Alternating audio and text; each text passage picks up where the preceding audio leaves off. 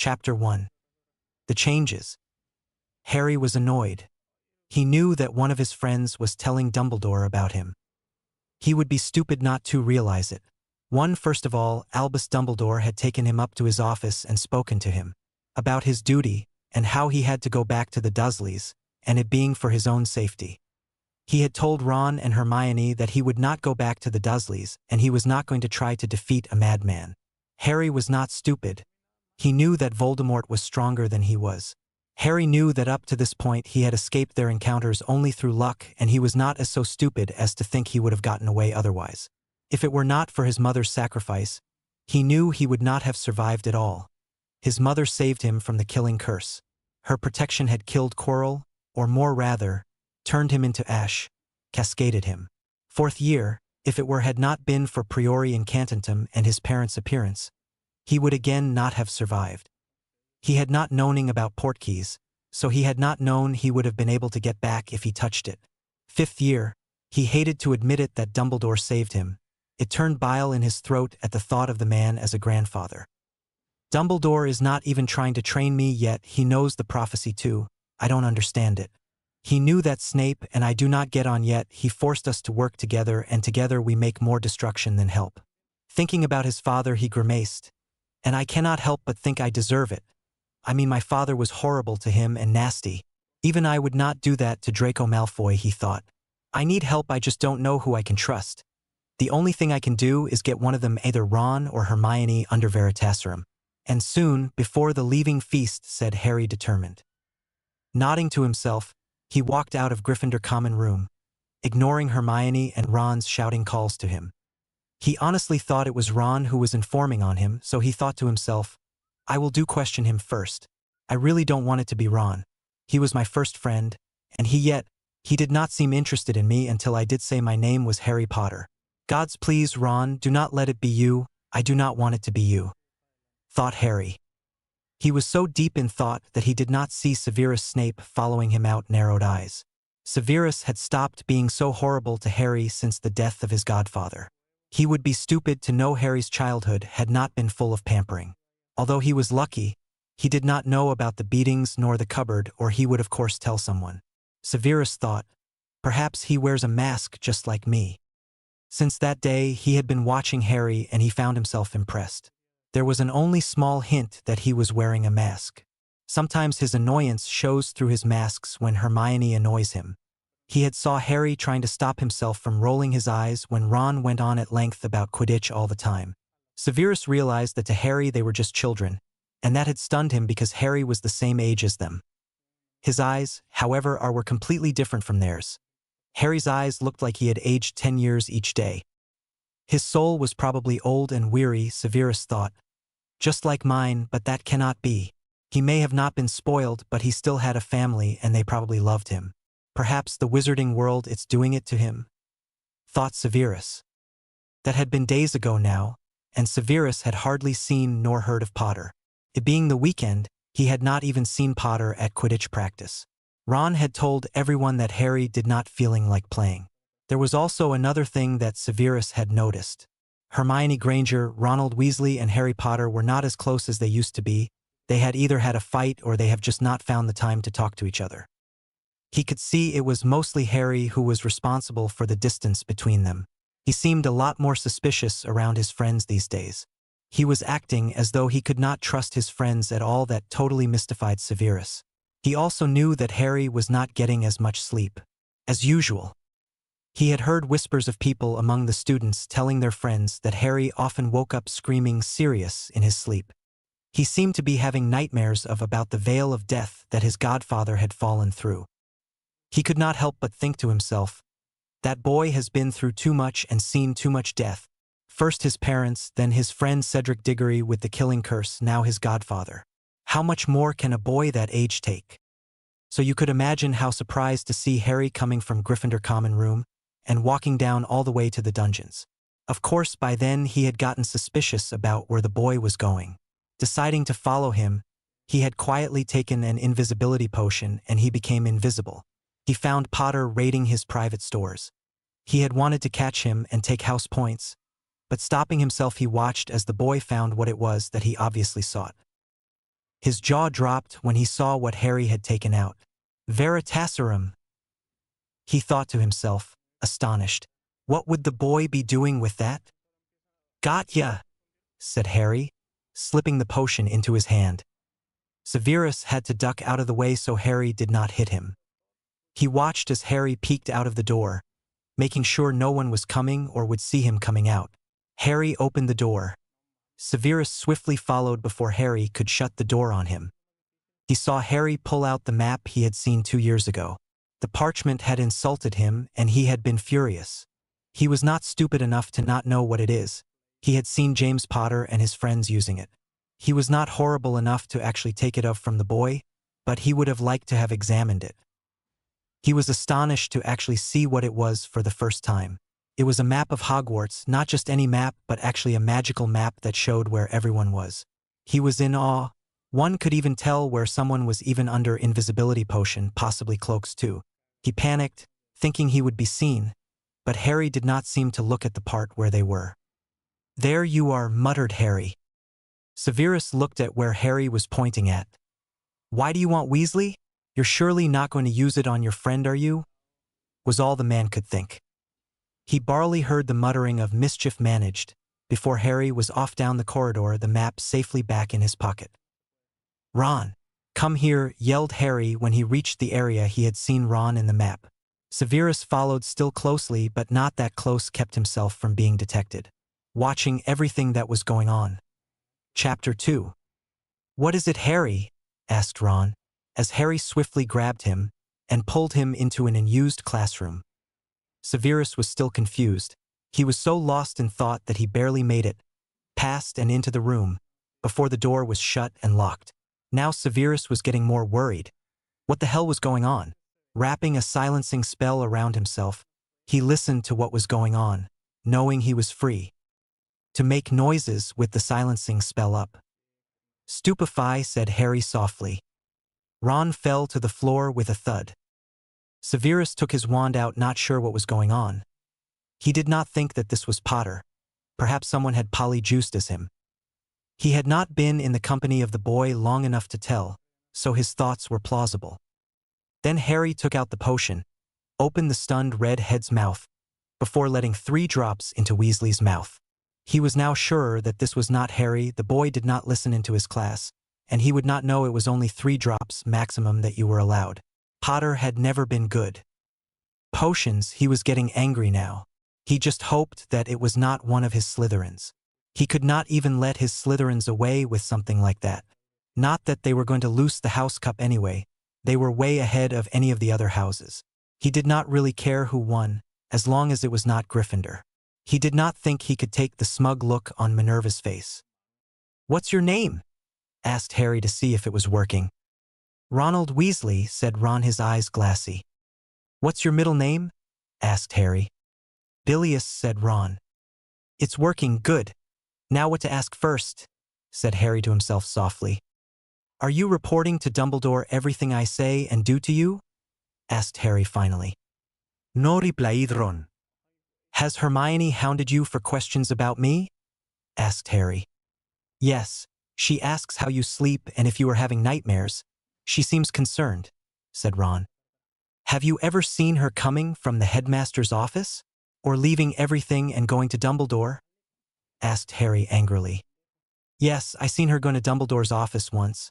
She told me she went to see him about doing extra classes. McGonagall told her to go, said Ron. So you know nothing of Hermione spying on me? Asked Harry, looking relieved.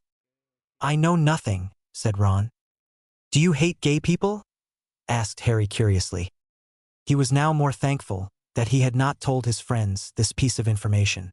He was gay, and he was now wondering what his friend would say that he could not lie. If he was okay about it, then perhaps Harry would tell him. Only time will tell. No 2 of my brothers are gay, replied Ron. Harry sat there for at least 15 minutes, waiting on the Veritaserum wearing off. When it did, the redhead looked stunned that his friend would do that to him. Extra stunned at what he had been accused of, and even more at what Harry was accusing their last best friend of. Harry, how could you? Asked Ron, shocked.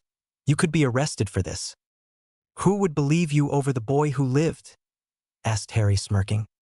You don't actually think Hermione would do that, do you? Asked Ron. Yes, she's always telling us to go to Dumbledore, if we ever have problems. It's not until recently I have realized she was, said Harry. She was what? Asked Ron. That she was telling Dumbledore everything, said Harry with a sigh. What evidence? Asked Ron. He refused to fall out with his friend over something that might not even be true. He did not think it was like Hermione to do this. However, he could not deny she did like Dumbledore, perhaps a bit too much for a normal student. Well, I used a silencing spell while telling you and Hermione that I was not going back to the Dursleys. Nobody apart from you and Hermione knew. Next thing I know, Dumbledore invites me to his office, telling me it was my duty to kill Voldemort, and that I was going home after school ended, said Harry. So that's why you asked, said Ron. Because I knew it was either one of you. Yes, now I know it was Hermione. I have to admit I had thought it was you, wanting back at the great Harry Potter. Wanting to be better. I am glad you're not, though. I really don't want you to be another Pettigrew or another Pettigrew on my conscience, said Harry. I can't believe you thought that, but it doesn't matter. I might have suspected myself too, said a somewhat sheepish Ron. Fine, but it's not like I have anywhere else to go. I mean, I don't have enough money to buy a house or anything like that, said Harry, looking depressed. His head snapped up when he heard Ron's shocked laugh. Severus himself had shocked too. Not enough money to get a house indeed. He knew for a fact the Potters were rich beyond their dreams. Do you not know why Snape calls you a spoiled brat? Asked Ron. Because I am the boy who lived, said Harry, thinking he knew the answer. That's where you are wrong, Harry. He calls you spoiled because your family has a lot of money, said Ron, looking at Harry as though he had never seen him before. What do you mean? I hardly think that the vault I have will do anything, apart from make me get my way out of Hogwarts, said Harry, shaking his head. Hello, your father was a pureblood. For God's sake, the Potters were rich and still are. The money not being touched for 15 years or so, you could live of the interest alone, said Ron. Rich? Me? Then how come I don't know? Asked Harry, frowning. You should have been told by whoever is in charge of your vaults at the age 11, said Ron. The boy is right, said Severus, coming out. Professor, said Harry, looking faint. Don't worry, Potter. Take the map out. Make sure no one is near here and I will explain everything, said Severus. While Harry got the map out, he conjured chairs and a big table, made the classroom more livable. He was not expected anywhere anytime soon, so he could sit down and tell these boys everything. They were being used, he knew that now. Especially Harry Potter, he would help them in any way he could. He knew what it was like to be controlled. Dumbledore liked to think he controlled Severus. In fact, he did not. No one controlled him, and he did what he did in need to survive. No one is coming, Professor, said Harry, sounding years younger. Fine, now yes, the Potters are rich. Dumbledore is the one in charge of your vaults. Why you do not know, I do not understand. I thought you knew, and Weasley is correct. I did call you a spoiled brat because I thought you had control over the Potter vaults. How else would you have gotten a nimbus or a firebolt? Said Severus. He did not buy any of them, though, said Ron, piping in. What? Asked Severus, stunned. Our head of house gave him the nimbus and his godfather gave him the firebolt, said Ron. I see, said Severus. Why are you being so nice, Professor? Asked Harry, confused. Potter, I've never been horrible to you since your godfather died. Too bad you have not even realized that. Even if I was horrible to you, I don't think you would even be bothered, said Severus, saying the last bit kind of amused. You're right, I have not noticed. But I ask again, why are you being nice?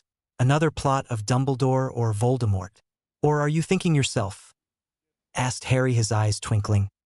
For some reason Severus felt that Harry understood him, having a master of his own. Well, Dumbledore had been telling him what to do since he had gotten into the wizarding world. Perhaps not a master, but as a manipulator. For myself, how much do you know about me? Asked Severus to Ron and Harry. Nothing much. Apart from that, you are a potions master, and that you used to be a Death Eater, said Ron, looking uneasy when he said the last part. Correct, said Severus, tilting his head. You're a spy, you spy on either Voldemort or Dumbledore, perhaps both, and I don't really care. You bring back information either way. said Harry. You forget that I am a Slytherin and a Snape and purebloods follow no one, or more like a pureblood who follows no one, said Severus. Malfoys do and many others, said Ron. Yes, but they think Voldemort is a pureblood. They think he is someone worth bowing down to. I know differently. I was shocked when I found out that he was just a half-blood, said Severus. So was I, said Harry with a smirk, remembering the chamber. You know who is a half-blood? Asked Ron, shocked. He did not know he had been on the other side of the chamber. I don't know who, Ron, said Harry. He was getting pissed of that his friend was still scared of saying Voldemort's name. You know? Don't make me say it, said Ron. You're pathetic, Ron, it's just a name.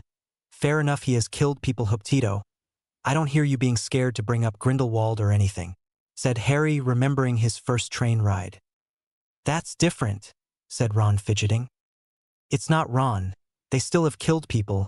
Just say his name, said Harry, getting annoyed. Fine. Voldemort, are you happy now? Asked Ron, red in the face. Totally ecstatic. I think you just broke my eardrum, said Harry sarcastically. Sorry, mate, said Ron, his ears going red.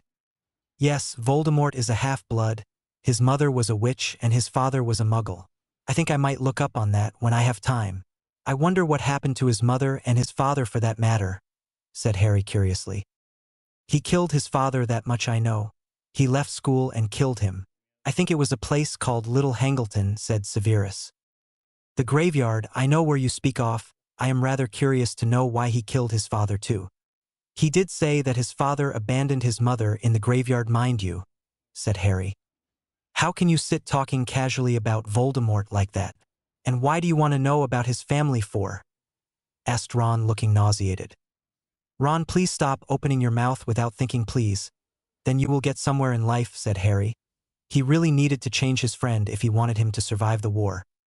There was 5 minutes of silence while Ron thought about it. Fine, I get it, so you have an advantage over him, knowing all you can about the madman, said Ron, admitting he spoke without thinking. That's right, Ron, now think before you speak. Anyway, back to the discussion, how do I get my money? And are you rich? Asked Harry to Severus. Yes, I was rich, the ministry froze my accounts, and I cannot get into them. I still, however, make money by making potions. I have more than I will ever need now, but I would someday love to have the Snape heirlooms back, even though I won't have an heir, said Severus sadly. Why not have an heir? Asked Harry. His teacher was not that old, was he? I'm a Death Eater. No one would trust me, said Severus sadly. That sucks, paying your whole life for a mistake you made when you were younger, said Ron, shaking his head, thinking about the time that made his scared of spiders, Fred turning his teddy into a spider. You have no idea, said Severus, looking at Ron.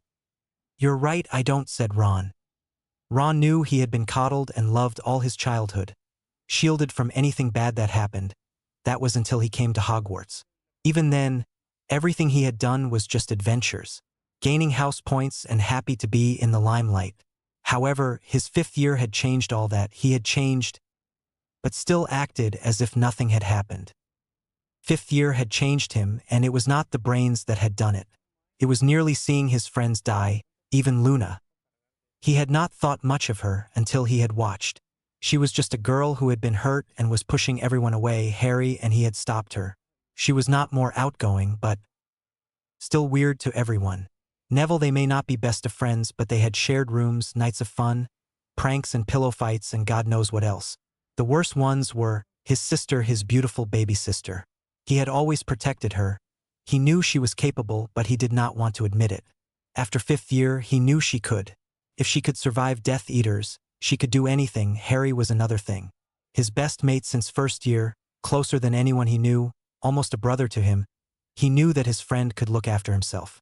Overall, it had been a moving experience. He had only then realized that they were at war and people were going to die unless he grew up. Harry had been dropping hints there and here, hoping his friend would grow up and become a man who would have to face the real world. For example, one time he said, "You won't be playing Quidditch forever, Ron. You are going to have to know how to fight." Do you know this is weird? Sitting talking to a professor? With your best mate? Asked Ron. I don't really care, So how do I go about getting my money? Asked Harry. Go to Gringotts and ask to take control over your vaults, said Severus simply. Easy as that? Will Dumbledore not fight for control? Asked Harry. He could not let his pawn run amok now, could he? Thought Harry. Dumbledore will fight. In the end he will lose. After all, they are your vaults. No one can really touch them, said Severus. Okay, I have money, I can buy a house, all I need is books, food, and a house elf. I know a house elf that would be willing, said Harry. Why do you want books? Asked Ron. Because I am going to start training myself, said Harry. Why, that's what the order is for, or are you joining? Asked Severus. No, I guess you never heard the prophecy? Asked Harry. What? Yes, I know, I heard it, well, half of it Dumbledore knew, he told me to tell it to Voldemort, said Severus. Well, you had a hand in my parents' deaths. That prophecy was the whole reason Voldemort came after me. He would have probably gone after Neville if he had gotten me that night, said Harry. What do you mean? Asked Severus with a scowl on his face. You missed the other half of the prophecy. He will mark him his equal, quoted Harry. The scar. The fact you can speak Parseltongue, it fits, said Severus, looking shocked. Not forget that I have the brother wand of Voldemort's and that the hat wanted me in Slytherin, said Harry. You're really his equal, said Severus in awe. Not that I want to be power corrupts, said Harry. Chapter 3. That's not necessarily true, said Severus. What do you mean? Dumbledore thinks he is better than everyone, thinking everyone will do everything he asks. If that's not a corruption of power, then I do not know what it is. And that's only the tip of the iceberg, said Harry. And don't get me started on Voldemort, he then added. Fair enough, most of them turn manipulative, but they did not have loyal family and friends. Dumbledore was alone pretty quick. They died when Grindelwald was in power. The Dumbledores were powerful, it was join him or die, but they did not, and in the end resulted in their deaths. Voldemort was alone all his childhood and all his school years. He doesn't know what it's like to have a friend, said Severus, trying to get Harry to see. Dumbledore surely had friends, said Harry, looking as though he did not believe that the great Albus Dumbledore did not have friends. I do not think he had friends, acquaintances yes, but friends no. He doesn't even have a family. If he does, he is never in touch with them. I'm here all year not being able to leave apart from when Voldemort calls. He never leaves, not even for a day, said Severus. Poor man, said Ron, shaking his head. You may have a small point there, but I didn't have a childhood. I was a house elf for the first 10 years of my life. More like the Malfoy's house elf, said Harry. That bad? Asked Severus with a wince. Yep, only house elves were allowed to use magic, I however could not, said Harry with a sigh. Yes, but you have your friends, said Ron, trying to make Harry see the bright side of it. Ron mate, I only really have you. Hermione is spying on me for Dumbledore. I don't know what I'm going to do, said Harry, looking sad. I would have let you come to Snape Manor if I had my properties and monies, but I don't have either, said Severus with a frown. You stay here because you don't have anywhere else to go? Asked Harry, remembering what Severus had said earlier. Yes, said Severus. Why not buy a place then? Asked Harry curiously. Dumbledore has to know where I am 24/7, sneered Severus, obviously not happy about having to tell them. What would happen if you told him you were moving into your own home? Asked Harry, curiosity piqued. Probably send Aurors after me, grumbled Severus, blinking before saying, then he would lose his spy, as though it was the most obvious thing in the world. Yes, but he would rather me behind bars than me going back to my old ways, as he likes to put it, said Severus, sneering. Old ways. Do you think this will work out? If I buy a place, will you teach me all I need to know? I will pay for it and everything I need. I will make sure that the wards around the place are safe and secure, and I will get the house under a different name. Moreover, I only want a small cottage or something, a small house to train in, a huge backyard and Quidditch pitch. I would love to learn the way of the samurai. They are good at clearing their mind, and with swords, not total samurai way, but learning swords and occlumency and mind reading the way they do it. I seem to be able to do that, said Harry. Where did you learn about a samurai? Asked Severus curiously. My cousin went out leaving something on his TV. As I cleaned up, I watched it. I tried it and it worked quite well, although I cannot do it at Hogwarts. To much distraction it's hard to be by myself.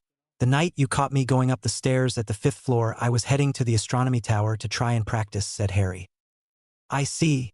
I can teach you the way of the sword and to discipline your mind, said Severus curtly. Great, would you let Ron try too? Asked Harry. If I must, said Severus. He had no idea that it was going to be easier to teach a Weasley than he thinks. Great, so I need to get to Gringotts, get the money, and how the hell am I going to buy a house? Asked Harry, looking confused. You really need to do things for yourself, Harry. Otherwise you are going to be independent on someone for the rest of your life. That's something you do not want. That's the first thing you need to do if you want out of Dumbledore's control. Depend on no one but yourself. If you need advice or anything you can come to me, but you really need to start looking after yourself, said Severus in a lecture tone. Harry nodded his head in agreement. He had to admit the man probably had it right. He had never really thought for himself. He needed to start thinking for himself. Right, first thing first, perhaps he was better to write to Gringotts first. See who was in charge of his vault. Perhaps he could get a bank statement from there. Every penny I have as well as property will be on the statement. Well, I will get in touch with Gringotts. I will send them a letter. I will get a statement. I will look over it. Would you lot like to help me? Asked Harry to both Sev and Ron. I will help you, said Ron. And I will offer assistance, said Severus resultantly. Well, I'm going to have to go before we are discovered. I solemnly swear I'm up to no good, said Harry. Looks like the bitch spy is waiting for us in the common room. What will we tell her, Ron? Asked Harry, looking up. Tell her we went for a walk, talked about Quidditch and that, said Ron. Right, let's go then, said Harry, getting up. Severus looked at him proudly. He would help these boys get their act together and get out of Dumbledore's thumb. Even if it cost him his freedom, he had no doubt he would probably be sentenced to Azkaban. If he is lucky, they will give him a proper trial. Perhaps Dumbledore would not find out, if Harry and Ron can keep quiet, then all is good. Dumbledore would not suspect him of helping them anyway.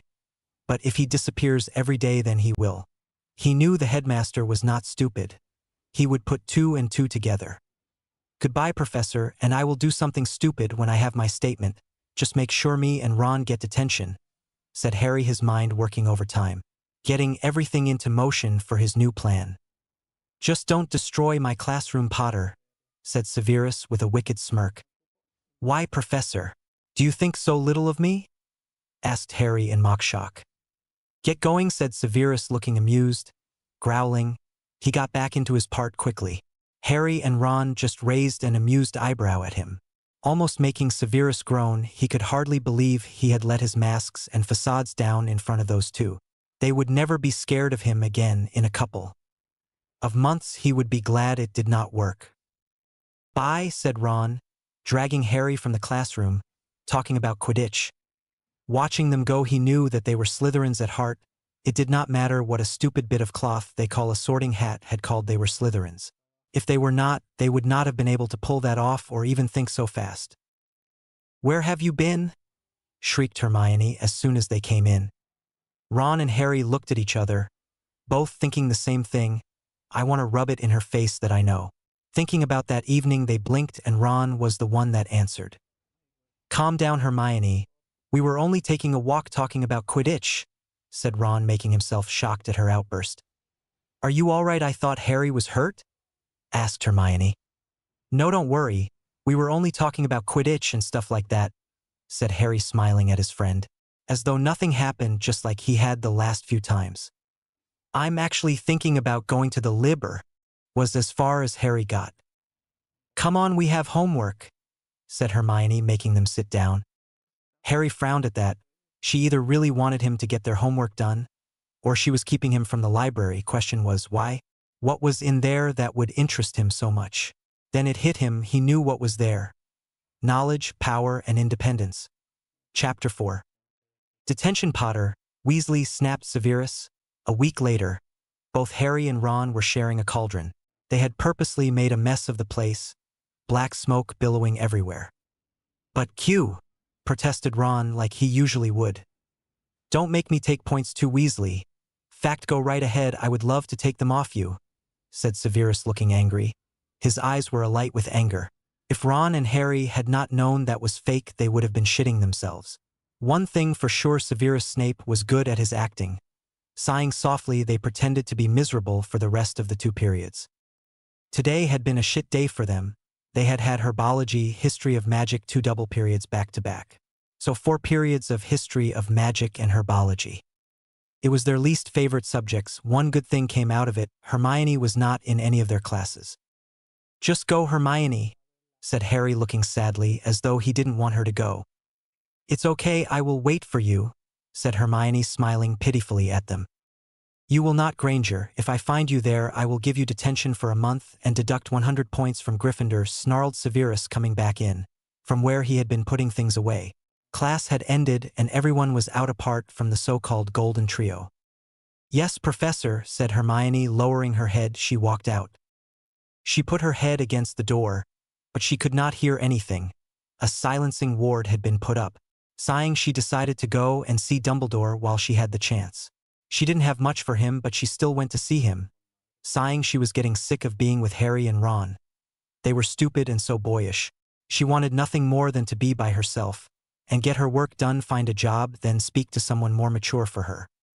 "She really is a good actress for someone her age," said Severus dryly as he sat down. "Do you know that bastard has been spending Harry's money?" snapped Ron. He looked like he had wanted to do that all day. "What do you mean?" asked Severus, blinking at Ron's abrupt temper. "I mean that Dumbledore has been stealing Harry's money, not just small amounts, huge amounts. About 20 to 40 times a year. How can he get away with doing that?" said Ron, angry, wishing he had told his best friend earlier. He had not said anything for fear that Harry thought he was asking for money. "I see it is as I feared then," said Severus. He had suspected that as soon as he had heard Harry did not know about his own accounts. "What did you know?" asked Ron, frowning. "When it appeared Harry didn't know about his money, I feared that Dumbledore was using the money for his own gain. I didn't ever believe it was going that far, however," said Severus, sighing softly. "I read a book earlier. It says there is a ritual that can make you come of age and also make you come into your magic early, instead of when you're 21, said Harry. "Do you even know what you were talking about?"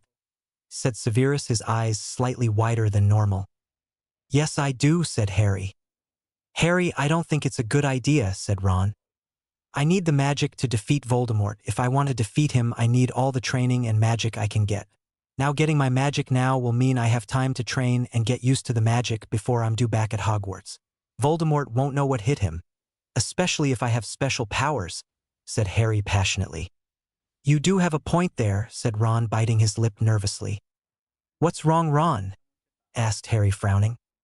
"You're not going to ask me, are you, Harry?" asked Ron, wide-eyed. "You, no thanks, Ron," said Harry, grimacing. "Then who?" said Ron. He knew Harry didn't trust anyone else. Harry looked from Ron, and then to Severus. His eyes never left the man. Both Ron and Severus felt their eyes widen more. They obviously understood what Harry was trying to tell them. It was Harry's turn to chew his lip. "No way," said Severus immediately. "Am I that repulsive?" asked Harry, hurt, lacing his voice. "Don't be stupid, Harry. I'm your teacher and old enough to be your father," said Severus, knowing it was wrong.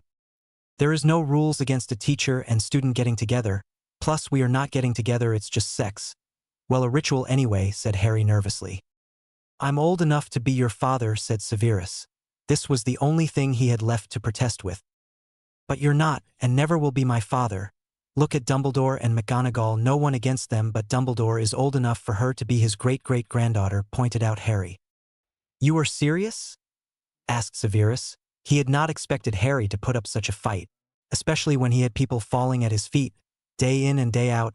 He was the hero, why would he want to sleep with him? "Very," said Harry, nodding his head. "But why me?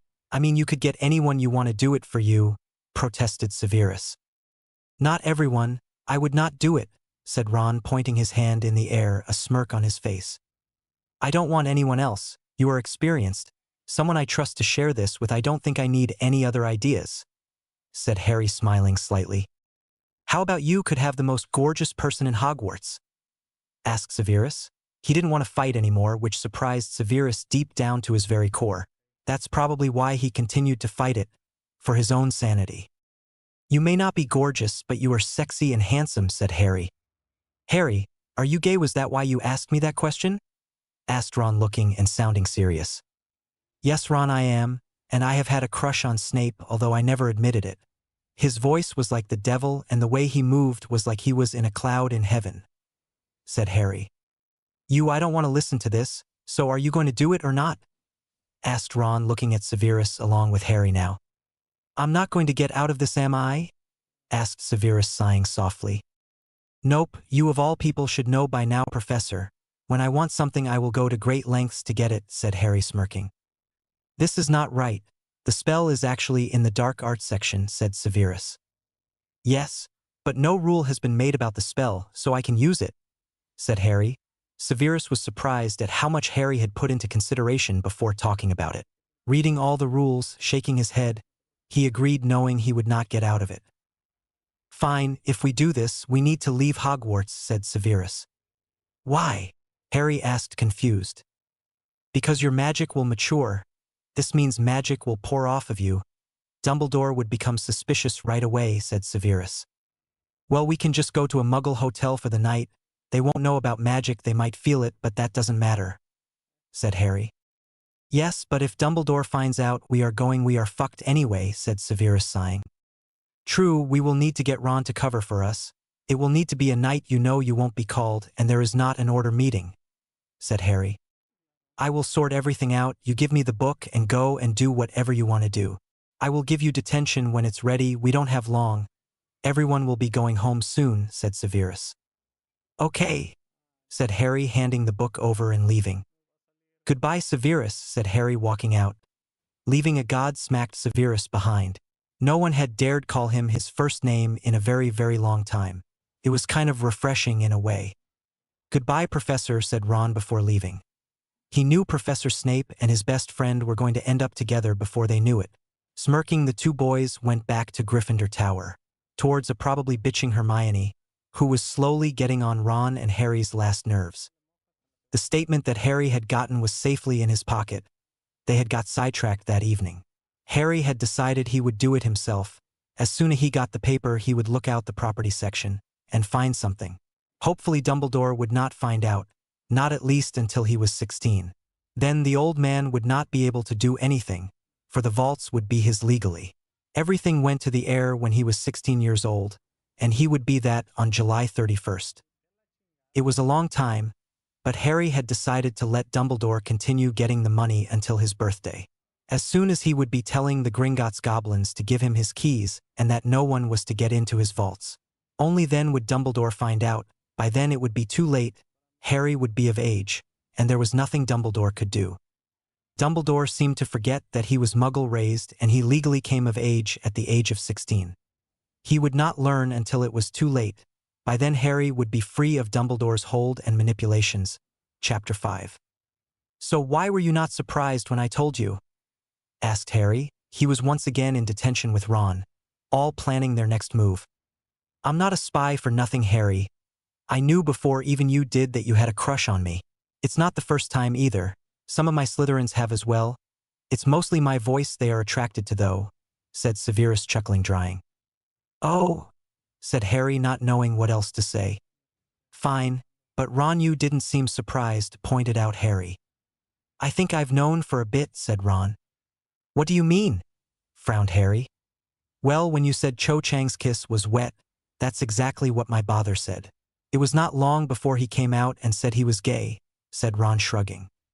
Right, said Harry, nodding. It made sense, I suppose. Now, what was this you were saying about a house? Asked Severus. Well, it's a house in the Prophet. There is only one problem, really, where to get the money from to stop Dumbledore from knowing, said Harry, shrugging. Let me see, said Severus sternly. Here, said Harry, taking the paper from his bag, which was lying on the ground under his feet. He was sitting on a comfortable seat in the classroom. The heating was on, so he was not as cold as it normally was in the dungeons. Was all Severus said. The house was quite big, comfortable, even had a potions dungeon in it as well, fully furnished as well. He would not need to buy anything, apart from anything he would like that the house didn't. The person who had it was half-blood, so he had electricity in it as well. Sounds good, admitted Severus. If he had the money, he would have more than likely have bought it. Yeah, it's nice, I would like it. I'm thinking about going to Gringotts and getting the money out for it. Asking Griphook to be my manager and let him in on everything that's happening. So he might be able to stop Dumbledore finding out. It's not that long before I come to my full power and get control over everything anyway, said Harry thoughtfully. Good idea. Do it, said Severus, nodding his head. Harry was starting to think for himself. It would not be long before it was totally independent. Something Severus was happy about for sure. After all, he had not acted like this a few months ago. He had to have everyone think for him and do everything for him. I think I will, said Harry, smirking slightly. It is a nice place. Just wished I could afford a place like that, said Ron, smiling wistfully. You never know, Ron. Someday you might, said Harry, smiling at his friend. Aurors made a lot of money, that is, if his friend was still going to be an Auror. He had not made any indication of not wanting to be either. Maybe, said Ron, smiling slightly. His friend always knew how to cheer him up. When are you going? Asked Severus. He would need to distract Dumbledore. The man was always checking on his golden boy, not wanting him to disappear or becoming too independent. Tomorrow, it's Friday anyway. Dumbledore is going to the ministry on Saturday, so we can go to the house then, said Harry. Okay, good idea. I will distract Hermione, said Ron, piping in. Thanks, Ron. Are you coming tomorrow, or will I go myself? Asked Harry. He wanted his friend there. I can't. Hermione will go running to Dumbledore if she senses anything amiss, said Ron. But she most likely be more suspicious if you are there without me than you not there at all, Harry pointed out. True, I'll come then, said Ron, shaking his head. He could not believe they had to sneak around just because of Dumbledore. Great, by Severus, said Harry. He didn't have permission, but Harry didn't care. After all, Severus was using his name. Goodbye, said Severus, just rolling his eyes at both of them, before taking of the silencing and locking charms. 0. Harry, get up. It's best if we leave now while everyone is asleep. As far as I know, Gringotts is open all day and night, said Ron, shaking his sleeping friend. Oh, we could have went last night then, said Harry, getting up. Yawning, he rubbed his eyes and sat in his bed, trying to wake himself up. How long do you reckon it will take to get everything sorted? What if he has already sold the house? Asked Harry anxiously. We won't know until we get there, said Ron, chucking his friend's clothes at him. It was a strange sight to behold. After all, Ron was never the one up early. 0. I would like to speak to Griphook, please, said Harry to the goblin at the counter. Hold on a minute, said the goblin. He was neither horrible nor nice. However, Harry had gotten the goblin's respect even if it didn't show, for he had actually remembered a goblin's name. It had been a long time since anyone had requested nicely and said any goblin's name. I am Griphook. How can I help you? Asked Griphook. I need to speak to you in private, please, said Harry. Ron just stood next to his friend, quiet. Follow me this way then, sirs, said Griphook, taking them to a room. It was not big or really nice, but it would do. No one can hear us in here, said Griphook. Harry didn't know how the goblin had known he was about to ask that. Shaking his head, he got straight to the point. I need your help. I'm trying to get control over my vaults, and Dumbledore has been taking my money without me knowing. I want to buy a house and want the money without Dumbledore knowing, at least until my 16th birthday, said Harry. I see, said the goblin, his eyes darkening. They hated thieves and showed no mercy to them. Why else did they have such big protections and dragons? I will do everything I can, Mr. Potter. Of that you can be assured, however. I cannot do anything unless I have proper control over your vaults, said Griphook.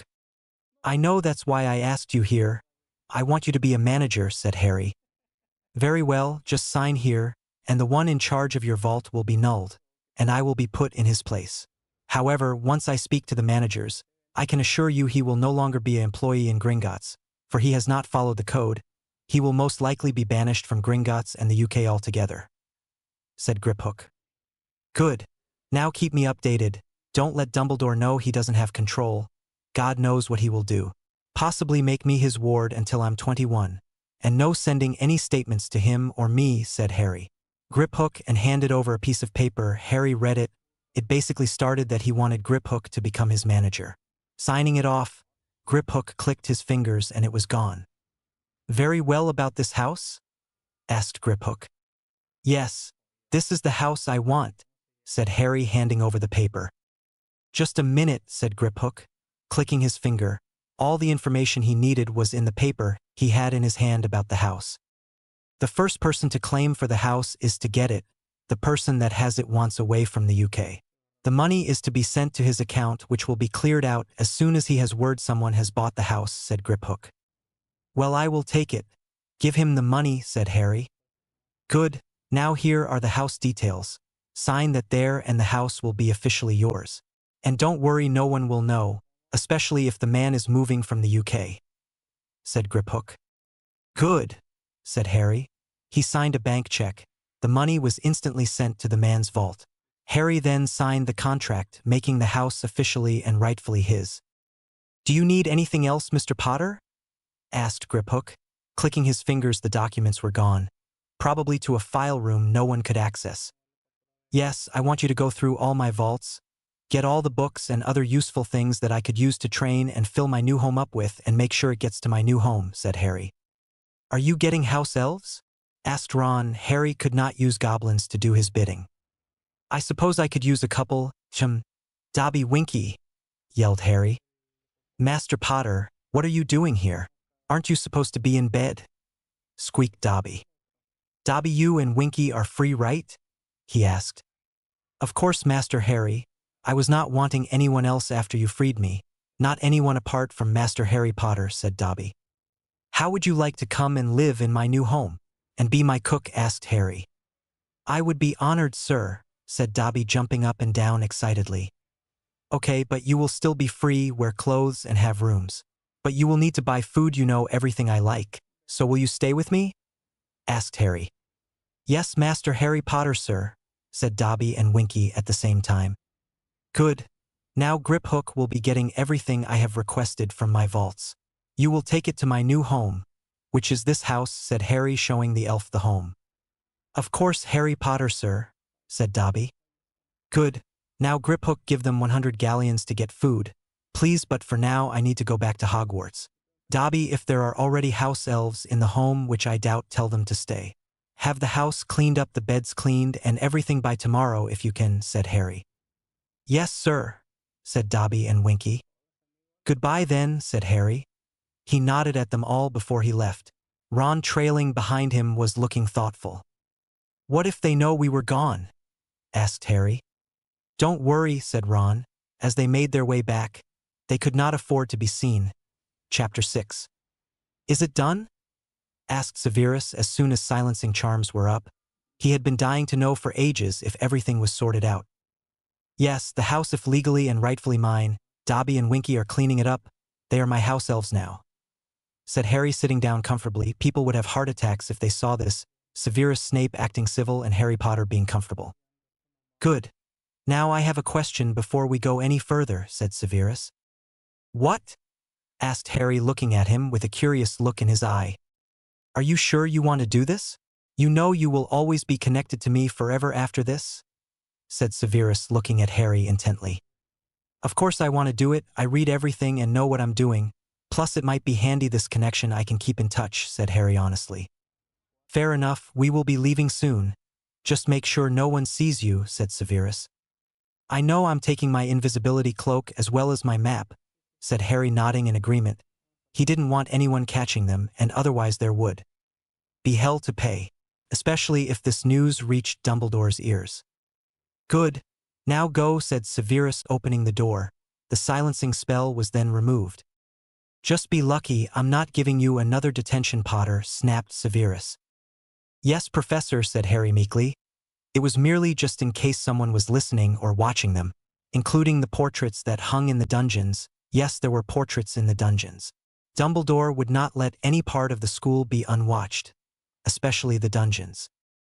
Harry walked from the dungeons, making himself downhearted. He was nervous about what was coming. Another part of him could not wait. Sighing softly, he said the password and gained entrance to the Gryffindor common room. Harry, are you all right? Asked Hermione softly as he came in looking miserable. Yeah, Snape has given me another detention for walking around, said Harry. That fucking stupid bat. It's the weekend. He should not be giving you detention, snapped Ron, looking enraged. Harry smiled. Ron sure knew how to keep up pretenses. Thankfully, Hermione thought Harry was smiling because Ron was sticking up for Harry. Good you didn't lose points, at least it's only detention, said Hermione. Gryffindor had been whining the house cup for years. She didn't want them losing it because of something stupid Harry was doing.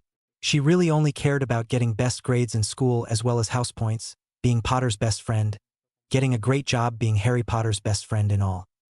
Yeah, we can go play Quidditch after your detention, mate, said Ron, laying a comforting hand on his mate's shoulder. Thanks, Ron, said Harry, sighing softly. When is your detention? Asked Hermione. In a couple of minutes, actually. I better head down now, otherwise I will be given another one, said Harry, miserable. How long for? Asked Hermione, looking thoughtful. Probably all morning and most of the afternoon. What are you guys going to do? Asked Harry, trying to cheer his friends up like he normal would do. Me? I'm going to hang around with Dean and Seamus. Hermione is probably going to end up going to the library, said Ron. Yes, I'm going to the library. I will see you both at dinner time most likely. I have homework I need to do anyway, said Hermione. Okay, I better go, said Harry. He went up to his room, got his cloak and map. Putting them in his baggy jumper, he went back down. Hermione was already gone. Sighing softly, he winked at Ron before leaving the common room. He went down to the dungeons, entered and closed the door, sealed it off before climbing through a shortcut. Found himself back in the dungeons. He then made his way back, cloak already on. He was at the entrance hall before he knew it, ready to get away from the school. All he needed to do was find his professor. Then they could hit the trail. They had to be quick, otherwise people would get suspicious. 0. Professor, said Harry, still under his cloak. Potter, good you're here. On time for once. Come over here. I need to apparate us, said Severus. Okay, said Harry, going over to his professor. His teacher's hands wrapped around him before he felt like he was being sucked down a rabbit hole. Right, we're here, said Severus as the sucking stopped. That felt weird, defiantly better than flu or the night bus, said Harry, shaking himself, making sure he was all there. He had heard what Arthur Weasley had said about being splinched. It had not sounded very pleasant at all. Of course it is Harry, otherwise people would not apparate as opposed to fluing. However, some people cannot pass their apparation test. They can't seem to concentrate on apparating properly, said Severus. Oh, said Harry, perhaps that explains why people always ended up splinched. Right, come on. We don't have long, said Severus softly as he walked up the garden of Harry's new home. It looks better than the pictures. I can't wait until I can get loads of new things for this house, said Harry, looking excited at the prospect. Severus said nothing in reply, just continued on walking. Whether Severus agreed or not, Harry didn't know. Master Harry, there was 3 house elves already in the house. I told them to stay and they are happy to do so, said Dobby, bowing low. Thank you, Dobby. I will free you of your duties for 5 days if you call me master again, said Harry. Yes, Harry, sir, said Dobby, bowing low, looking actually frightened. Not at Harry, but the prospect of facing 5 days free of work. No cooking, no cleaning. This was something every house elf dreaded. Better now, Dobby, me and Severus are going to do something very important. I want you to shield the house from magic in general. The better the shield, then the safer we will be. The Ministry nor Dumbledore can find out about this, said Harry. Yes, Harry, sir, said Dobby, bowing again before leaving. Come on then, let's get this over with. Did you bring the dagger? Asked Harry as if he was just remembering it. Yes, now come on, said Severus. Okay, said Harry. They walked into the first room they saw and decided just to get it done. Harry could decide what room he wanted later. The room was actually nice and spacious. Perfect for what they were going to be doing anyhow. Get undressed then, Harry, and on the bed, said Severus, sounding a little businesslike. There was an air of nervousness around the teacher, something Harry had never witnessed before. Harry did as he was told. Stripping of his clothes, he climbed onto the bed and relaxed, trusting his professor. Which he did with his life. The man had after all saved him more times than he could count. Those were the ones he knew of. There could possibly be more than he knew. He would not put it past his professor to help and him never be aware of it. Severus placed the dagger on the bedside. they would need it close when they needed it. He had spent ages memorizing the chant in Latin. The chant was actually bringing Harry's magic forward. When Harry was penetrated, the magic would go to his magical core, merging with his other magic. Any gifts he has will come through, just like it's supposed to. However, Severus feared that Harry may have too much magic for him to handle. After all, he was really powerful already. Could he handle it?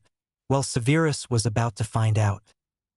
Climbing on the bed, he actually got a good look at Harry, who, by the way, in his mind was absolutely gorgeous.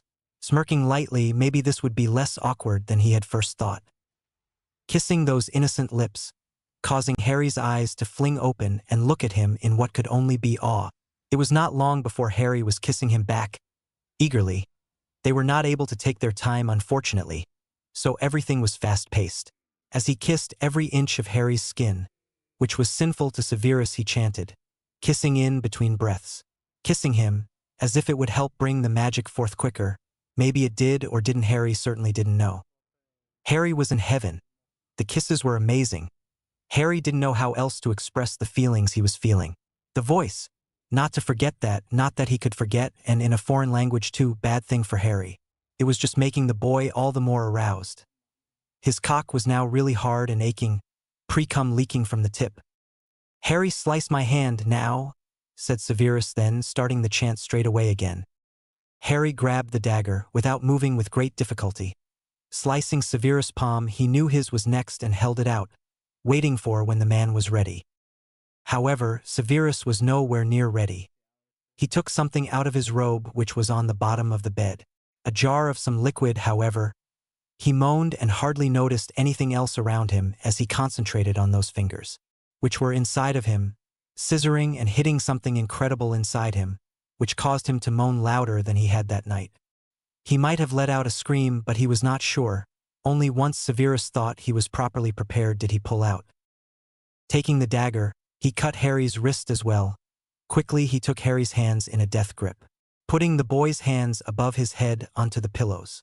The chanting had changed. Wording was different now. What more, he could feel his magic almost like it was begging to reach the top, to break free. Harry could feel Severus' cock at his entrance. He wondered if it would be painful. He knew the book said it was uncomfortable, but with him nothing was normal. His eyes rolled in the back of his head at the first push. He had never felt anything like this in his life. Before Harry knew what was happening, he felt fullness around him he had never felt before. If he thought that was great, he changed his mind when Severus pulled out before pushing himself back in. Looking back up at Severus, Harry realized he was not the only one enjoying themselves. Severus' eyes were dilated in lust and his head was thrown back. He was sweating and breathing heavily. Severus was enjoying himself. The feeling of Harry's tightness around him was unbelievable. He would have felt the same if it was anyone if it had not been a ritual. However, the fact that this was a powerful wizard and a ritual was making this experience more intense. He could feel Harry's magic around him and in him. It was amazing. No normal person could make him feel like that. Severus wished it would last forever, and then he shook himself. Emotions like that were not good for him as far as he was concerned. Plus, he knew Harry would get over his crush and him in a while, as soon as he saw gorgeous men outside Hogwarts.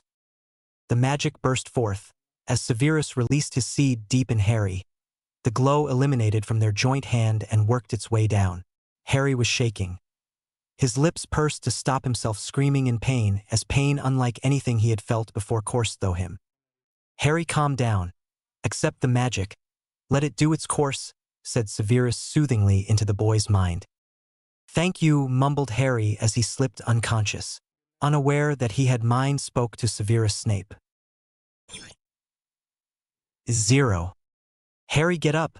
Come on up, yelled Severus. Harry opened his eyes, yawning only to bolt up when he realized that he had fallen asleep. Looking down at his hands, he could feel the new magic coursing through him, and could not help but see what he could do. At your clothes, said Harry. His clothes came towards him. Grinning in glee, he put his clothes on, unaware of Severus' stunned, awed look. Once he was dressed, he looked over. Severus was already dressed, as if this had nothing happened. What? Asked Harry, looking uncomfortable that someone was looking at him like that. You just did wandless magic, said Severus, as if stating the obvious. Yeah, just like you, Professor Dumbledore, Lupin, and the others can do, said Harry, shrugging his shoulders. They can open doors, light candles, but no one is ever able to summon their clothes. Several items might I add before, said Severus. So it's something I should keep to myself then? Asked Harry. Yes, it will give you a great advantage over Voldemort, said Severus. He was suddenly feeling much better about everything and everyone. He knew Voldemort didn't have a hope in hell against this powerful young wizard. Even Voldemort needed a wand to do magic, Harry didn't, and Voldemort would be surprised when Harry hits him with something, a killing curse perhaps coming from his hand. It's only 2 o'clock. I've missed lunch but not dinner, that's great. We better get back, said Harry, looking down at his wand. You're right, let's go, said Severus. Aren't you more powerful? Asked Harry, knowing the one doing the ritual could get some magic too. However, if people thought they could force them to do it, they had another thing coming. It needed to be mutual for both parties involved. Yes, however, I am locking the magic behind a shield. Voldemort nor Dumbledore must know. I've already put a shield on you, so you don't have to worry, said Severus. The shield makes Harry look less threatening and less powerful. It's one Dumbledore uses, however. He could not hide the power in his eyes. Okay, said Harry. Chapter 7. Harry indeed was much more powerful. He could feel it rushing through him, and it was the greatest experience he had felt in a while. Apart from last night, it had blown him away. He just hoped he one day could win the man's heart, and it maybe could happen again. He knew it would be a hard thing to do. He knew how closed off Snape was. It would be hard to get past the man's defenses. Harry was actually able to apparate back to Hogwarts himself. He sat outside Hogwarts near the lake. Letting Severus go in, it would not matter if he was late for dinner. Although he was famished, he needed to let Hermione and Ron find him. He could not just stroll in, as if he had only been gone 20 minutes. Harry! Shouted Ron, running over towards his friend as soon as he spotted. Acting his part really well, Harry had to bit his lip to stop the smirk that he wanted to let loose at Hermione's annoyed look. Where were you? We have been looking all over for you, said Hermione in an annoying, clipped tone. What do you mean? I've only been gone a while, said Harry, shaking his head, faking confusion. Harry, it's dinner time. You have been gone hours, mate, said Ron sympathetically. Oh, sorry about worrying you guys. I guess I'm just not feeling like myself going back to the Dursleys and all, said Harry half-hearted. Oh, don't worry, mate. I'll get Mum to convince Dumbledore to let you come early, said Ron softly. Thanks, mate, said Harry. Now come on, I'm hungry, whined Ron like he normally would do. You're always hungry. I'm hungry myself. Come on then, let's go for dinner, said Harry, shaking his head. Come on then, said Hermione. 3 of them headed into the great hall. 0. After filling their plates, Ron spoke in a low tone. Not even Hermione could hear what they were saying. She was sitting across from them. How did it go? Asked Ron curiously. Good. It's amazing, Ron. I can't wait until you experience it. The magic running through you. It's a shame that you have to wait until you're 21 to receive it, said Harry. Wicked, said Ron dreamily, taking his friend's word for it. What are you whispering about? Asked Hermione, a frown on her face. I asked Harry if I would ever really be good at Quidditch, said Ron. I just said he would one day, maybe even be a famous Quidditch player, said Harry, shrugging his shoulder, going along with his friend. Oh, that's fine, said Hermione. She agreed only because of the dreamy look Ron now wore. She knew he always got that look thinking about Quidditch. She was more observant than she was given credit for, that was for sure. I can't believe we are leaving tomorrow, said Harry sadly as he ate as much as he could, not knowing when he would be fed again. Yeah, another summer, only 2 years at Hogwarts to go. It's unbelievable that we have already spent 5 years at Hogwarts, said Ron. Yeah, said Harry, nodding his head. It felt like just 2 or 3 years since he had been there. When he thought about it properly, he felt as if he had been there for over 10 years. With all of the things he had happened to him, it was hardly surprising, really. Harry, I'm going to talk to Dobby. I will be right back, said Ron, walking away. Okay, said Harry to his friend's back, wondering why his friend was going to Dobby for. 0. Dobby, can I ask something of you? Asked Ron, entering the kitchens. What can Dobby do for Harry's Wheezy? Asked Dobby. Could you get what's eatable from the leaving feast and keep it for Harry? His cousin is on a diet and Harry doesn't get enough to eat. Can you help Dobby? Asked Ron kindly. He didn't want his friend starving all year again. He would do anything for his friend. Even shield Harry from the killing curse. That's how much Ron loved his friend. Dobby can be doing that, put spells on it so it doesn't go off. Yes, Dobby can help. I will give it to Weasley when you are leaving, said Dobby. Good, thanks Dobby. I'm gonna go now, said Ron. Harry's Weasley indeed. By Harry's Weasley, said Dobby, already getting a box and putting food into different containers and into the box for his Harry Potter. By Dobby, said Ron, leaving the kitchen sighing softly. Loyal house elves who needed them. Harry was Ron's thought, shaking his head before going up the Gryffindor common room to be with Harry. 0. Dumbledore entered Hogwarts once more. He felt something off about it, and he could not work out what it was. Frowning in thought, he went to his office and ordered dinner. He was exhausted and hungry. He wanted nothing more than to go to his bed, which he could thankfully do. He had no other duties tonight. He swore he would find out what was wrong with Hogwarts later. Eating and drinking his fill, the plates disappeared. He then went to his bed, hoping no one disturbed what sleep he was able to get. Between the Ministry, Hogwarts, head of Wisengamot, being the head of the Order, and his manipulations, he hardly got any sleep. 0. Harry, can you come up to my office for a moment? Asked Dumbledore softly. Yes, sir, said Harry immediately, acting the way he was supposed to. Good. Now let's get going, said Dumbledore. What is it, sir? Asked Harry upon sitting down. There. Lemon drop? Asked Dumbledore, his eyes twinkling. No thanks, headmaster, said Harry, smiling softly. I'm stuffed. Good, good. The Dursleys know not to pick you up. The Order members will portkey you right to your house as soon as you get back to King's Cross. You won't be able to get out. We cannot take the chance of anyone getting into Privet Drive who should not be there. Hedwig will be kept here and no one will be sending you post. It's all for the best, my boy, said Dumbledore. Yes, sir, said Harry, looking downtrodden. Good. Good, you can go now, my boy. The train will be leaving soon. Also, the Dursleys know about Sirius dying. I'm sure they will help you in any way they can, said Dumbledore, his normal happy self. Goodbye, sir.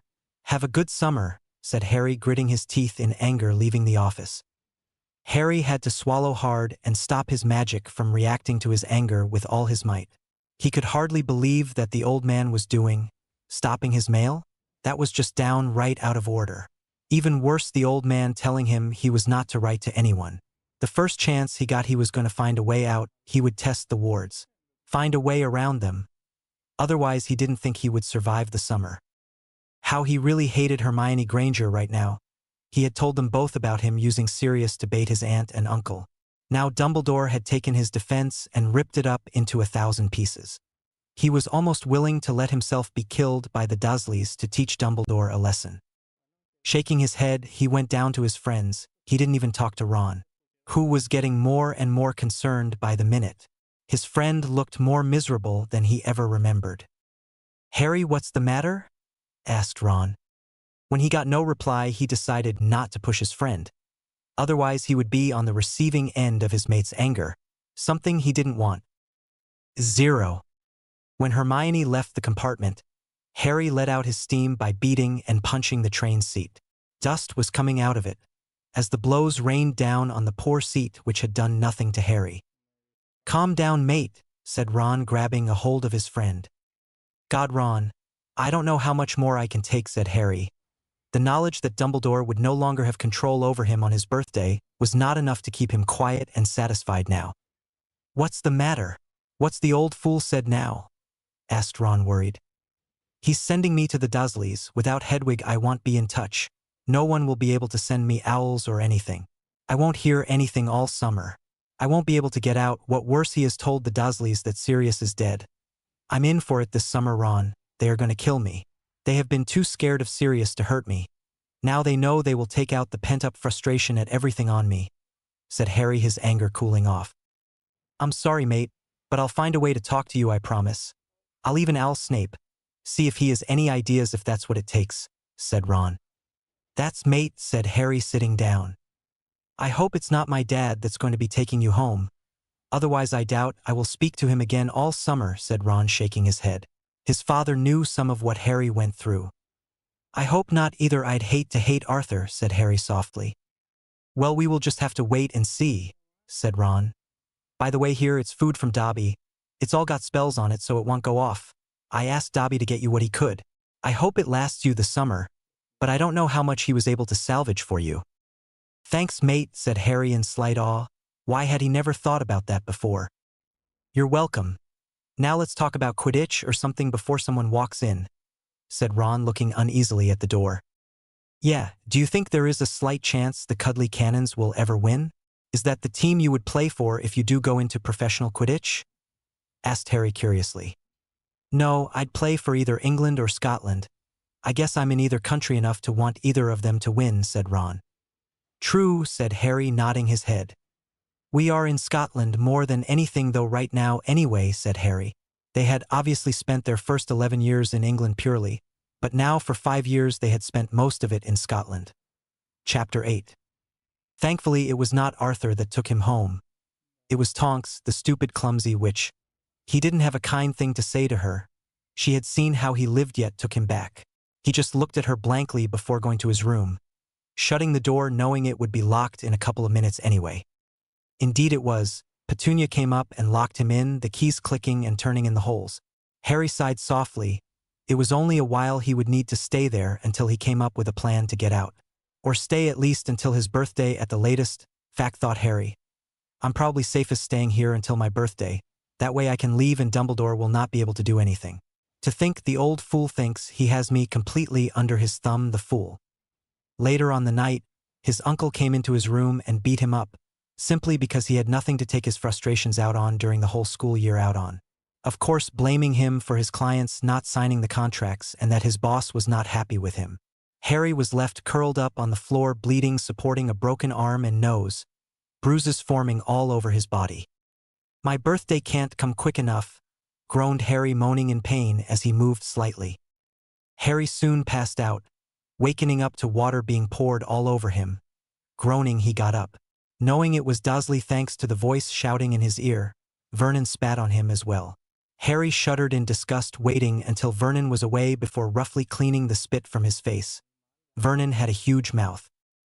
Get up and make our breakfast, boy. Otherwise, I won't be held responsible for what I do to you.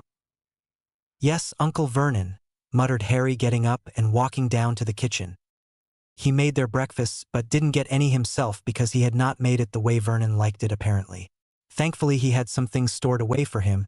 He went up the stairs, was locked in once more, until lunch before he would be made to do chores. This he knew. As soon as his door was bolted shut, he quickly dived under his head and ate everything he could. However, he felt sick afterwards.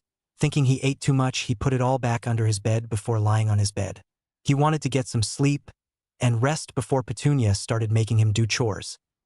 However, he could not. The pains in his stomach was worsening. Thinking it was probably a broken rib, he didn't think any more of it. Sighing softly, he closed his eyes and meditated softly for the next few hours. Get a move on, you lazy boy, screeched Petunia coming up the stairs. Harry groaned softly but obediently got up, wondering when he had fallen asleep. He felt better, though that was a good thing. The clicks went 1, 2, 3, and 4 before the door swung open, revealing his aunt. He wanted nothing more than to curse her, but didn't. He could not afford to not yet anyway. Get and do your chores, she snapped. Harry didn't even need to ask. His chores were always the same, as they had been since he was about 5 or 6 years old.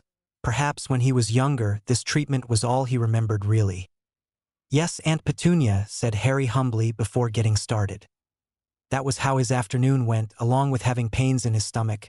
He felt sick and also was getting pains in his back. He wondered if he could ask Snape for some pain potions. Perhaps that would help. No, he couldn't. Dumbledore would suspect, he was sure. How could he not if he saw his owl? He would need to wait until another unrecognized owl came to him. He wondered how Dudley could make so much mess. The boy was truly disgusting, and he could hardly believe what his aunt and uncle were doing. They were treating Dudley into an early grave. He was huge, lazy, and a bully. He would never get a job being all these three, and he will eventually eat himself into a grave. He was saddened for his cousin, despite all the things his cousin had done. Really, it was not his fault. It was the way he was brought up. He wished sometimes there was a way to get though to and help his cousin. "Make dinner, boy!" snapped Petunia, not taking her eyes from their huge TV. "Yes, Aunt Petunia," said Harry, rolling his eyes, swallowing the urge to tell her to get off her skinny arse and do it herself. "Make extra. My dudders is hungry," she screeched from the chair. "Okay," said Harry softly, getting more potatoes out. Harry sighed, thankful when dinner was made. Knowing they would not want to see him tonight, he went up to his bed. His aunt locked him in once more. Harry lay on his bed, and he was lost in thought. He was gladder to have been finished his chores. Something was wrong with him, he knew that. After checking all his ribs were in place, he became confused. Why was he feeling sick and queasy? Why on earth was his back hurting him? Vernon had not touched his back, just his stomach, legs, and anything he could hit. Just then Pig swooped in. He had told Ron before he left when the best time to send owls to him were. Smiling softly, he opened the letter. Sighing, he already missed his friend. "Hello, Harry. Who took you home? It wasn't Dad, was it? I hope not. How are you? I hope the Muggles are not treating you too badly. Hang in there, mate, not long to go. I'm sorry I can't help you more, mate. If there is anything I can do, please tell me. If I don't get an owl from you every day, I'm gonna Snape, so you better write. I need to know you are all right. Hope to hear and see you soon, mate. Ron." Harry smiled. His friend was concerned, and it was not just mindless chatter now. His friend was growing up and showing his true self. He had to admit Ron's true self was rather Slytherin, threatening to go to Snape if he didn't get back. Shaking his head, he penned his own response and sent it with Hedwig, letting Pig go for a fly with her. Hedwig needed out and about, plus she can go hunting while she was out delivering it, so she didn't get hungry. Ron stood pacing his room, waiting for Harry to reply. He had not before realized just how cruel the Dursleys were until Harry had told him. Now he knew he was worried. Very worried. Worst thing was he had no one he could tell. He thought he had been able to tell Hermione everything. It was not the case now. After 2 or 3 hours, he finally spotted a white blur in the sky. He knew it was Hedwig. He didn't need to open his window because it was already open, thankfully. The owl swooped in 5 minutes later, along with Pig, a letter attached to her foot. "Hey girl, nice to see you," said Ron, giving Pig and Hedwig an owl treat. He didn't have many, but enough to last the summer. Pig could spare one for Hedwig. Sighing softly, he quickly read the letter. "Ron. Hiya, mate, I'm fine here, or as well as I can be, I suppose. The Dursleys are as normal as they ever have been. Something is wrong, however. I've been sick all day.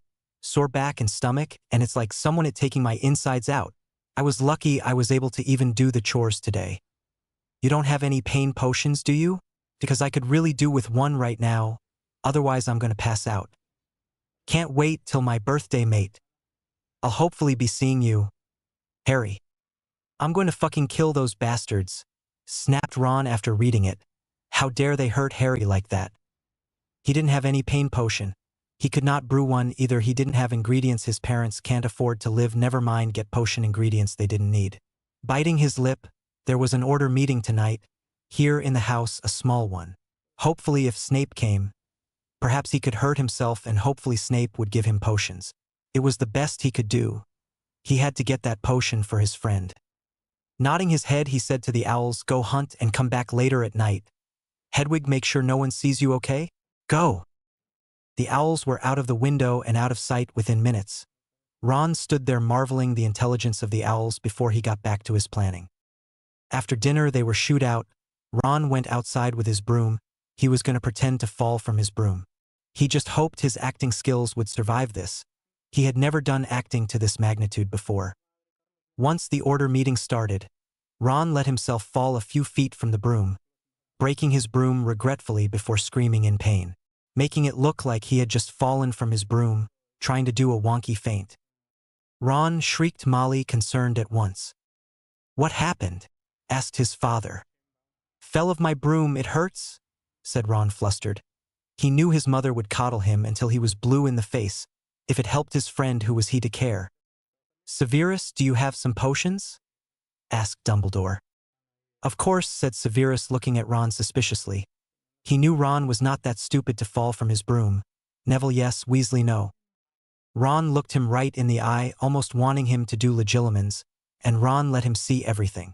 Snape quickly answered Dumbledore's question, inwardly impressed and awed at Ron's actions. Here, Weasley. Take that one and this one, these you can keep for later, snapped Severus.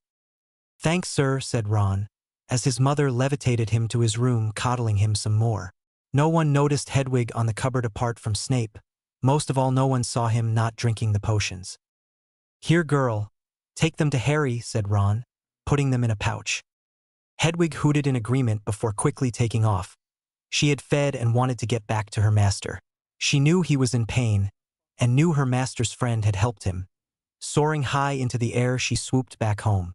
Free in the night air, flapper her wings extra hard. It took many hours for Hedwig to finally swoop into Harry's bedroom. Harry sighed thankfully when he noticed the potions. Smiling at his owl, he downed the numbing one. He needed to spread them out. This was not going to be the last beating and needed all the help and potions he could get. He wondered how Ron could have gotten them. They were defiantly Severus potions, and he had enough of the potions in the hospital wing to know they were Severus. It's unbelievable the length Ron was going to protect his friend. Even snapped his own broom to make the lie convincing. He didn't think anyone else apart from Harry maybe would have gone to such lengths. He sometimes envied the closeness the two had, the fact that they would do anything. He wished he had someone in his life willing to do that for him. Sighing softly, he knew that would never happen. Severus was now in his quarters drinking some brandy with a roaring fire warming him up. His thoughts were in turmoil. All he wanted to do was wrench Harry from that house. He felt so protective of Harry. He was turning out to be a true friend, like one Ronald Weasley by the looks of things. He had felt the boy's emotions when he had read the letter. Well, it was the same with him right now. Wanting to rescue him, but knowing he could not, unless they wanted their plans to be ruined. His mark burned. Sighing, he got up, summoned his things, getting ready to face Voldemort once more. The haunted, tired-looking eyes sighed, wondering if he would ever find peace or if this was his payback for joining the monster in the first place. Chapter 9. Ron was defiantly getting worried now. His friend's letters were getting more disturbing and horrible as the days went by. Ron was actually sitting in his room reading over the letters, as if they contained a clue to what on earth was going on. Ron. Hiya, mate. Things are not going well here. Something is very wrong with me. I'm getting very bad stomach cramps. My back is still aching and I'm beginning to actually feel sick. This morning I was up puking in the corner of my room. My uncle raged at that, calling me all the names under the sun. I've taken the potion though. It seems to make the beatings better, but nothing else. I thought I would be more powerful, but it doesn't seem like it, Ron. I don't know what it is. My magic has went to an all-time low now. It's like my magic is not responding to me. Come to think of it, I've hardly done any magic in this house. I've always been out. Only when I've been really angry and only been there a few days. Marge is one of the instants. I don't know, Ron. I don't think I will ever find out. I have to go now. Chores to do. Better do them while I still can, otherwise the oaf will kill me. Harry. 0. Ron. Okay, I'm getting really worse. Now that I don't have any pain potions, I don't think I will be able to wait until my birthday. As soon as I was outside, my magic sort of danced. What on earth is wrong with it? It feels like I'm suffocating each time I enter the Dursleys' house. How's your family? I hope they are all right. I've got to go. Vernon was mad when I passed out yesterday. I spent all day lying in the garden. Got an awful sunburn and beating. I need to finish them before I start feeling faint again. It's happening every day. I've hardly any food left, by the way. I've eaten it all despite puking up all the time, so I've not been able to gain weight. Harry. 0. Ron. I can't write long. I think my wrists are broken. It's killing me writing this. Just want to let you know I'm fine. Oh, and by the way, I'm bloating, so I can safely say I am gaining weight and fast. Harry. 0. Ron was sitting looking at the letters, biting his lip, his brow following him deep in thought. He was rather curious to know what was wrong with his friend. However, he could not think of anything. None of the books had said anything about his magic going wonky. or that he would start feeling ill. Sighing softly, he put the letters away. Locking it so no one else could get at them, he joined his family for dinner, not at all really hungry. "How is she, dear?" asked Molly quite loudly, pulling Ron from his musing. Ron began eating dinner half-heartedly. He was not in the mood for his family at the moment, not when his friend needed him. Normal as she can be for someone who is pregnant, her back is sore, so she hardly gets up now. Her feet are starting to swell as well. A week ago I demanded her to stay in bed. She spent too long in the sun, she ended up passed out, said Bill, shaking his head. Ron's head came up at that, looking at his brother, intently wondering if he would say anything else. What he said next made him gasp. "She's being sick now. She's always moaning about feeling bloated. She is finally beginning to show," said Bill, looking proud, and exited as everyone else. Ron gasped and paled dramatically, something the entire Weasley family didn't realize. They were truly blinded. Ron looked too white to be normal, and yet they didn't even look at him or ask him if he was all right. "Oh dear, why not let her stay here? I'm sure I can look after her," said Molly, looking hopeful. "I will ask Mom, even if it's only to come for a few weeks," said Bill. Fred and George didn't take part in the conversations as usual. They were talking amongst themselves. Arthur was at work. Charlie was in Romania as always. Ginny was sitting there, in her own little world. "I can't wait to get pregnant," said Ginny dreamily. "Young lady, you better not get pregnant before you are out of school and being married," snapped Molly. "Well, I'm sure Harry will wait," she said, smiling. "What?" said Ron, rounding on his sister. He had not known she still had a crush on his best mate. "Nothing, Ron," said Ginny, going back to eating. "So the baby is fine?" asked Molly again. "Excuse me," said Ron, diving out of the kitchen and up the stairs, leaving his meal practically untouched. Another oddity they didn't realize.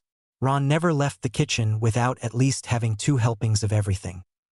Ron ran up the stairs and started looking through the letters. Biting his lip, he thought, was it possible for men to get pregnant? He would need to ask someone. Just then, a ping followed the entrance of his father. "Dad?" asked Ron after running down the stairs. "Ah, Ron," said Arthur, continuing to put his cloak away. "Dad, can men get pregnant?" asked Ron curiously, making sure he was just portraying he was curious. "Yes, Ronald, they can. Only powerful and bondmates can. Why would you ask such a question?" asked Arthur, clueless as always. "Nothing, just curious. I thought I saw a man looking pregnant in Hogsmeade," said Ron. "You did, that's delightful," said Arthur, sitting down and beginning to eat his spell to keep warm dinner. "Yeah, bye, Dad," said Ron, quickly running back to his room. Now he was worried out of his wits. What if Severus and Harry were compatible and they had actually bonded in that way? He stood pacing his room. Each minute he knew that not making his mind up might mean Harry losing his child. Quickly deciding what to do, hoping he was not making a mistake, he went off to find his parents. "Mum, you're right.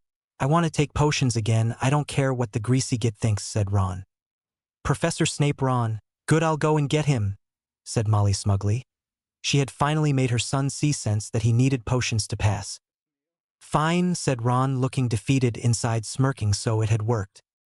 "Professor Snape, Hogwarts," yelled Molly. "What?" snapped Severus Snape moodily. "Severus, can you come over for a second?" said Molly. "Fine," snapped Severus, rolling his eyes once she had left, wondering what on earth they could want. He flew Ed to their house. "Now what?" drawled Severus, standing in the Weasleys' house, beside the fire.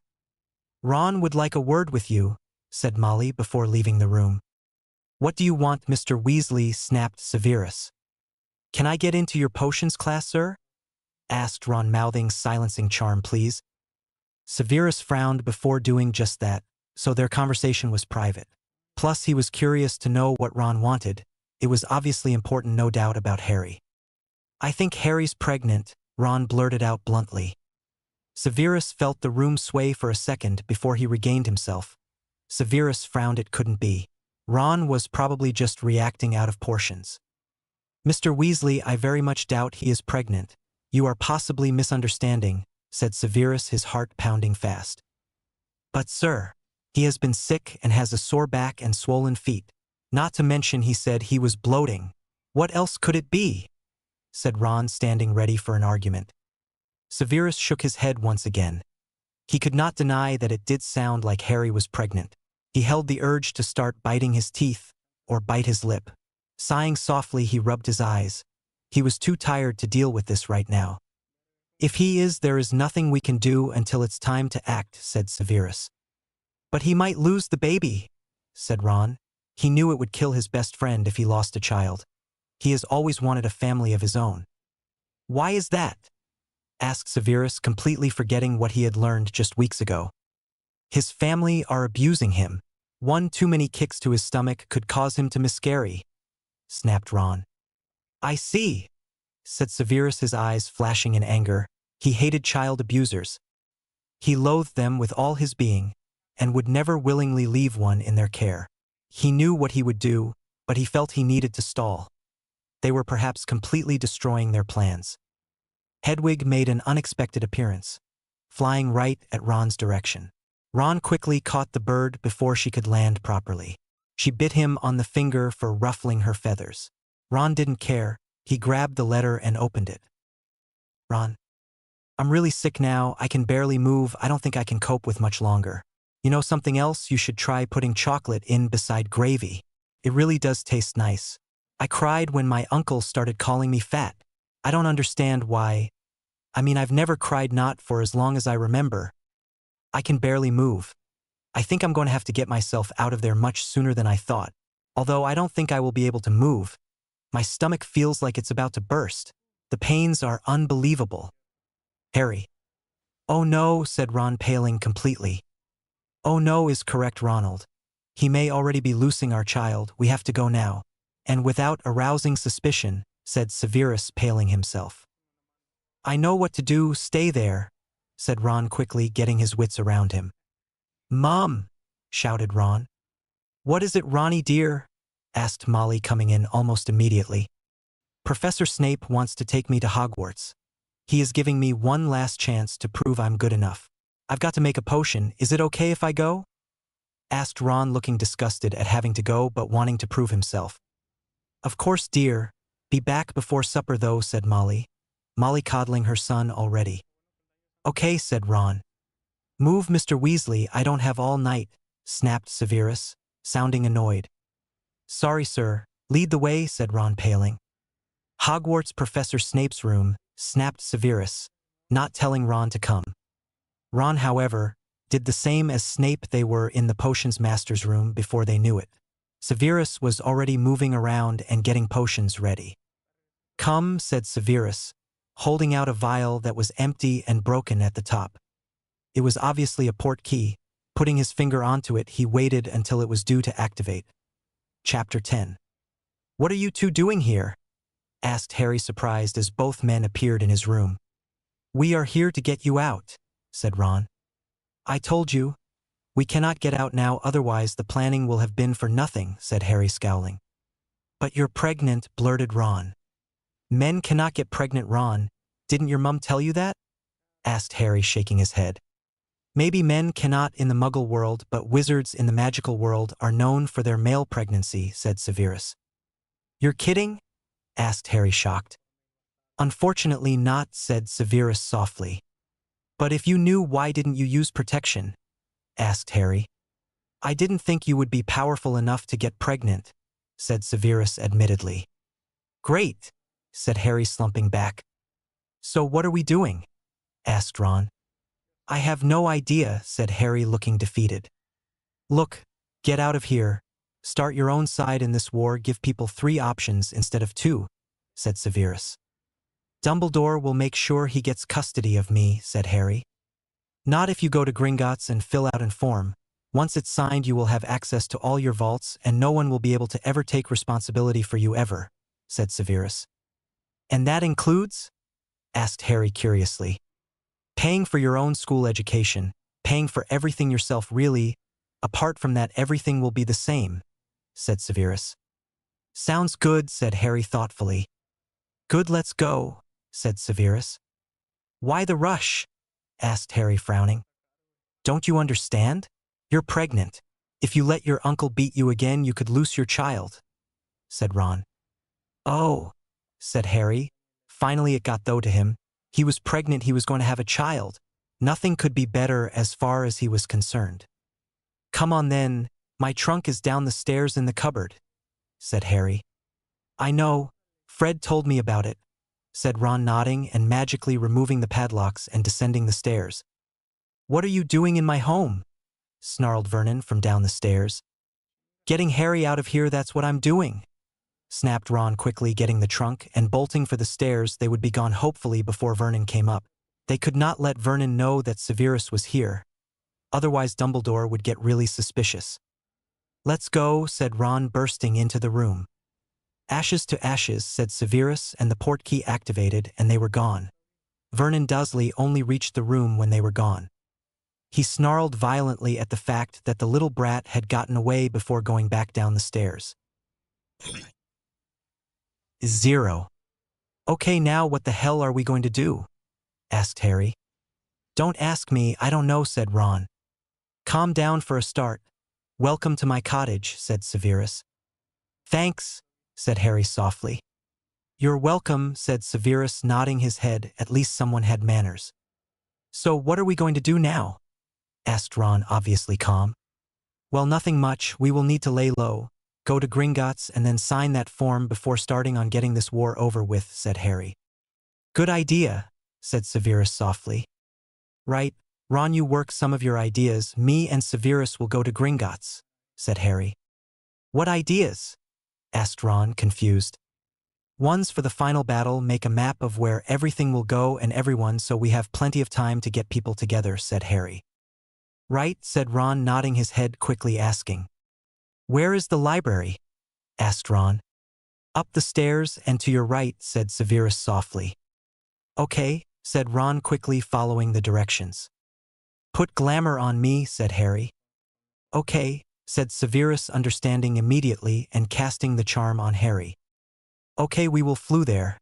Let's get going, said Harry. He needed this done as quickly as possible.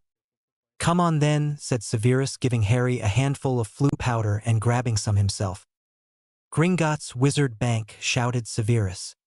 Gringotts Wizard Bank, shouted Harry after Severus was away. Chapter 11. To shock, to feel pain. Ron immediately started reading all the books about Hogwarts, the grounds, and everything he could get his fingers on.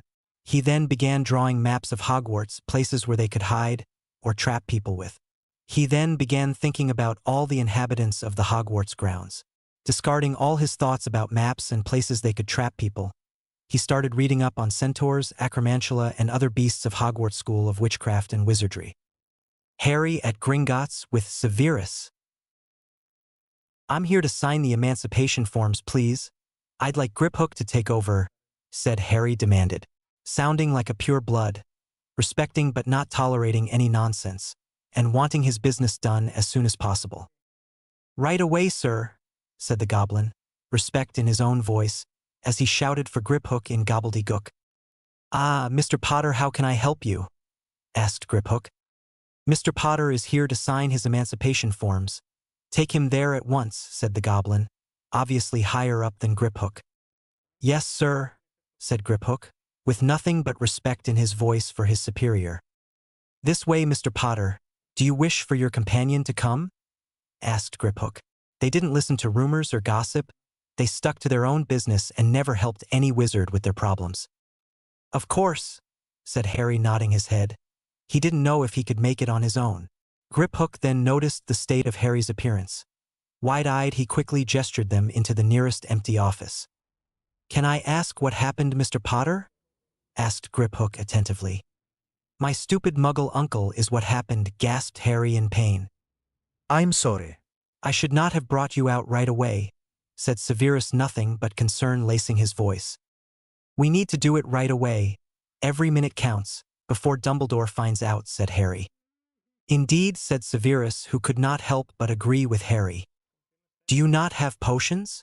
Griphook asked the potions master. Indeed I do, but they are shrunk, said Severus, well aware that magic in Gringotts was forbidden. Then unshrink them, said Griphook. The rule? Said Severus, an eyebrow rose. You can use magic in these offices, said Griphook, smirking. Severus immediately took out his pouch and turned it to its original size. He gave Harry some potions, pepper up, basic healing potion, and some others. They would do until he got back. Then Severus would heal Harry properly. Here are the forms, said Griphook. A quill and ink was already there. Thanks, Griphook, said Harry, signing it, his hands now finally steady. Is there anything else I can do for you today? Asked Griphook once the paper had disappeared with a pop, no doubt to the Ministry of Magic. At that very moment Griphook knew the monitor on Harry Potter's magic would burst into flames. Thankfully no one watched the monitor orbs, so it would take them a good while to figure out something was wrong. I think it's best to get him home. We will no doubt be back at another date, said Severus, helping Harry to his feet. Is the original plan still going along, Mr. Potter? Asked Griphook. Yes, keep giving the old fool my money. I will get it back anyway, said Harry adamantly. Indeed, very well then, Mr. Potter, it was a pleasure doing business with you.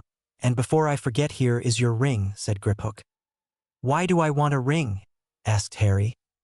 It proves you are the head of the Potter fortune, said Severus, still guiding Harry out of the room.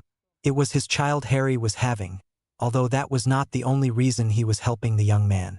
Make no mistake about that, Severus was becoming fond of Harry Potter. Goodbye, Griphook, said Harry, letting Severus lead him out of the room. You can use this flu network here if you like, said Griphook. We don't want people knowing where we are going, said Harry adamantly, just in case the Order was watching them right now.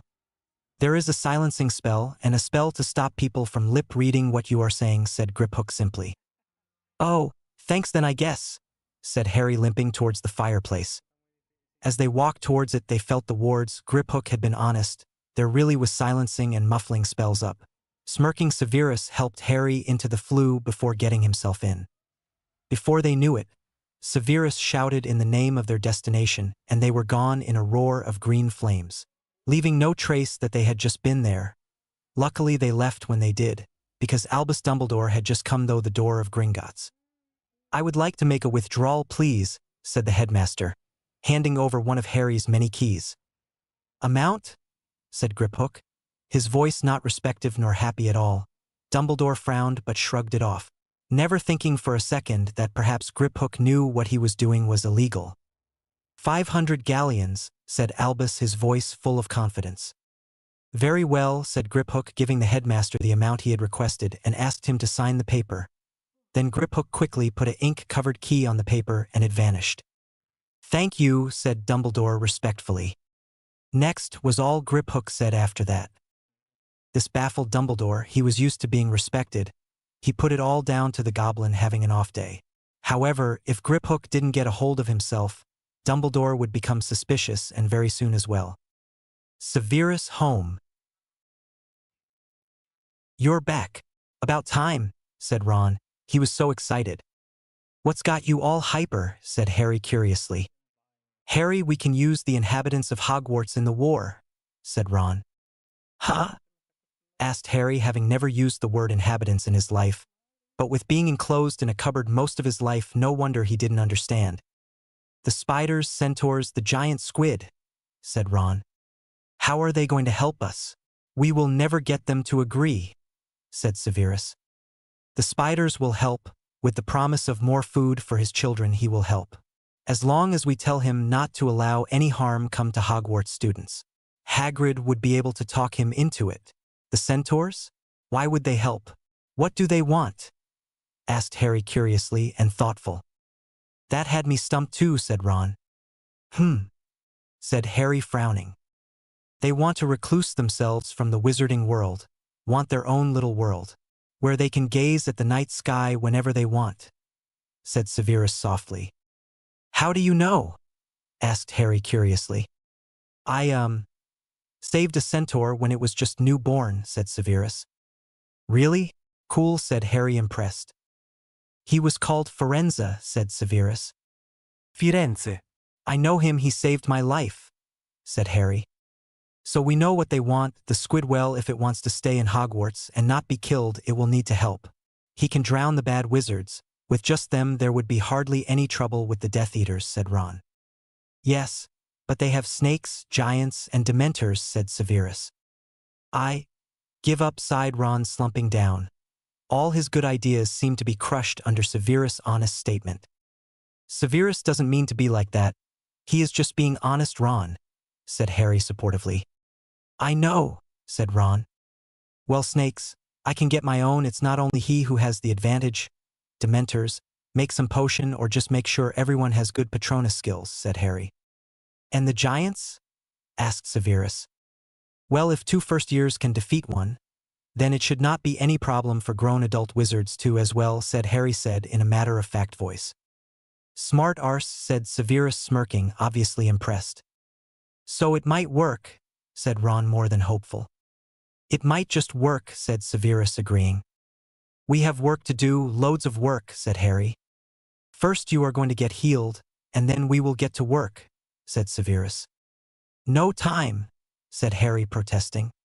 The quicker you let me get you better, the quicker we will get started, said Severus, obviously not up for fighting nor protests. Fine, grumbled Harry, knowing his teacher would not back down. However, he could not help the sigh that left his lips when the potions were rubbed into his skin. Ron, Harry noticed, was already away. He couldn't help but think, who would have thought Ron would study so much in the library? Everything was changing, and for the better. It's a shame, Harry thought, that war was making them grow up too quickly. Sighing softly, he let himself relax and trust Severus to do what he needed to do. Severus was nice, making sure all his hurts were healed, and everything he was giving me would bring no harm to their child. When he had said that, Harry had brought his hand to his bloating stomach. Still odd that a child was growing in there. His and Severus' child, maybe it would be their only child unless they got together. He liked the way Severus was with him, liked being looked after, and having a say in things. Perhaps he could grow to love Severus. Perhaps this was how it was meant to be. Sighing softly, he let those soothing hands and silky voice take him down to the darkness, where sleep came to claim him, his body now in a soothing, healing sleep that his body desperately needed. Chapter 12. Are you feeling better? Asked Severus softly. Yes, thank you. I really don't know what I would do without you, sighed Harry, just laying there comfortable and warm. I'm sure you would do fine, said Severus softly. They sat reading, in comfortable silence until lunchtime. This was when Ron decided he couldn't sleep anymore, because of the grumbling of his stomach. Sitting eating lunch as if he had not eaten for a month, when he finished he joined the others on the couch, wondering what was going to happen, if they had thought of anything since his ideas had been proposed. Sev, is there a way to get undetected into Hogwarts? Asked Harry softly. No, said Severus immediately. Is there a way to get into the Forbidden Forest then? Asked Harry. Yes, as long as you stay as near to the forest as you can get, that is, said Severus in thought. Right then, we will go and try and convince the spiders today, said Harry. What, no way? You remember what happened the last time, protested Ron. You don't have to come, Ron, said Harry softly, knowing his friend's fear for spiders. And miss all the fun? No chance, said Ron, smirking at them. Dobby, shouted Harry. Yes, Master Harry, said Dobby. Has the headmaster found out yet? Asked Harry. He has, Master Harry. He's very angry. He smashed his office and made us elves clean it, said Dobby, his ears dropping. Jesus, said Harry, shocked. Dobby, are any of the house elves scared of Dumbledore? Asked Harry, curious. Of course we is, sir. The more magic they have, the scarier they are, said Dobby. Including me? Asked Harry, sounding upset. No, sir. Your magic is soothing, Master Harry, sir. Dumbledore's is threatening. He is a bad wizard, Master Harry. He makes sure the house elves are all bound to him, so they can't be telling anyone, said Dobby. So how can you? Asked Harry. I is overhearing many things, Master Harry, said Dobby, sounding like he wanted to beat himself up for it. Don't worry, Dobby. I asked you to. But Dobby, can you do magic? Asked Harry. Yes, Master Harry, sir. You is seeing me use it, said Dobby. I know, you knocked Lucius Malfoy off his feet and flew him down the stairs. It was amusing to see. Now tell me, Dobby, have all the other elves got magic? Asked Harry. Of course, sir. Them being bonded to Dumbledore gives them a little more elven magic, said Dobby. I see, and they can use it even if they are bound? Use it freely, I mean not just for cleaning, said Harry. Of course, sir, said Dobby. Dobby, I would like you to bring some house elves to me, when you can without it being obvious, just a few each night, when the dinner is already served. Dumbledore will be eating, so that way he will be distracted, said Harry. I will be doing what Master Harry suggests, said Dobby, bowing low and popping out. You aren't thinking what I think you're thinking, are you? Asked Ron. What is he thinking? Asked Severus. Letting the house elves join the war also, said Harry. What use would they be? Asked Severus. They have powerful magic, elven magic at that, Sev. They will be a great asset in the war, said Harry. Why hasn't Dumbledore thought of that then? Said Severus. Because he thinks of them the same way you do, said Harry. And how do I think them? Asked Severus, not knowing if he was being insulted or not. You think all they are good for is cleaning, but Dobby threw Malfoy across the lobby and down the stairs. If they are assigned to some students, then we have less chance of losing anyone, said Harry. I've never thought of that, but if your judgment is correct, then please go ahead. If you are correct, I will see the elves in a better light, as will the entire world, not just as servants, said Severus. I know, world peace, go figures, said Harry, smirking. Right, let's go, we need to get black cloaks first so we can blend in, said Ron. It's not dark, said Severus, shaking his head. Aren't we going to go when it's dark? Asked Ron. No, we are going now, said Harry, getting up. 0. Stay in single file, said Harry, creeping in and out of the trees of the Forbidden Forest. Aren't we better asking the centaurs first? Because we will need to pass them first before we get to the spider pit, said Ron. Shit, you're right. Fuck, well, we can't stop now, said Harry.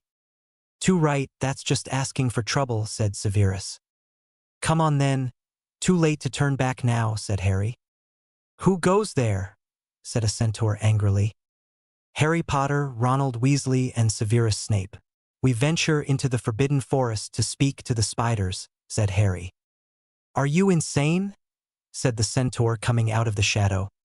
Hello, friends. No, we aren't, but to win this war we need to do something, said Harry. Yes. Everything is changing.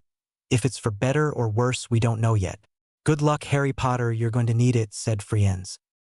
So you are the one I saved, said Severus, meeting him for the first time since he was a child. Indeed, I was told about you, I thank you, said Firenze. So why do they all hate humans if it was one of us that saved one of their own? Questioned Harry. Dumbledore, as usual, sneered Severus. What about him? Asked Harry curiously. He threatened them. They haven't tolerated anyone since then, said Severus. I see, said Harry. Goodbye, Harry Potter, said Firenze, trotting away. Come on then, let's get going, said Harry, his wand being lit up, and they continued walking towards the spiders. 0. Harry Potter. You have guts coming into my domain again, stated Morag. Indeed, said Harry, tilting his head in respect. Are you wanting to be fed to my young? Asked Morag. I've actually got a proposal to put to you, said Harry. And what would that be? Said Morag, curious. Help us win the war, you can eat all the dark wizards you like, and you will get fed meat 3 times a day. Fresh from Hogwarts, a house elf will bring it. You won't need to hurt any or kill more creatures of the forest to feed, said Harry. That is quite a proposal, said Morag, looking like he was considering it. If not for us, then Hagrid, said Ron, whimpering when the spider's eyes landed on him. Why should I help someone who is fearful of us? Questioned Morag. I am not, neither is Severus here. But my friend has a phobia of spiders, said Harry. Phobia? What is this? Asked the spider, curious. Fear, even small ones, said Harry. I see, will I have your oath that we will get meat every day? Said Morag. Yes, you do, said Harry. He had every intention of keeping all the promises that he made.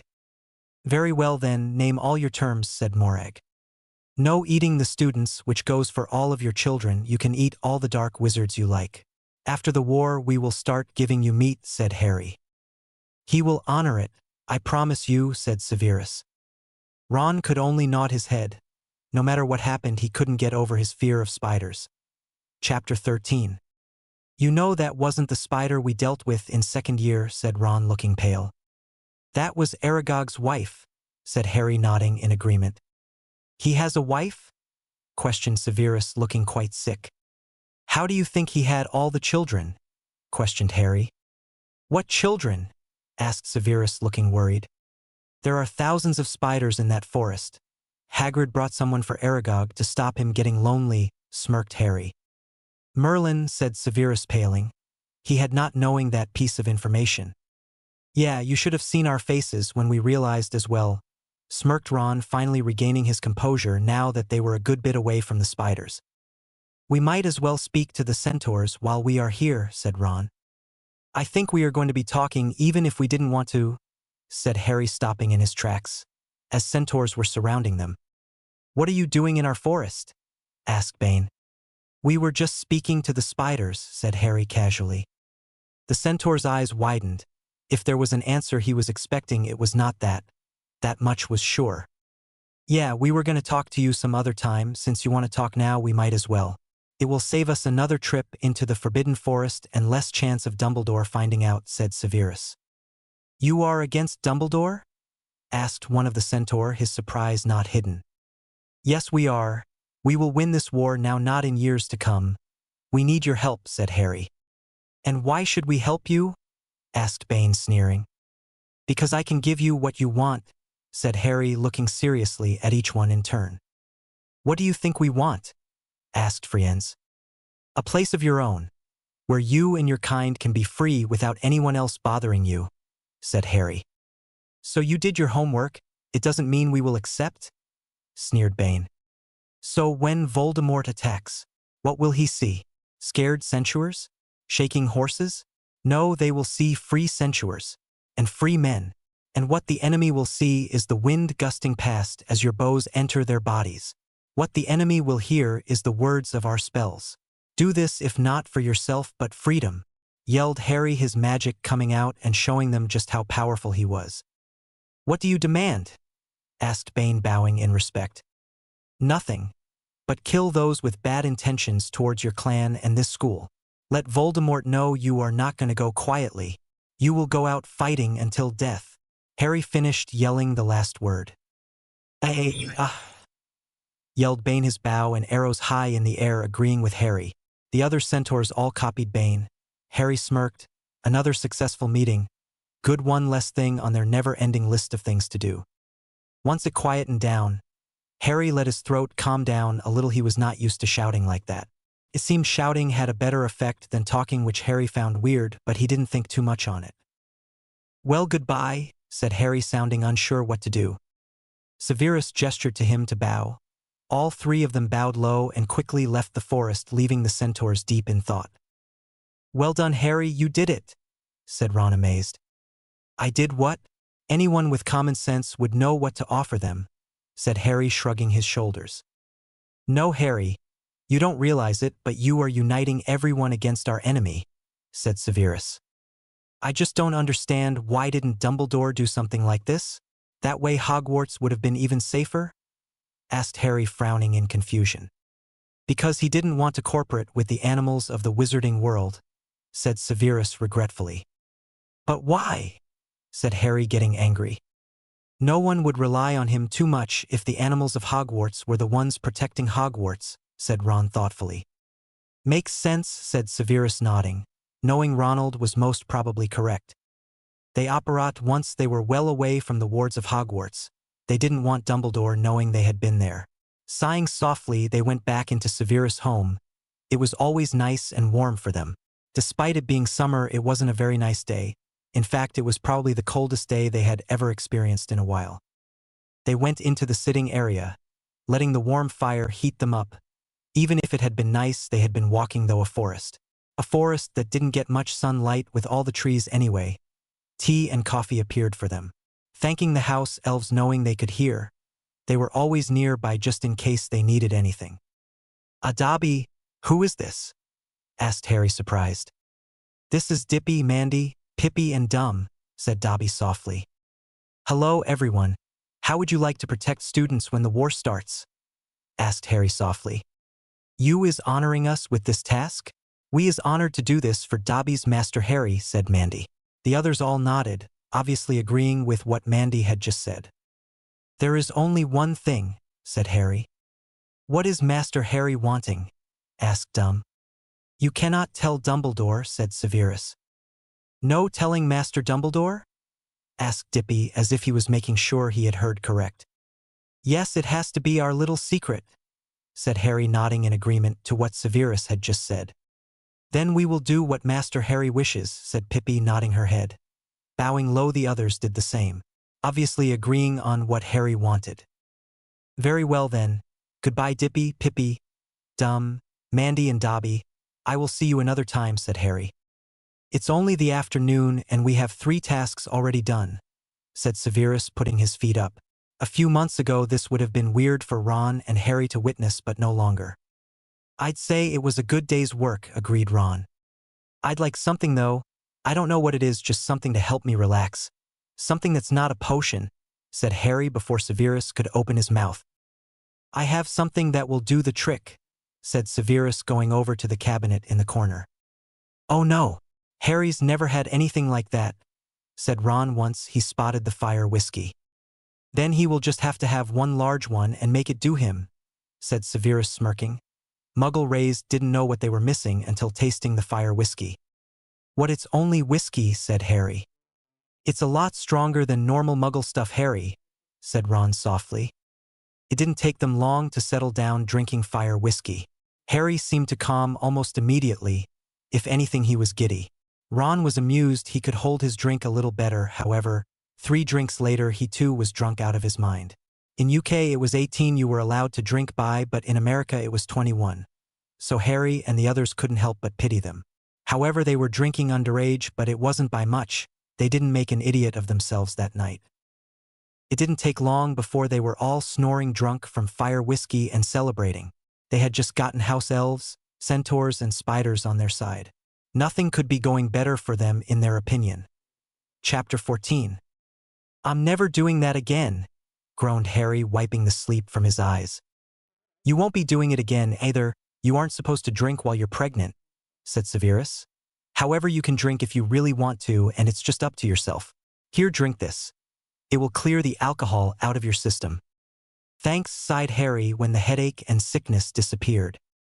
You're welcome, said Severus, smirking at the unconscious form of Ronald Weasley. You won't be able to wake him, said Harry, amused. Really? How much you want to bet on that? Sneered Severus, almost wishing Harry would make a bet. Nothing, said Harry, curiously wondering what Severus would do. A silent spell was sent Ron's way. Harry realized what it was. The second Ron's eyes opened wide and gasping. Water. Harry smirked. He would have to remember that, so he could use it on Ron himself. He always hated trying to get Ron out of bed early. It was like murder. You best get back to the burrow, said Severus. What? Why? Protested Ron, frowning. Because Dumbledore and your mum will get suspicious if you don't, Ron. I don't want you going away any more than you want to go, sighed Harry, resigned. I understand. I'll try and get back before school starts back, said Ron. He had more Slytherin in him than his family had Gryffindor in them. I'm sure you will think of something. Now let's go, said Severus. CYA, mate, said Ron. Sadly, he didn't want to leave, but the knowledge that his friend was going to be all right soothed him. Cheerio, mate, sighed Harry, smiling sadly also. Severus Snape's quarters, Hogwarts, Boomslong, shouted Severus, trusting Ron to follow. One last look at his friend, he did indeed follow. Severus Snape's quarters, Hogwarts, Boomslong, shouted Ron. He was gone before he knew it. Get into the lab now, said Severus, and that's where they spent the next few hours. Severus was waiting on Dumbledore coming, which he had no doubt he would. As soon as he felt the wards change, he hissed at Ron and began acting like a jerk. Grind it properly, Weasley, said Severus, now hovering around Ron like a big bat. Yes, sir, said Ron, red in the face and angry, just as it would be expected of him to be. Ah, Severus, Mr. Weasley, I have been looking for you, said Dumbledore, coming in cheerfully. Headmaster nodded Severus curtly. Ronald, your mother has been fluing my office. She is worried about you, said Dumbledore. Oh no, said Ron, paling completely. She's going to kill me, he thought. Only for Dumbledore's benefit he had been learning occlumency. Fear not, Mr. Weasley. I am actually here to offer you training, said Dumbledore. Training? Is Harry getting this training? Asked Ron curiously. No, he will need his two best friends watching his back, said Dumbledore. Huh? You mean Hermione? Asked Ron. Indeed, said Dumbledore. Brilliant, said Ron, smiling. Inwardly he was groaning, so there was his plans out of the window. Now excuse me, Hermione will be here tomorrow night. The portkey will drop her off in the Gryffindor common room. The door will open without a password during the summer. Good luck, said Dumbledore. Goodbye, Severus, and try not to be too hard on him, smiled Dumbledore, leaving Severus' quarters. Manipulative old BD, snarled Ron. I know, Ron. There is nothing you can do, sighed Severus. Chapter 15. Change of plans, sighed Severus once he was out of the flu and wakening up his sleeping lover. Why? Asked Harry, shaking his head to clear it. Granger and Ron are getting training by Dumbledore, said Severus softly. Harry looked as though he had been stuck across the face by the mother he didn't know was alive. I'm sorry, love, said Severus, bringing his lover into his embrace. It hurts. Why does it hurt so much, sobbed Harry. He tried as he may to hate Dumbledore's guts. Because it does.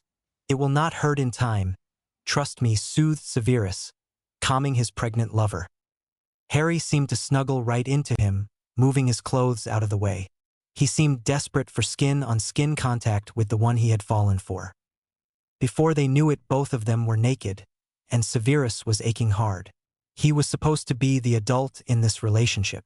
But the sight of a gorgeous green-eyed young man rubbing himself against you will do that to you. Can we have sex? Asked Harry softly. Why are you asking? Asked Severus. The baby, said Harry, embarrassed. Ah, not until you are further along, said Severus soothingly, rubbing his hand up and down Harry's spine, making him shiver. Then take me please, hard, said Harry, his green eyes watching Onyx's eyes, which flared with passion and need. He carried Harry up the stairs and into the bedroom, kissing him passionately, urgently, and fast. Breathing heavily already, he dropped Harry onto the bed and climbed on beside him, kissing him leisurely. Please, said Harry, rubbing himself against Severus, impatiently. He had only ever been taken once, so it was obvious he had not taught himself restraint. However, Severus was well restrained until those green eyes latched onto his, begging to be taken. Growling low in his throat, he latched onto Harry's throat, kissing and sucking on the area marking the young man as his. Harry was his and would always be. He would never let the young man leave. He ventured further, nibbling and biting at the hard nubs of flesh called nipples. Harry was begging for him. Precom was dribbling off the full long cock. Seeing Harry totally debauched in front of him didn't help his own growing problem any. However, he knew Harry was close to coming, going further down. He massaged the balls of his lover. Harry arched up even further, begging and screaming for more.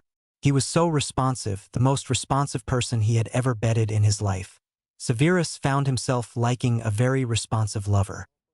It was nothing compared to the moan, scream, and arch he gave off when Severus licked the head of that purpling cock. The whole cock pulsed. Severus knew he wouldn't get to enjoy this for long, so he decided to wrap his hand around the cock and tighten his hold. Severus, said Harry, pain-filled eyes latched onto his own, as the cock became flaccid. Not for long, as Severus returned to doing what he was doing, licking and sucking along his lover's cock. It didn't take long for the cock to lengthen or harden once more. Severus, Severus, Sev, mumbled Harry, unable to say anything else. He licked the head and dipped his tongue into the slit. That did it. Harry arched up once more, and with a wordless cry, semen spurted from his cock, to be swallowed by his lover.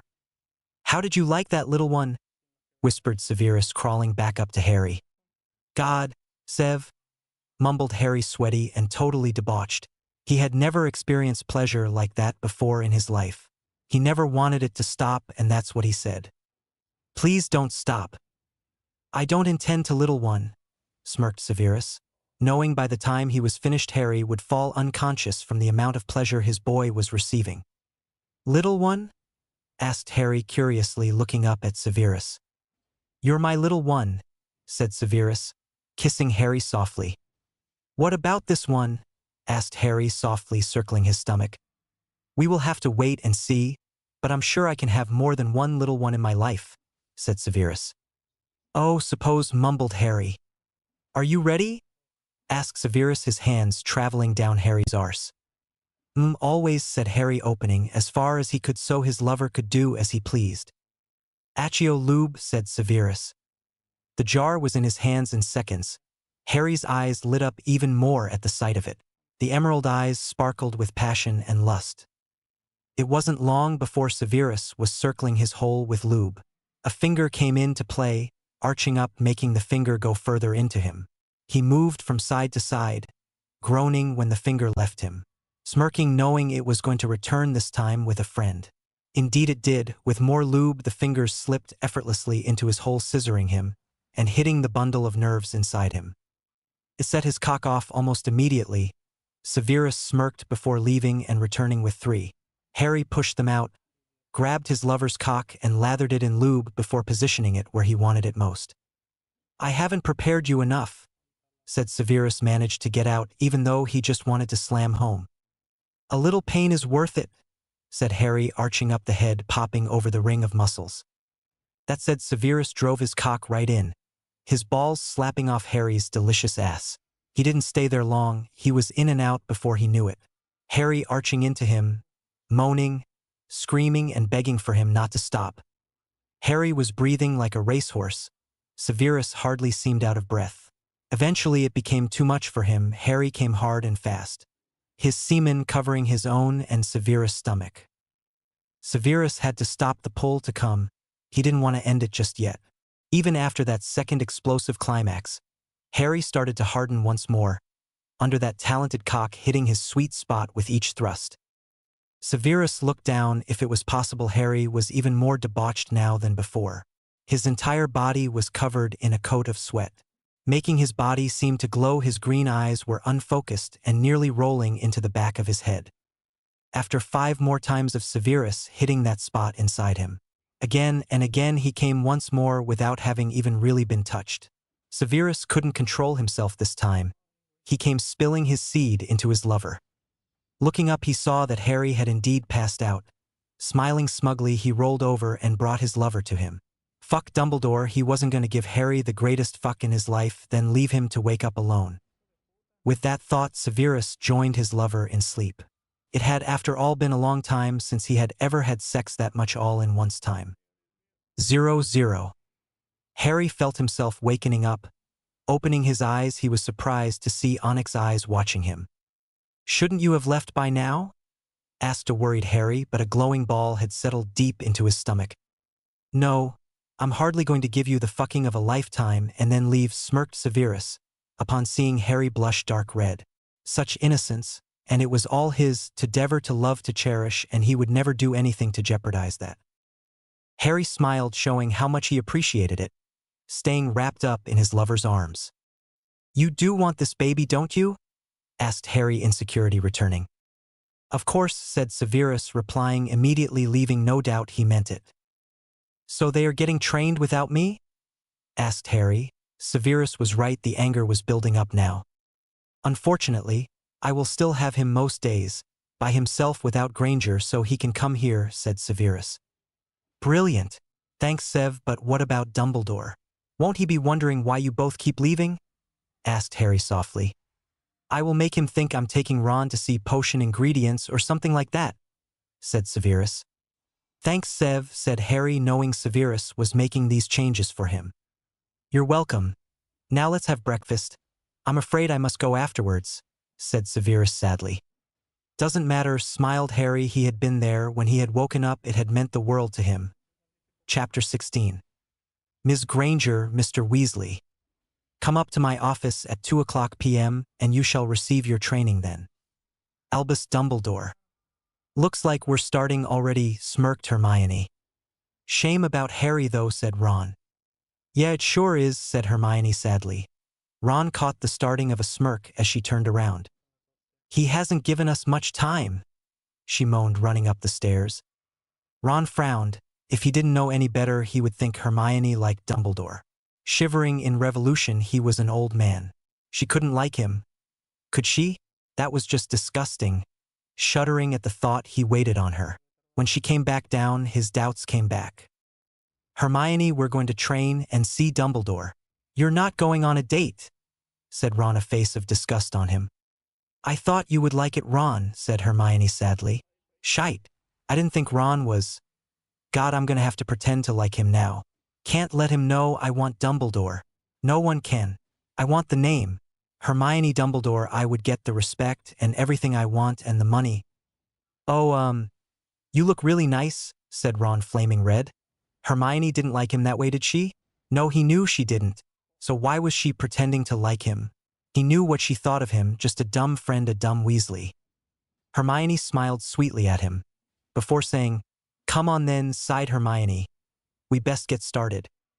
0. Ah, Miss Granger, Mr. Weasley, good of you to come, said Dumbledore, beaming at them. Call us Hermione and Ron, please. If you are training us, our full names might be a mouthful, said Hermione eagerly. Very well, Hermione. Ronald, said the headmaster, smiling. Another student that wants me? Goodness me, she wants the name and money just like the last one. She was good while she lasted, of course. Perhaps I should take another toy to my bed. She is willing to do anything after all. No one was any the wiser about his thoughts. Today we are going to learn the 3 unforgivables, said Dumbledore. Wow, already? Asked Hermione, looking at him with admiration. Yes, already, said Dumbledore with a tone of impatience in his voice.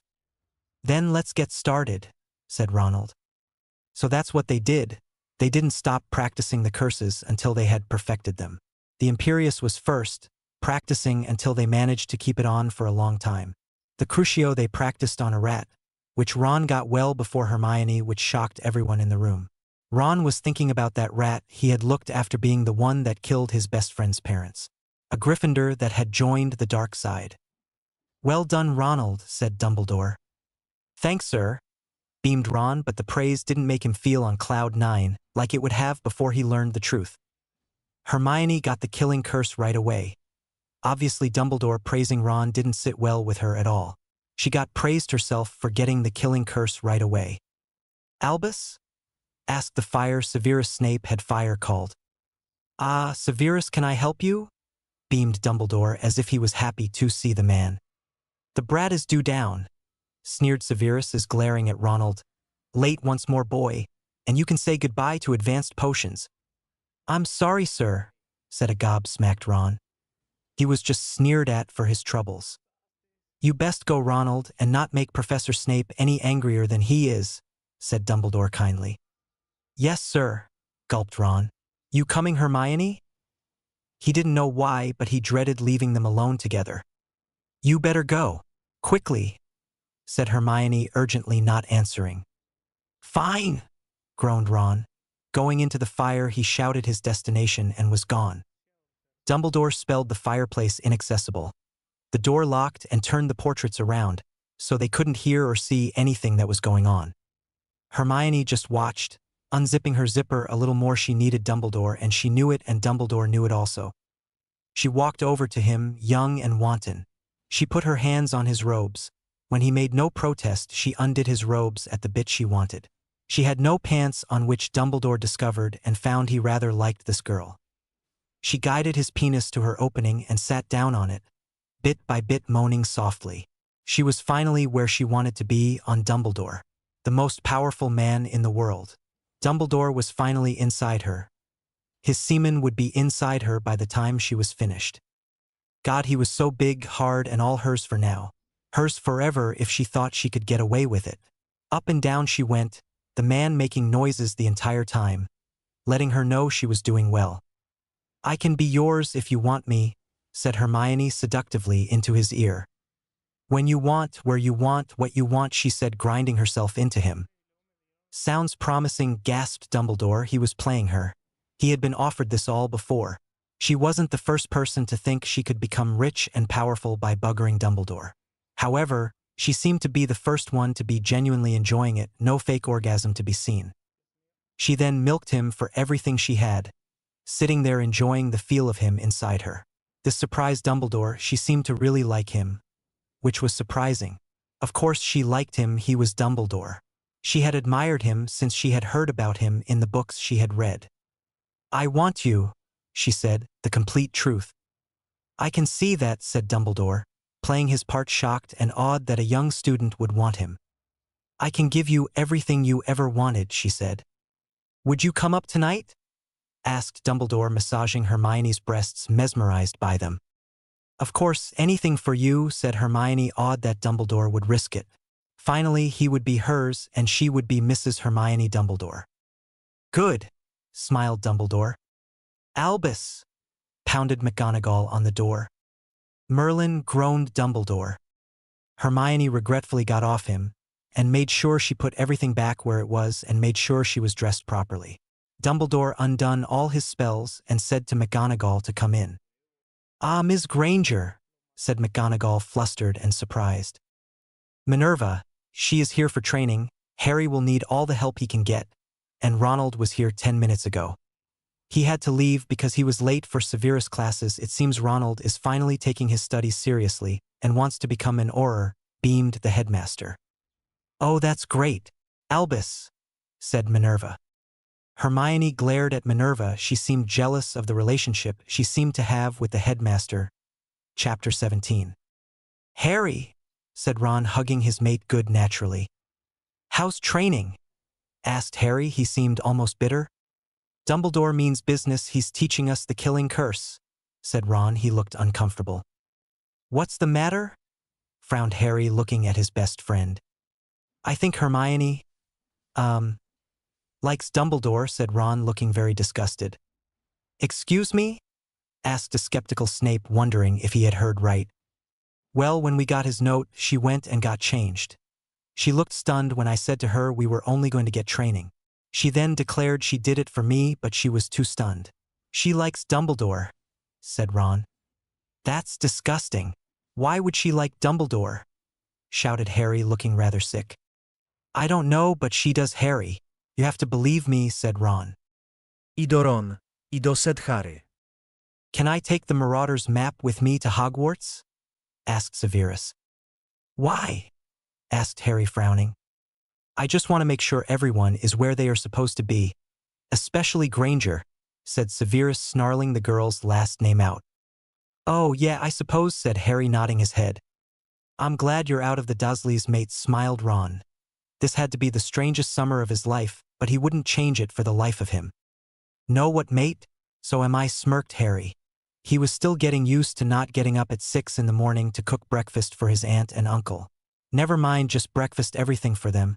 He certainly didn't miss his chores and thought it was amazing not getting beaten left, right, and center. You didn't say anything about Hermione, said Ron, looking at Severus. When I was a student, there was a girl from Ravenclaw who seemed to spend a lot of time with Dumbledore. She seemed to be in awe of him, and when she was 16 until she left, she was all high and mighty, as if she were better than everyone else. She wasn't seen again after she left Hogwarts. I always suspected that something was going on, said Severus uncomfortably. Merlin. He's taking advantage of them, then kicking them away, said Harry, wide-eyed. Bloody hell, grimaced Ron. Well, Hermione's going to know all about it, said Harry, and he wasn't even bothered. Ron just shook his head. Have you learned anything then? Asked Severus. Well, I'm on 7th year defense, so I'm quite a bit along, said Harry, although I'm nowhere near where Dumbledore is with Granger and Ron. Good, I don't want you alone when you do those curses. I will teach you when I can, said Severus sternly. I understand, said Harry. They were dangerous after all. And it was a nice feeling that Severus was genuinely caring about him. Good, said Severus, satisfied. When do we have to go back? Asked Ron, sitting down and reading through a book that Harry had lying around. Dinner time, said Severus, Not even an hour away, he sighed. Well, I'm just glad you are here, smiled Harry. It would drive me crazy being here by myself all the time. Ron smiled sympathetically to him. If I thought I could, I'd stay with you. Thanks, Ron, smiled Harry. Everything had changed, and he had lost a friend but gained a lover and freedom. Ron, me and Severus are lovers, said Harry. Do you both want this? Asked Ron, concerned for his friend, giving Severus a look. I want this, smiled Harry. As do I, said Severus, a little uncomfortable under Ron's look. It's a look that said, I will kill you if you mess with my best friend. He had no doubt that Ron would kill him if he did hurt Harry. He glared back at Ron, as if to say, dare you think that of me? Severus was a very honorable man. Both boys knew this, and Ron thought maybe it was for the baby. And it's not because Harry's pregnant? Asked Ron. Harry looked at Severus too. He obviously had thought that as well. I wouldn't do that to you. I am very attached to you, Harry, but I think sooner or later you will get over this crush, said Severus. He knew now was the time to be honest and open with both boys. If he didn't, he could risk losing everything he had come to love. Ron smiled. Then I am happy for both of you. Legelmens, yelled Severus suddenly out of the blue.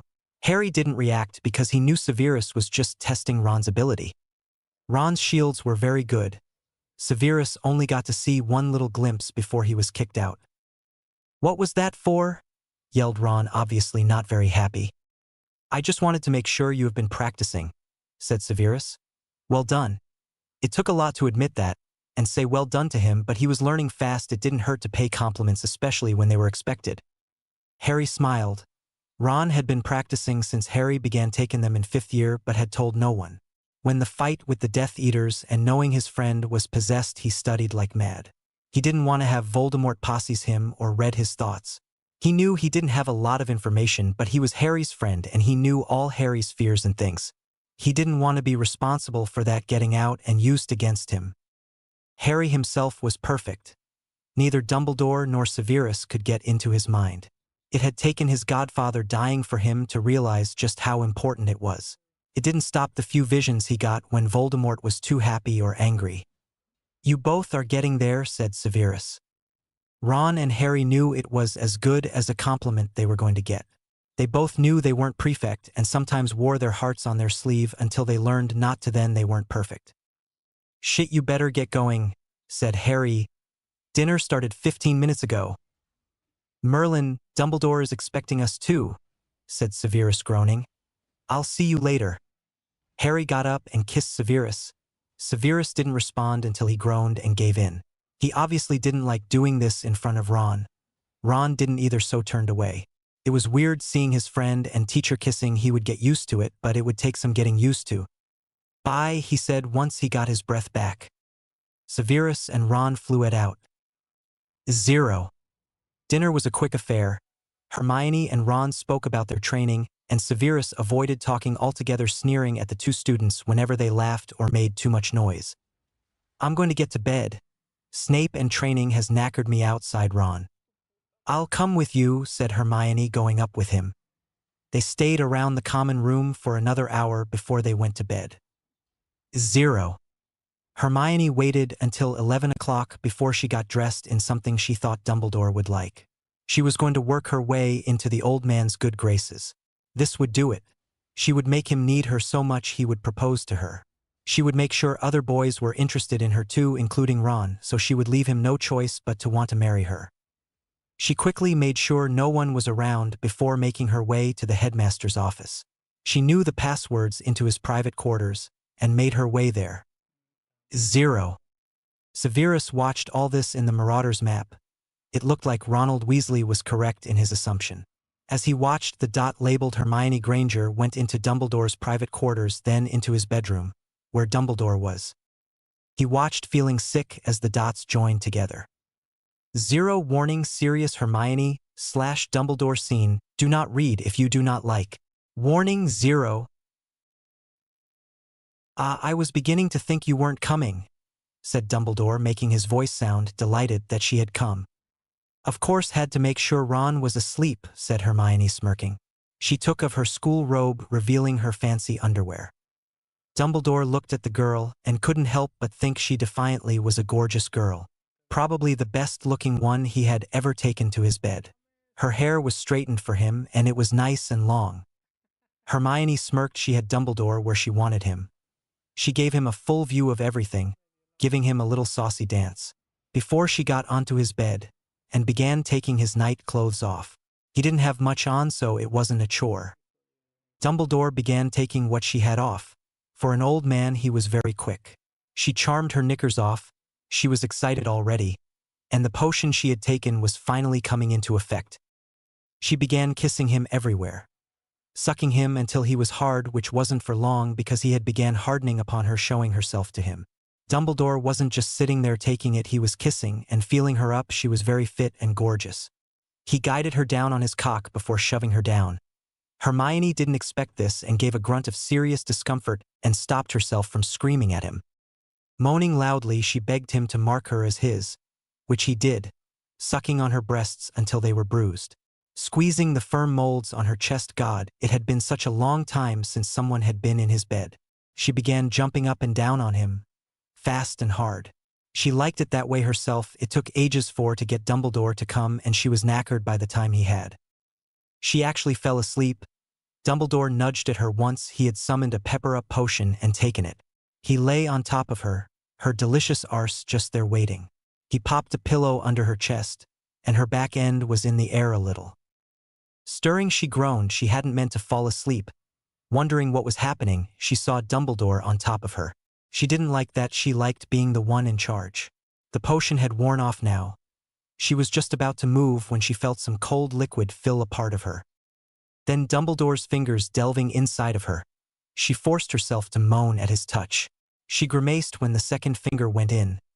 Dumbledore soothed her, telling her she would enjoy this. The third one did hurt very much, but Hermione bore with it because she wanted his. She wanted to be Mrs. Hermione Dumbledore. Hopefully the next headmistress of this school. The pain was very bad once he started going in.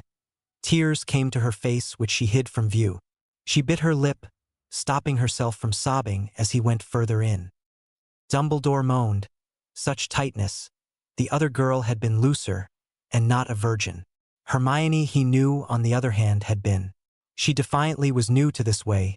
Smirking, he continued to sink into the tight, hot, delicious arse. He knew she wasn't enjoying it. He knew the pain it was probably causing her, but she was putting up with it. That's why he did it, because he knew he was going to get away with it. Finally, he was inside her completely. He said things to her such as he was enjoying her, she was gorgeous, and he loved her. Hermione perked up at that, drying the tears away. It can't have been that easy, could it? She didn't care, really. Finally had Dumbledore where she wanted him. Or so she thought. It didn't stop what Dumbledore was doing to her from hurting, as he began thrusting in and out of her. He didn't last long. She was too tight around him, and the tightness was driving him mad. He then slid back out. Hermione stayed there, and Dumbledore lay down, obviously exhausted, and told her he had never been with anyone like her. How he didn't know what he would have done without her. How he would train her himself in the art of pleasure. Hermione got up ready to leave, when Dumbledore asked where she was going. She said she wanted to get back to the dorms before anyone got suspicious.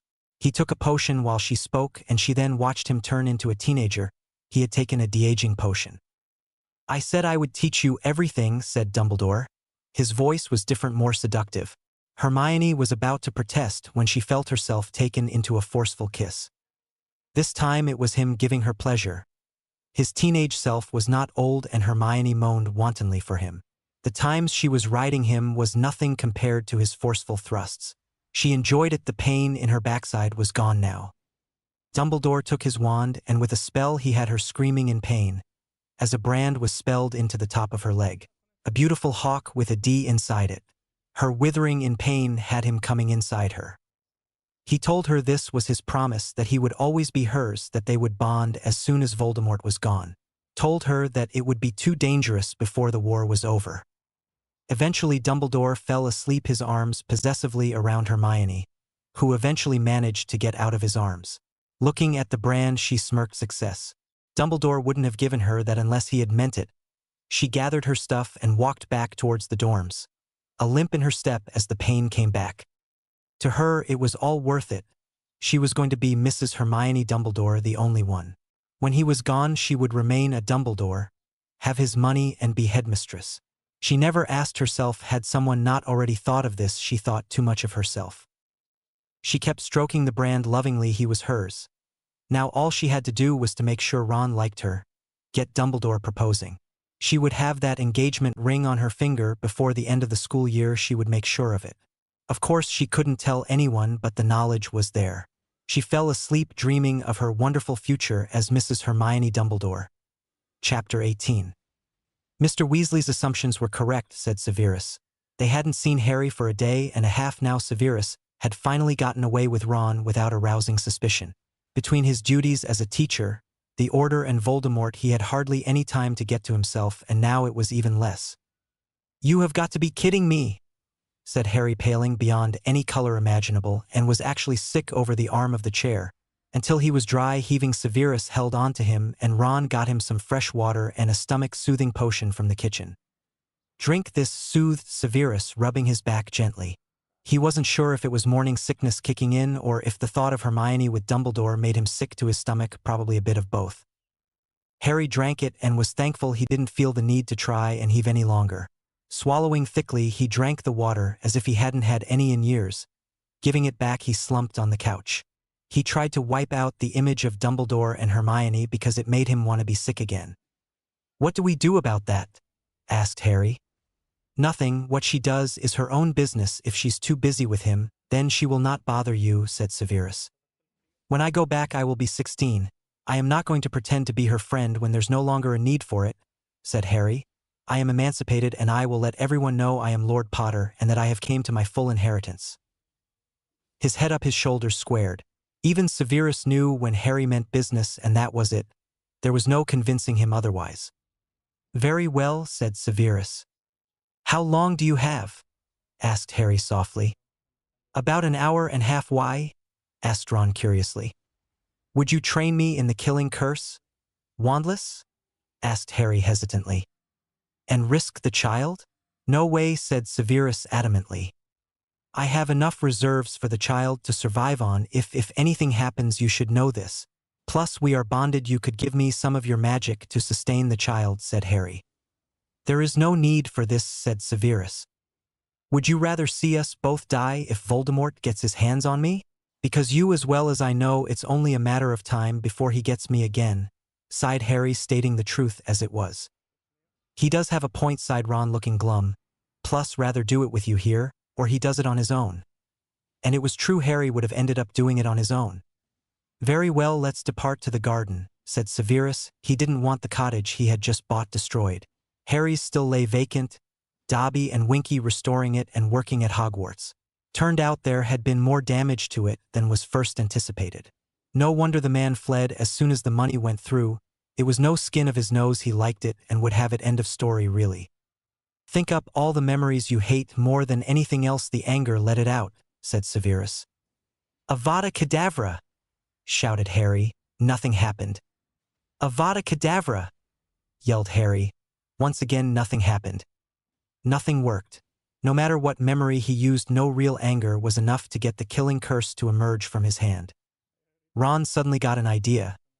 Transfiguring a stone into a rat, he put it in front of Harry. "That's Pettigrew, Harry. Remember what he said? If you could turn back time, what would you have done? Would you kill him? Remember what he did to Cedric in a swish of his wand," said Ron. He made sure to stay well behind Harry. He didn't want to see the look of utter anger and hate appear on Harry's face. "Avada Kedavra!" snarled Harry, only it didn't sound like him. It sounded cold and hard, something Harry had never sounded before. As for Severus and Ron, they got to see something no one else had ever managed to do. A killing curse wandless, and see them still standing. The best anyone else ever did was a tiny lumos or small transfiguration, nothing quite as advanced as what Harry had done. Harry Potter had once again done the undoable. "Well done," said Severus, pride filling his insides. Any child Harry and he had would be powerful, as they were both magically powerful themselves. "I feel kind of woozy," moaned Harry, his hand clutching his head in pain. "Come sit. It will get better. Maybe we shouldn't have used such a powerful spell," soothed Severus. "What do you think I do all day? Watch the TV? No, I got going on the smaller spells, but I didn't need half the power to do what I just done. The anger and hate was very consuming, said Harry. Yeah, that's what makes them addictive, said Severus, a stern tone in his voice like he was warning Harry. I know, nodded Harry, groaning. He wasn't going to move his head again. It just made him twice as dizzy. Well, there we go, said Ron. Now you can rest for a while. Once they had gotten Harry sitting down on the seat. So Hermione went for the bigger fish when she realized she could get more than just me, said Harry, shaking his head in disbelief. He still couldn't get his head around it. Money and power, it looks like that's all she wants. Soon she will find out, just like everyone else, money and power is nothing if you are alone in this world, said Severus softly. Something else he had figured out the hard way when he had joined Voldemort. That's the ward coming down to the dungeons triggered. Take care, love, you know how to reach me, said Severus, giving Harry a quick kiss before moving towards the flue. Ron and Severus had enough time to get back comfortably in the potions lab before it opened. Headmaster, said Severus, making himself sound surprised. Ron was adding an ingredient to a potion which Severus had started for him. Sir, said Ron, wide-eyed like an errant schoolboy caught with his hand in the cookie jar. I was just coming to see how his lessons were coming along, said Dumbledore, his eyes twinkling. Severus felt like snorting. Dumbledore was just too nosy for his own good and wanted to see if they were doing what he let them do. As you can see, Weasley is actually using his head for once for something useful and succeeding. If he used it for more than Quidditch, everything would be better, sneered Severus. Ron looked down, his face going bright red, forcing himself to think of thoughts that would make him angry. Anger was as close as he could get to actually being embarrassed. Miss Granger has been up in my office looking for you, said Dumbledore. Ron suddenly gagged. He was unable to keep it coming out and he felt his eyes going wide. Suddenly he began coughing and spluttering and hacking. Turning away from both of them, he got himself under control. He then faced them again, totally embarrassed. I am so sorry, Professor Dumbledore. I had a hair at the back of my throat, it wouldn't go away, blushed Ron. He could feel Severus' real glare at the back of his head and knew he was in trouble with the man next time they were alone. Very well. Go get Miss Granger. I would like a word with Professor Snape, said Dumbledore, frowning. Yes, sir, said Ron, wide-eyed, stuffing his things in his bag. He quickly departed, wanting out of the way from those two wizards. He is acting rather odd, said Dumbledore. Severus just smirked. Yes, no doubt. I made him test his own potion. The hair is probably no doubt one of his own. Dumbledore's eyes began twinkling, all suspicion lost. There is an order meeting later on tonight. Severus, attend, said Dumbledore. As per usual, it wasn't a question, it was a demand. Chapter 19. The summer holidays did indeed go very quickly. Harry continued training in more advanced things than Hermione and Ron were getting. Severus spent very free second he had with Harry, training him and watching his child bloom under Harry's now large stomach. He was now off age, and Harry managed to make them stall until he actually got to Hogwarts to send the letter to Dumbledore. Harry wanted nothing more than to see the old fool's face when he stopped getting his money. Harry wasn't interested in getting anything back, just wanted to make sure he couldn't get his money anymore. Hermione and Ron sent him a few letters. Of course, Ron had to fake that he hadn't seen him since Hogwarts ended. Harry didn't get to see Ron as often as he would have liked, but it was better than not at all. Ron and Harry were more like brothers now than they ever had been, and Harry loved it. Hogwarts is starting back up tomorrow, grinned Ron as he came though the flue cheerfully. I know, and I can't wait, beamed Harry happily. Me either, being stuck with Hermione is horrible, shuddered Ron, looking pale. Rather you than me, laughed Harry, feeling a little sorry for his best friend. Yeah, I guess you would say that, said Ron, pouting slightly, but knowing Harry meant it all good naturally. Their relationship had changed since that day Harry used the Veritasrum. It was stronger and happier than it had ever been before. The fact Ron was no longer jealous anymore. Ron, do you know much about the brother bond? Asked Harry quietly. Sure, it gets done at Gringotts, nodded Ron, a curious look in his eyes. Would you be willing to do it with me? Asked Harry. He seemed almost desperate. Why? Asked Ron, wide-eyed. I just want family to call my own, and I trust you, said Harry softly. But Harry, you would make me a Potter. I'd be entitled to half the money you have, and if anything happened I'd get it all. It might be something Dumbledore wants, said Ron, looking worried. He didn't care about money anymore. He doesn't know I know about these kind of things, said Harry. True, but when he finds out, what if he hurts you to get the money? Asked Ron. He would be killing everyone in the wizarding world if he did that. It's after Voldemort is dead we would have to worry, murmured Harry. True. If it's what you truly want, I'd be proud to be called your brother, said Ron softly, his heart swelling with brotherly affection towards Harry. The trust Harry showed him was more than his heart and mind could handle. Hermione didn't deserve someone as good as pure as Harry, and he felt undeserving as well after all he had done. I would be too, whispered Harry softly, his green eyes glowing brightly. How can you trust me, after all those times I've blown our friendship to smithereens? Asked Ron, fourth year, the tournament blowing off his friendship for bloody stupid jealousy. Because you have proven yourself when it matters, said Harry honestly. So when are we doing it then? Next year? Asked Ron, wondering when he would be able to officially declare himself a Weasley Potter. Before we got back to Hogwarts, whenever you have the time, said Harry. Well, I've got until lunchtime. They are having an order meeting, which Hermione is present for. It showed her on the map along with all the other order members, said Ron, a twisted frown on his face. Great, sneered Harry, disgusted. Up for a trip then? Laughed Ron. He was actually glad to go anywhere away from Hogwarts. It was getting on his nerves, the common room, Snape's potions classroom, and Dumbledore's office. That's all he saw. Yup, grinned Harry, getting up. It wasn't long before they flew to Gringotts and saw about the ritual they wanted. It was fairly simple. The goblin kept on chanting in Latin. Harry and Ron both understood a good load of the words, but the other eluded them. They sliced their palm open and joined their hands together, before saying the last part of the rite, and blinding light filled the room. Ron felt Harry's power enter his body. Before leaving, he felt more powerful than ever. Some of Harry's magic must have remained. Bloody hell, said Ron, looking surprised. Your hair has red highlights in it. Look at your own, laughed Harry. He had 3 freckles on each side of his face. Red highlights, but other than that nothing had happened. Ron had brown highlights in his hair, less freckles, and his face was slightly paler. Just like Harry, they did look similar now, and everyone would know. The ritual wasn't done often. Not only was it making you share the inheritance, but magic as well. Harry had been surprised that his father and Sirius hadn't done it. Cool, smirked Harry, getting used to it. Very, smirked Ron right back. Hermione will know as soon as she sees me, said Ron after a few seconds of silence. I know, and I don't care, scoffed Harry. Dumbledore cannot do anything to us, said Ron passionately. And you're going to be an uncle soon, laughed Harry.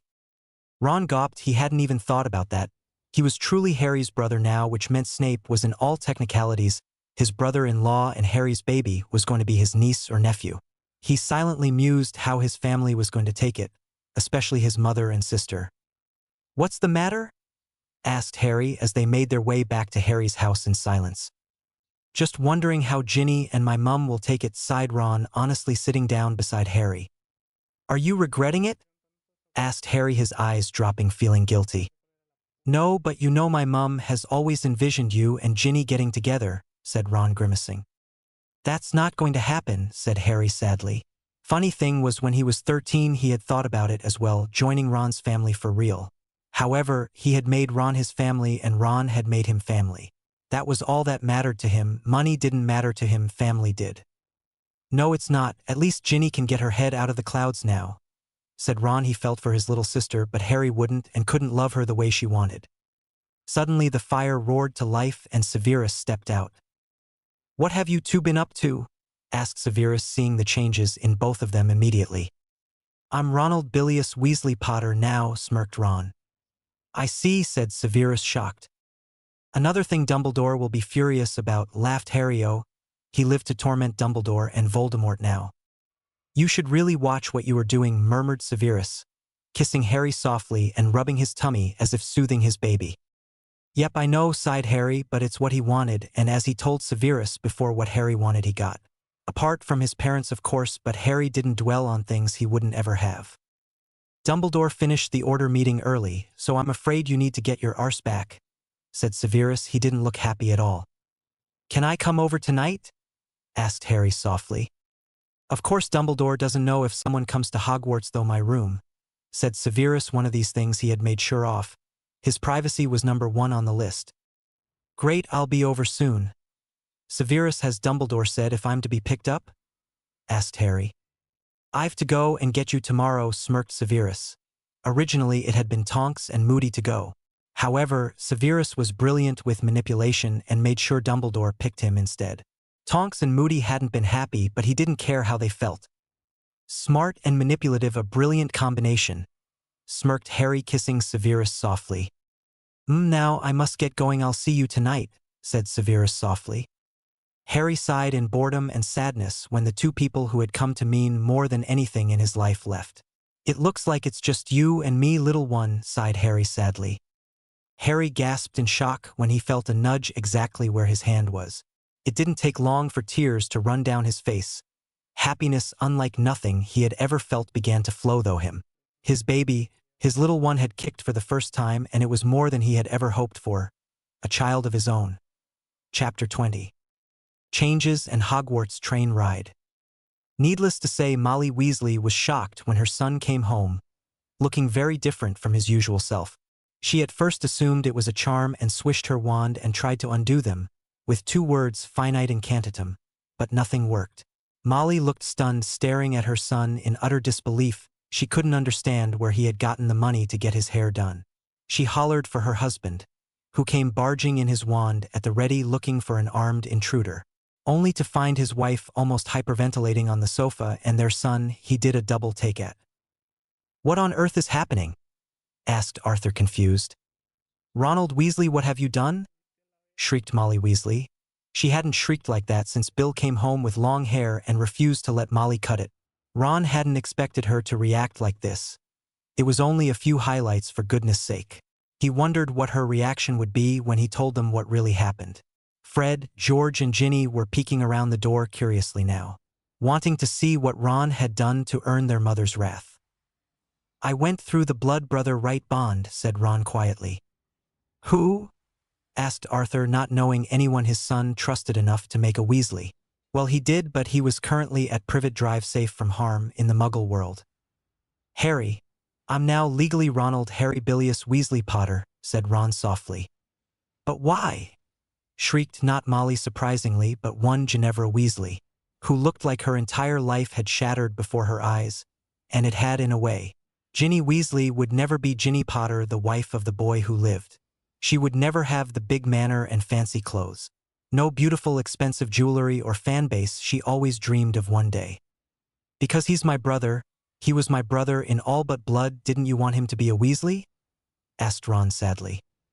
He's our brother now? Cool, beamed Fred. Very cool, smirked George, ignoring their sister's devastated look. You know I love him, sobbed Ginny, throwing Ron a betrayed look. Harry's gay, Ginny. You wouldn't have stood a chance unless you are thinking about getting a sex change, said Ron bluntly. Arthur and Molly just sat quietly on the couch, feeling overwhelmed with this new information. They couldn't deny they had hoped Ginny and Harry would get together, and Harry would be a Weasley that way. They had thought it was the case, as Ginny always spoke about Harry and the things they did together, which was why they hadn't ever officially adopted him into the family properly. Now, though, it seemed the decision was ripped from them. If Harry was gay, then Ginny would have to find someone else. They didn't hate him for the fact he was gay. 2 of her sons were gay, Bill and Charlie, so it would have been very hypocritical of her. Now, Ginny, enough of that. Harry cannot help his preferences any more than Bill and Charlie can. I know it hurts, but you have to look at it this way. It was better for him to realize now rather than later on in life, said Molly, honestly taking her daughter out of the room.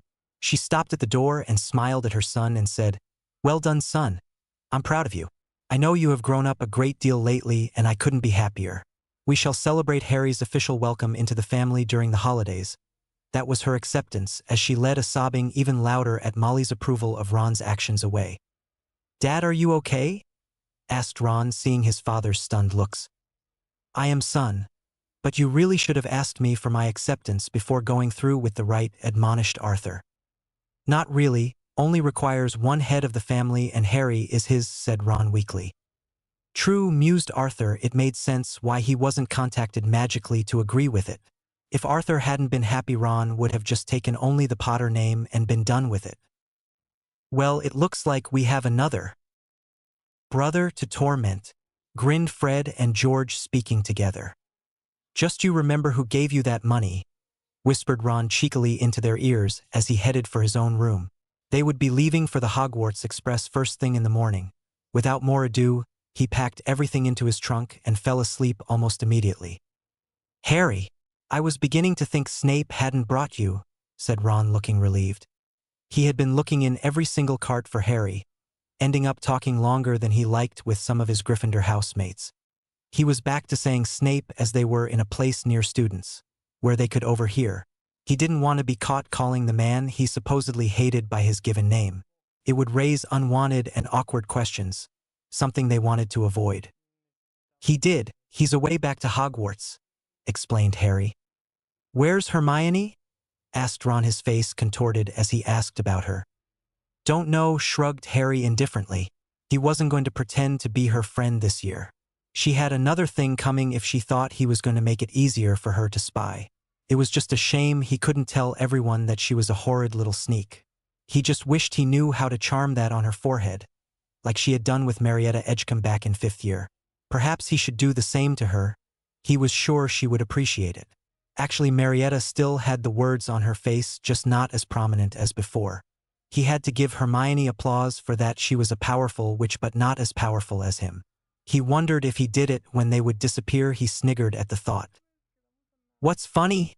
Asked Ron, curiously, spreading himself comfortably on the chair. They were 16 years old now and on their way to their 6th year at Hogwarts School of Witchcraft and Wizardry.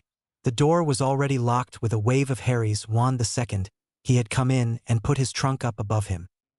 Just thinking of Granger with sneak written across her face, smirked Harry nastily. Oh, Harry, we have got to find that spell, begged Ron, his eyes wide, a surprised, shocked look on his face. Harry had never been one for pranks, even less fond of them since he found out about how his father treated others. Harry wasn't stupid enough to think Severus Snape had been their only target. Ron had been immature then. He hadn't truly understood why Harry hadn't laughed at his father's actions. Then again, he knew Harry so much better now, knew what his life had truly been like before Hogwarts and during the summers. Hermione betraying Harry had been the best thing for them. They were really close now. He knew everything there was to know about Harry Potter, something no one else in the world could claim other than Severus Snape. We will, smirked Harry wickedly. Hermione Granger would rue the day she decided to spy on him. What else are you thinking? Asked Ron, looking over eagerly. Well, I'm thinking she's with him for his money and titles, right? Said Harry.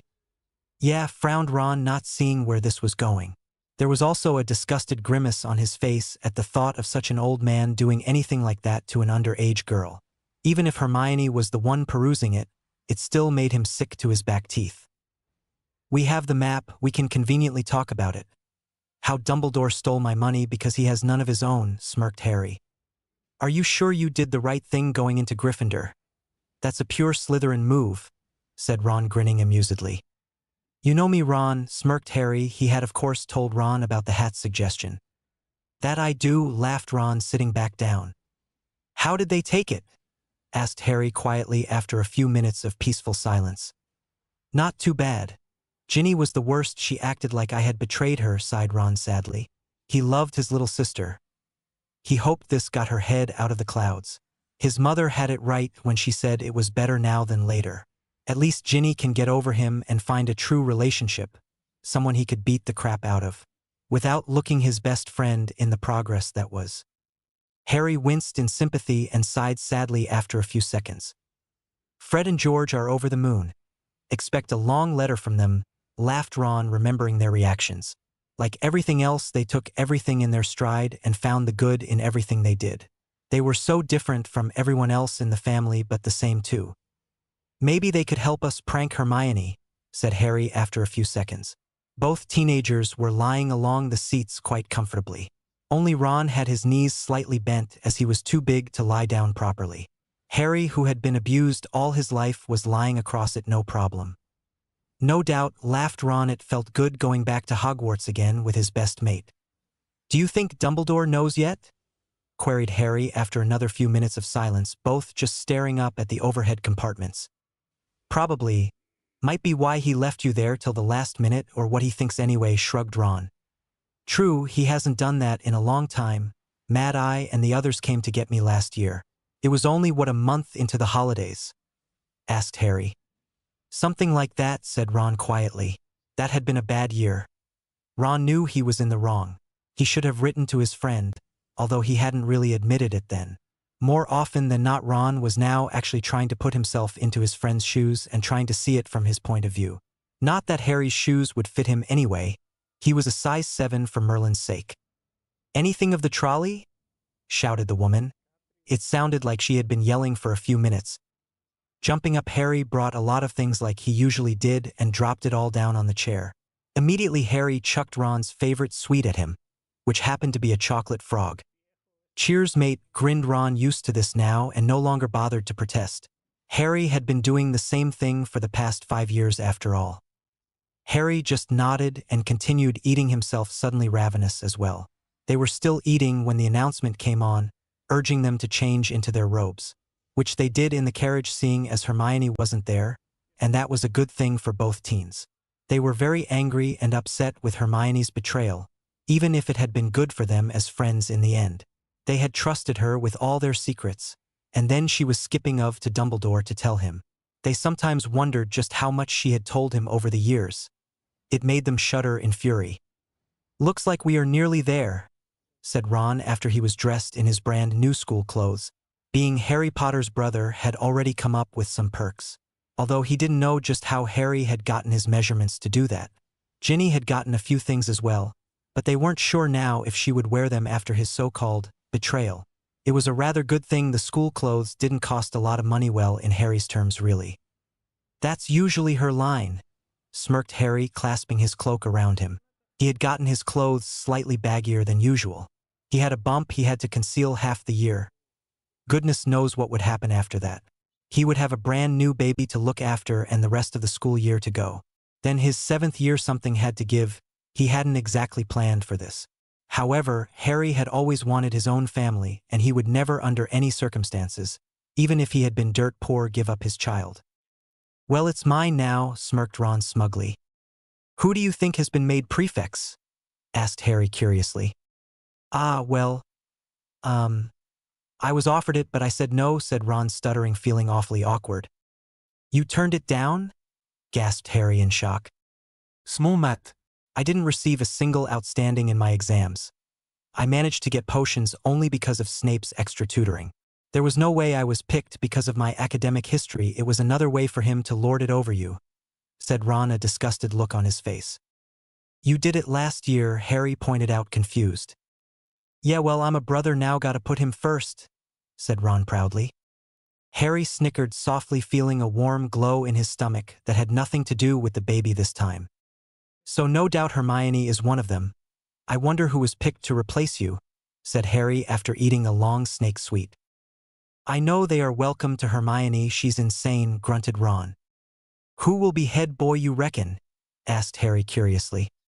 Dunno, I'd become one for the bathroom alone. Percy absolutely loved being head boy for that simply reason, said Ron dreamily. Good idea, said Harry. What do you mean? Asked Ron curiously. Just thinking it would be a good thing having your own room all year. What's the bet? He gives me it to make me more like my father. The last part was said very sarcastically. You know what, Harry? I think you're right, nodded Ron. It was something Dumbledore would do. Before long, they were coming off the train onto the Thestrals' drawn carriages, which Harry petted before getting on. It wasn't long before the beautiful Hogwarts castle came into view and welcoming them. It was always nice and warm, no matter what weather was on the outside. They took their normal seats. Hermione was missing from the table so far, so it made them all the happier. Oh boy, Dumbledore looks furious, said Ron, staring at Harry, trying to stop the smirk from slipping on his face. Has he looked at you, or is it the money? Smirked Harry quietly so no one else could overhear them. Money, nodded Ron. Harry couldn't help himself, he smirked despite his best efforts. It came of no surprise that Harry was demanded up in the headmaster's office after dinner. Both Severus and Ron were concerned for him, but Severus just gestured to his neck. Severus had given him a port key that would take him straight to Severus in case anything happened. Thankfully, no one was paying attention to Severus other than Ron and Harry. Discreetly, obviously. "Come, Harry," said Dumbledore joyfully as usual. The trip to the headmaster's office was in silence, broken only by their feet on the ground. Before long, they entered the headmaster's office, which was the same as always, just missing a few big trinkets that Harry had broken in his furious tantrum at the end of his 5th year. "Sit, sit," said Dumbledore when Harry never said anything. "Lemon drop?" beamed Dumbledore once he was seated behind his big chair. "No thank you," said Harry, not even attempting to put Sir or Headmaster at the end of the sentence. "Is everything all right, Harry? Nothing you want to tell me?" asked Dumbledore, his twinkle noticeably absent. "Nope," frowned Harry. The nerve of the old fool. Nothing he wanted to tell him indeed, when it was Dumbledore who had been stealing from him for years. "Care to tell me how you became emancipated?" asked Dumbledore, shaking his head in sadness and distress. "I signed my name on a little piece of paper that emancipated me," said Harry bluntly. "Why?" said Dumbledore, hiding his fury at the insolence of the boy. "Because it's what I wanted," said Harry honestly. "You are only 16, Mr. Potter, and I'm afraid that is too young," said Dumbledore sadly, "which is why you must return to the Dursleys after Hogwarts finishes for the year." Emancipate denunciate Harry Smagli. "I'm afraid it will be overthrown, and if I have to I shall gain temporary custody of you," said Dumbledore. "It's for your own good." "It won't happen. I'm emancipated, and I've also gone through the blood right bond, which makes me a Weasley Potter. If you force your hand, that's where I will be going. You cannot destroy that kind of bond," said Harry, standing up, not caring for Dumbledore's demanding him to get back in. He walked out and went to his dorm, sick and tired of Dumbledore's constant scheming. Harry watched the map for the longest time, watching Severus doing his rounds around the castle, then checking on his snakes before retiring to his quarters. Only then did Harry put on his invisibility cloak and begin sneaking away. He had to stop abruptly when he noticed Hermione's dot moving. Stopping breathing, standing deadly still as she passed, exhaling in relief, he made his way down to Severus' quarters. Chapter 21. Hermione finds out as Ron and Harry play dirty. Slytherin. "You ready to do this?" asked Harry. He had been waiting a week to do this, ever since he had the idea on the Hogwarts Express. He wanted to blow every fantasy and idea Hermione Granger had about Dumbledore. If she knew then, that would suck, but still. He had to do it. If she didn't know, he wanted to hurt her. If she did, he was going to hurt her even more. Harry had changed since being emancipated and going through the rite to get his magic early. He had a child to think about now. He couldn't afford to be stabbed in the back. He had to get rid of those who wished him harm before his baby was brought into this world, which included Hermione, Dumbledore, Voldemort, and of course his Death Eaters. He knew from what happened to Neville's parents that Death Eaters wouldn't quit, not because their lord and master was gone. "You bet," grinned Ron. He lived to torment Granger now. He hated her with every fiber of his being, for betraying all those years of friendship, for siding with Dumbledore, for everything she had said behind their back to Dumbledore. He had confided in Hermione a lot about what Harry was going through. He had wanted to go to him, save him from what was happening, only for Granger to tell him he wouldn't be able to get past the blood wards. This had been after he rescued Harry in his 2nd year, when Fred and George had first seen Harry's room. He had expected it full of Muggle stuff. His friend had been raised there after all, and he had only known Harry a year. He hadn't realized just how bad the Dursleys were. He had been raised right. The thought of abuse was foreign to him. It was only when he grew up a little more, heard more stories of the Dursleys, that it truly sank in. He had remained a boy until he had fought the Death Eaters in the Department of Mysteries, though. Seeing his friends and himself fighting for their lives had ripped the rose-tinted glasses from his face. This wasn't just schoolboy adventures. Someone could get killed. Not just someone, but the people he held dear above all else. His heart had just about given way. Then he had seen Harry screaming on the floor. Later told Voldemort had possessed Harry. It was a frightening concept. Even Ginny's near-death experience in his 2nd year had shaken sense into him. He hadn't been there. He had only known she was missing. In the chamber, he didn't actually see Harry battle a basilisk to save his baby sister. Their baby sister now. They were brothers after all. Instead, he had found a room with a bed, cupboard, and a set of drawers, a bare lamp, and that was it. It had been bare of anything else. It was as if Harry was just temporarily using that room. He had nothing that identified him in it at all. His own room was full of posters and used to be bright orange. He had his things strewn across the place. It wasn't until years later it actually dawned on him. He had wanted to save Harry so much, but then Harry had told him to wait it out, that he didn't want Dumbledore to know. So he had waited on pins and needles, breathing a sigh of relief at every letter written to him by his best friend/brother. Then he had an epiphany, when Fleur began speaking, and then the fear settled in. He had done what he could to ensure Severus would know. In the end, it had been a good thing. He was actually rather fond of Severus in a weird way. Despite the fact he had been abused by the man since he was 11 years old in potions class for years. He understood the reason behind it, but it had taken a while for Ron to actually see why he did it to accept it. Severus hadn't been personal, well, not to him, but he had been to Harry. Harry had probably had the worst time from Severus, who continuously used Harry's father as an outlet for revenge. In fact, he was just the same in potions. It had hurt Ron to see the snarky bastard back, but Harry as usual seemed uncaring.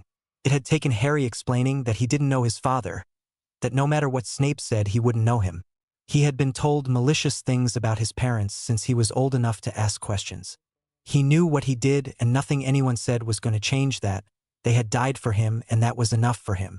Even if he was extremely disappointed in his father for being more like Dudley than him. He wasn't his father, instead he was more like his victims, but none of that mattered. James had grown up into a man and died trying to save his wife and son. That was enough to satisfy Harry. Everyone else could go kick themselves. Ron had then asked why Snape continued to do it. Harry had smiled at him and said he knew, even then no matter what he said didn't bother him. He can read people, especially him. He knew Harry didn't care what he said.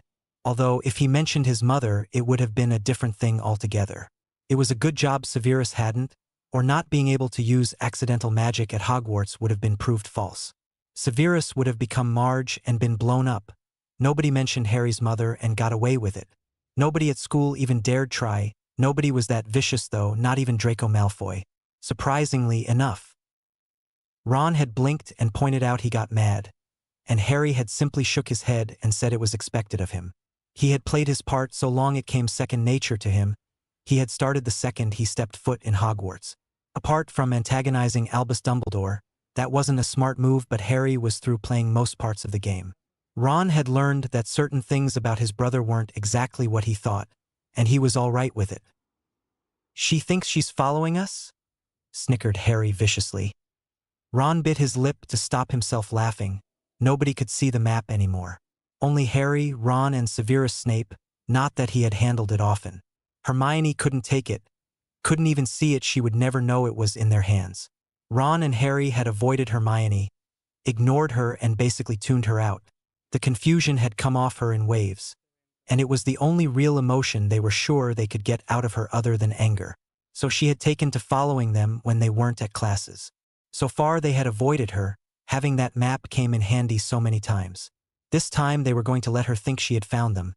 Without more ado, they sat down on the floor and waited on the dot getting closer before they began their very private conversation that no one was meant to overhear. "But why would Dumbledore steal your money? It's just bloody pointless," Ron said in exasperation. "Because he doesn't have any of his own," explained Harry in his normal quiet voice. Harry never raised his voice often and rarely did he swear. Or so Hermione thought, and she had been right. She had known him better than most. Unfortunately, that wasn't exactly strictly true anymore. Harry wasn't the same naive boy anymore, and he would never return to that. "He's Dumbledore. He's rich," exclaimed Ron, obviously disbelieving Harry. "Look, Ron, that's my statement from Gringotts. Dumbledore took money out every month, lots of it. Why would he do such a thing if he had money of his own?" Harry pointed out, arguing his point without raising his voice. Rustling the paper for Hermione's benefit from where she was stock still behind the wall they were talking near. "Whoa!" exclaimed Ron, his eyes wider than saucers. When big money was mentioned, it always happened. It was more to do with the fact that half was technically speaking his now that he was Harry's brother. He would never touch it though. He was just honored to have Harry's ultimate trust. He wondered though sometimes if he would. if Harry hadn't given him Veritaserum. It didn't matter though, because it had happened, nothing could change it. If he could go back, he'd let Harry. It's what had made their friendship so strong. They weren't just friends now, they were brothers in arms. Yeah, he's been taking my inheritance for himself, said Harry quietly, his voice sounding broken. His face, though, said a different thing altogether: fury. It was a good thing Hermione couldn't see him, or she would have ran for the hills. If it was only so easy to scare Voldemort away, Harry would be happy. Well, you did get emancipated, Harry. Nobody can touch your money now. That's all that matters, isn't it? Ventured Ron, sounding unsure and very young. I suppose so, said Harry, his voice full of doubt. Come on, let's go play some chess and get some lunch. I'm hungry, said Ron, sounding like his old self for a few seconds there. Harry had to applaud Ron. He really was becoming quite the actor. He was rivaling Harry there. Yeah, come on then, sighed Harry. Harry, are you ever going to tell Hermione? Asked Ron as they began walking away. She'd never understand, Ron. She thinks too highly of any teacher to ever believe us, said Harry sadly. They wanted to give Hermione the impression they were avoiding her was because she trusted the adults too much. Not because they knew she was a spy until the war ended. That's the way it had to be. Or that's how they were going about it. As long as Harry didn't have to be friends with her, he didn't truly care. I guess, said Ron mournfully. Harry pressed his lips together, stifling his urge to laugh. They could only hope now that Hermione had bought it. Then wait to see the outcome of their conversation, whether Granger continued to go to Dumbledore's office a few times a week during the night. It sickened them to no end. When they saw her on the map going to Dumbledore, it was nothing on Severus' face when he saw it though. -0. Hermione was furious with Ron and Harry. For some reason they were avoiding her as if she was a plague. She didn't understand it. They were ignoring her, not doing what she asked anymore. She wondered sometimes if they knew what she was doing, but that was impossible. She was too sneaky for that. If there had been any chance of them finding out, they would have known years ago. She had taken to trying to follow them, find out what they were up to, so she still had something to tell Dumbledore. She had managed to convince Dumbledore it was boys being boys, trying to avoid doing their homework. It seemed like he had bought it, but he wasn't going to forever. She had to find out and fix it. If she didn't, Dumbledore wouldn't pay her, and she wanted all the money she could for putting up with them. So she followed them, intending on finding out, and what she heard stunned her completely. Dumbledore didn't have any money left? She had been getting paid to befriend Potter from Potter? That had a certain irony. He had paid her to be his friend for years. It also meant that she wouldn't get anything else, if what the boy was saying was true. Swallowing harshly, she felt undeniably betrayed. If Dumbledore wasn't going to leave her any money, what good was he? The name didn't mean all that much, especially considering what she had found out about Dumbledore's father. That had been completely unexpected. She had been reading a book in Diagon Alley that spoke about Azkaban. She watched them walking away, feeling out of her depth. She was drowning in the sea of the uncertainty. She scowled at Harry and Ron, as if it was their fault Dumbledore was penniless. What had Dumbledore planned when Potter found out? She had to think things through and then maybe confront Dumbledore. -0. That was fun, laughed Ron, finally letting it rip. Oh yeah, she didn't even know what hit her, said Harry, or rather he hoped so anyway. Do you think she will tell Dumbledore and get booted? Asked Ron. He grimaced at that thought. Dumbledore truly was a sick man and he needed dealt with. The thought of his sister even going anywhere near Dumbledore's office was enough to make him panic. He was abusing his position by allowing people to think he cared, that they would be powerful too. Merlin knew what he was offering them. All Ron knew was it had to stop. I don't know, said Harry, opening the secret entrance to Severus' quarters. He was sitting reading a book in front of the fire, or had been at least. He was busy staring at them curiously. He had listening devices out there, since he had found out about it. Just in case Harry and Ron weren't the only ones who knew about it, he was a cautious man after all. Don't know what? Asked Severus smoothly. We let Granger know that Dumbledore doesn't have a penny, explained Harry, sitting down, his back aching slightly. I see, said Severus, taking a few seconds to digest that. Severus, we have to stop Dumbledore, said Ron, choking on the word. He was so disgusted it was beyond a word to describe it. I know, said Severus pensively. Nobody would believe them, unfortunately, so they were stuck really. There's nothing we can do, is there? Said Ron hoarsely. No, unfortunately nobody would believe it. Dumbledore has everyone stuck around his manipulative finger, said Severus, his lip curled in disgust. Actually, if they see it, they would have to believe it, right? Asked Harry curiously. Indeed, said Severus smoothly. Then what about showing someone the map? Someone with the power that rivals Dumbledore, especially at Hogwarts, said Harry. McGonagall is the only one that has the authority that rivals Dumbledore. She adores him. I do not think that will work, said Severus reluctantly. Even if she sees it on the map? Asked Harry quietly. It's easier to believe it's malfunctioning, grimaced Severus. But it's got to be worth a try. We can't let him continue, or we will become like him, doing things for the greater good, protested Ron. Ron's right, Sev, we are already doing it, said Harry, pale. He looked a little green. Severus looked at both teenagers and thought about what he would do if he knew Dumbledore did those things and his daughter went to Hogwarts. He would take her out and run for the hills. Neither option was available. He knew they were right, but he was used to doing bad things for the greater good now. Spying had been the start, hurting people had been the second thing. Dumbledore had convinced him he had to do it. The information he brought back was too valuable for the life of a few. All right, we do this, but if it comes to it, I will obliviate her, said Severus grimly. She cannot know and do nothing, so I agree, sighed Harry. Agreed, said Ron. They had much to do, and they needed to be at Hogwarts to do it. Then we wait, said Severus. Game of chess. Ron asked both his companions, even if one was still a teacher. Chapter 22. McGonagall, the shit hits the fan. Harry and Ron remained in Severus' quarters until Hermione made her way to Dumbledore's office. As soon as her dot began moving up the spiraling staircase, Severus, Ron and Harry made their way to McGonagall's classroom. Her office happened to be in her classroom. Her quarters were nearby. However, Severus knew McGonagall stayed up late. It was because of her duties. Not many people realized just how much work went into being a deputy. It required more work than being an actual headmaster. Added with her duties as head of Gryffindor House and a member of the Order, now that the war had started back up again. She was, in other words, extremely busy all the time. I hope this isn't a repeat of first year, said Ron as they stalked through the halls. You think, said Harry, grimacing slightly. What exactly does that mean? Asked Severus, his eyes narrowed on both teens in confusion. We told her someone was after the stone.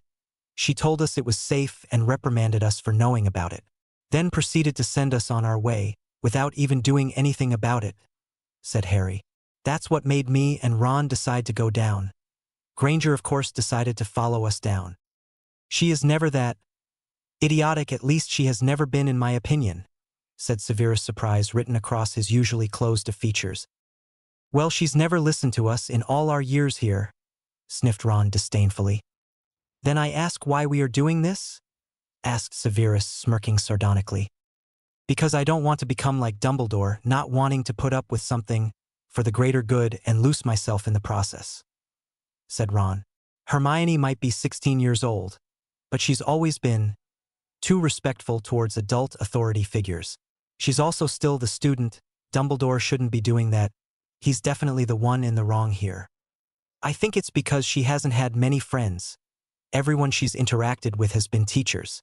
From primary school to Hogwarts, she's never had friends. You can tell by the way she acts, said Harry sadly. You didn't have friends either? I don't see you. Never mind, said Ron, looking sick at his own thoughts. He had been about to say, shagging a teacher or something along the lines.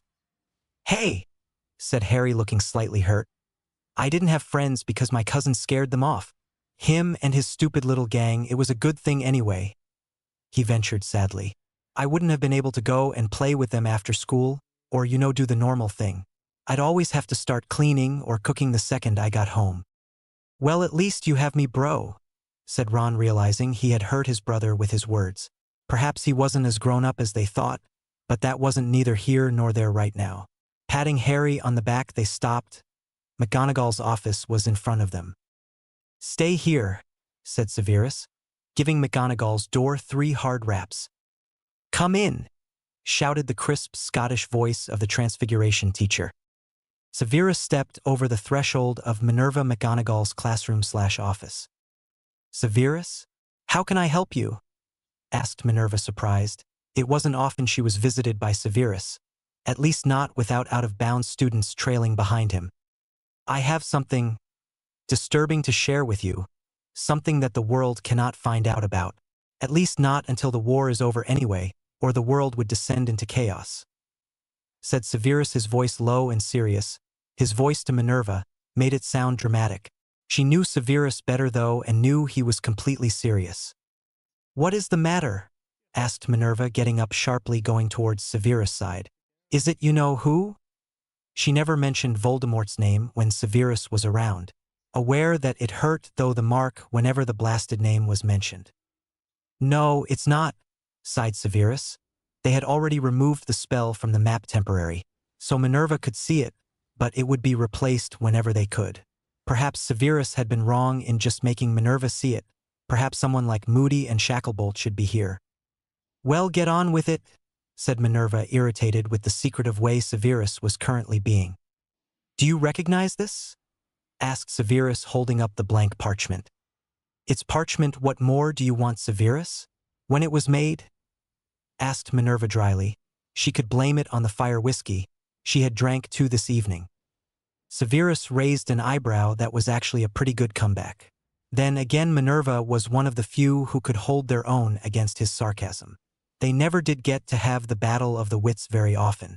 Tonight they weren't going to either. He had business to discuss. "I solemnly swear I'm up to no good," said Severus, watching the irritation was replaced with incredulity. Shock, and was that even all lingering in the stern woman's eyes? It wasn't very often that Minerva openly displayed anything. She was well known for her stern, strict but fair ways. "What on earth? Who made this? Does it show everywhere?" gaped Minerva. "It does," said Severus, showing her. Her own office where Harry and Ron's dots were as well as their own. "Excuse me," said Minerva, walking towards her door and looking outside. She was surprised to see them there, leaning casually against the wall. She realized just who owned the map, and it explained so much. How they were able to sneak out of bed all the time. She, of course, had no idea about the invisibility cloak. "Mr. Potter, Mr. Weasley, what are you doing here? It's past curfew." 20 points dash, started but never finished Minerva. "They are with me, Minerva. I wanted to show you the efficiency of the map," said Severus before she could finish. "At this time of night? Why did they go to you?" gaped Minerva, quite simply stunned. "We have something we wanted you to see. Look closely at mine and Professor Snape's dots," said Harry, walking in and standing nose to nose with Severus. Minerva was still confused by what on earth was going on. She did as she was told though, hoping someone would explain everything soon. "Do you see how close our dots are together?" asked Harry quietly.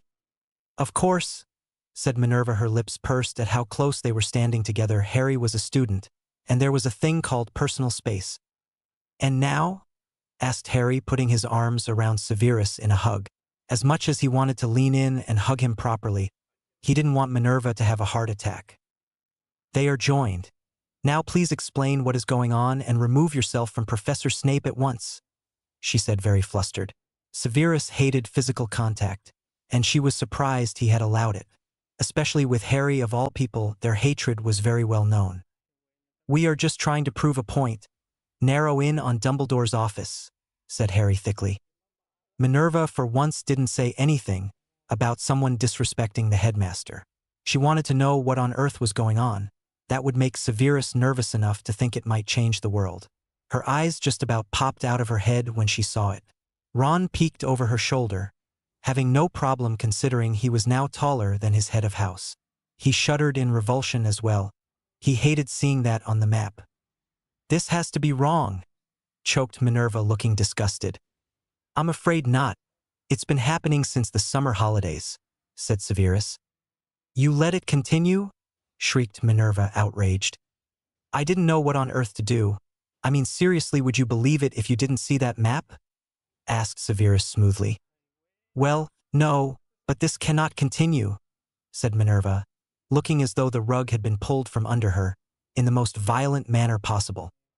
"That, Minerva, is why I'm here," stated Severus sarcastically. "I need a drink," said Minerva, her usual stern posture melting away. She looked as though she was going to have a panic attack. "First you need to calm down. There's students here, loose it later," said Severus sternly. "Secondly, figure out a way to alert the order. See what they come up with. Not everyone can know about this. It would send them into chaos," she said, shaking her head. "Shacklebolt, Moody, perhaps Arthur?" suggested Severus. "No, not Arthur," disagreed Minerva. "Why not?" Ron squawked, insulted. "He would tell Molly, and no offense, but she has quite the temper on her. She would fear the worst. Think Merlin only knows what had happened to her daughter, and have Ginny aware before we knew it," said Minerva. "He wouldn't tell Mom. He can keep a secret, you know," said Ron, quite put out that his family was being looked down upon again. "Whatever we are doing, we need to act fast," said Harry, taking the map from McGonagall and keeping a hold of it himself. They would never believe it if they didn't see it themselves. Chapter 23. Shockers. Severus couldn't have moved fast enough, upon hearing Harry's words, knowing them to be true. If Moody and Shacklebolt didn't see it, they wouldn't believe it. If they had any chance of getting them on side, they had to move fast. Shacklebolt was much easier to get than Moody, but he did succeed in getting both their attentions. They flew over to Hogwarts, worried frowns marring their foreheads. Of course Shacklebolt's was more obvious than Moody's. Moody's frown came one of suspicion, as he stared at everyone in the room. "What's going on?" snarled Moody. Harry would have jumped at the attitude, if he didn't already know that was Moody's usual voice. Moody didn't talk, he boomed, and snarled at everyone, even Dumbledore. It was sort of like Vernon Dursley, he always yelled, it was just how they were. He was no longer scared of loud voices. Harry knew he could defend himself if need be. When he came out of his musing, he noticed that they looked sick.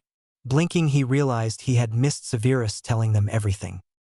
"Are you sure this is right?" gaped Shacklebolt. He was the only one looking shocked. Harry's eyes narrowed in on Moody's. "Why aren't you surprised?" asked Harry suspiciously. Moody's wand was in his hands. Severus had his own out within seconds. But the old wizard wasn't looking at him. It became apparent what he was doing, and they all relaxed. He had just put a silencing spell on the room. Although, to be honest, if he believed the map, he shouldn't have. He also uttered a few more spells Harry was unsure of, but he knew Latin. It was for eavesdropping spell detector, he thought. "I've always had my suspicions, Potter," admitted Moody to a completely stunned set of wizards. "What the bloody hell is that supposed to mean?" exploded Ron. He had noticed since doing the brother bond. His anger was easier to control. It was just his magic now that was getting to him.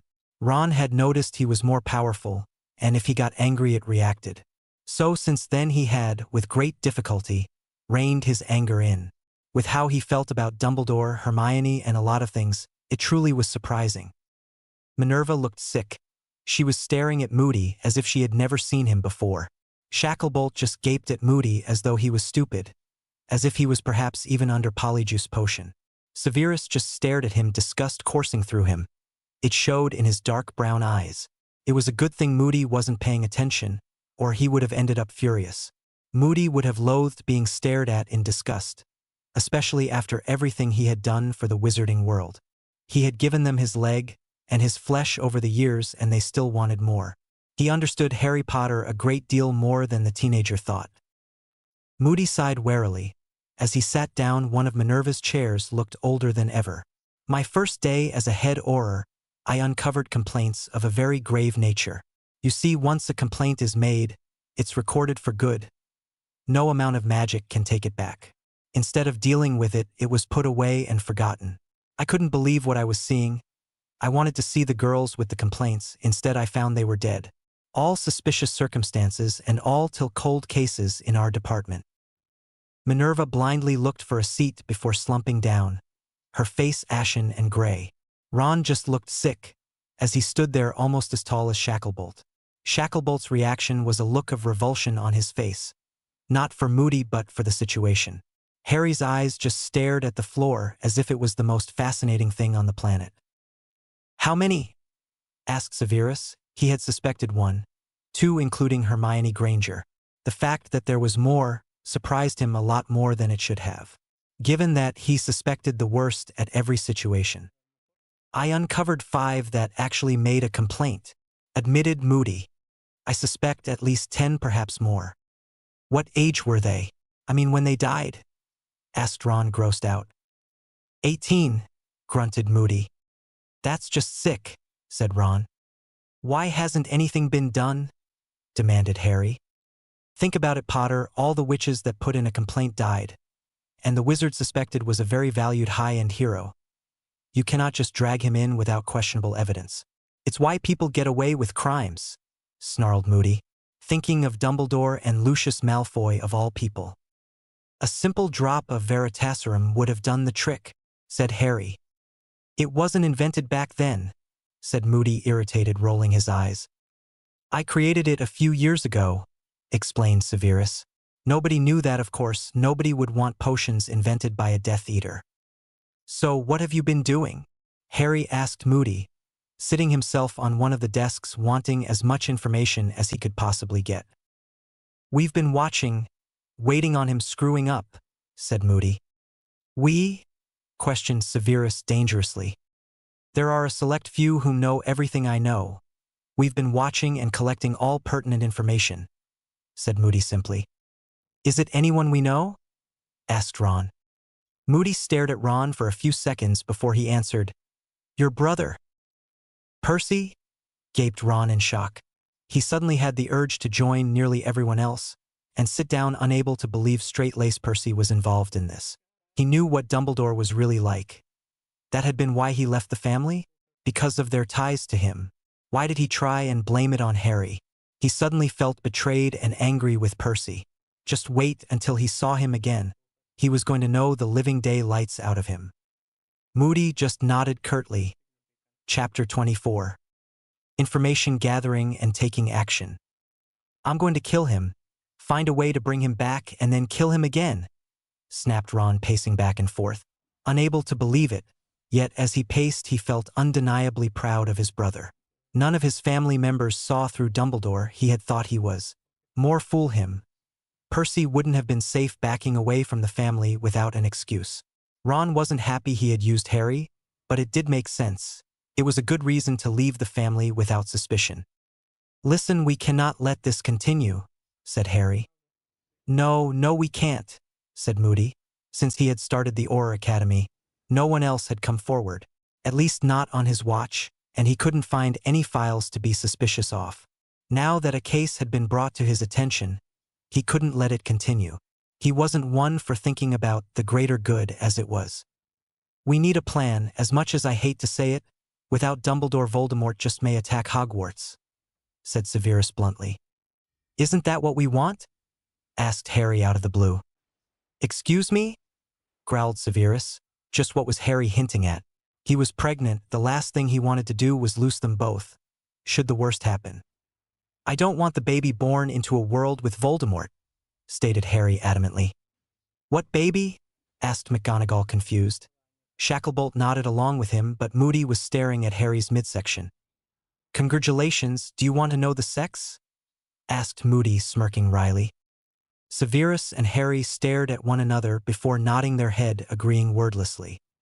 It's a boy, said Moody. Very powerful. You've got some years ahead of you boys. Children that powerful was going to cause problems. If anyone could handle it, it would be Harry and Severus. Then again, Harry had been powerful. Unfortunately, it had been suppressed growing up as a muggle, unaware of his powers. If Harry had grown up as a wizard, he would have been one hell of a competitor. He's lay some serious money that Voldemort would have been as afraid of Harry as he was Dumbledore. Sure, Voldemort was probably scared of Harry, but not as much as Dumbledore. Harry and Severus shared a small, proud smile. They were going to have a beautiful little boy in a few months' time. As long as Harry didn't want to name him James, he was all for it. You're pregnant? Asked Minerva, wondering when the shocks were going to end.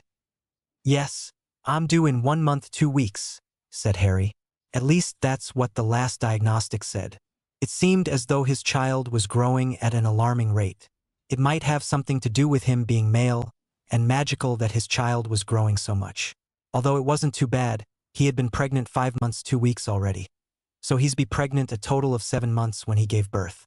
It's only 2 months shaved off by him having a child rather than a woman. I think Severus has a point, Harry. You cannot fight him to full capacity if you worry about the baby. Plus you are going to be huge. You'll never forgive yourself if you lost him, said Ron grimly. He was going to have a nephew. He suppressed the smile. He had bigger things to worry about.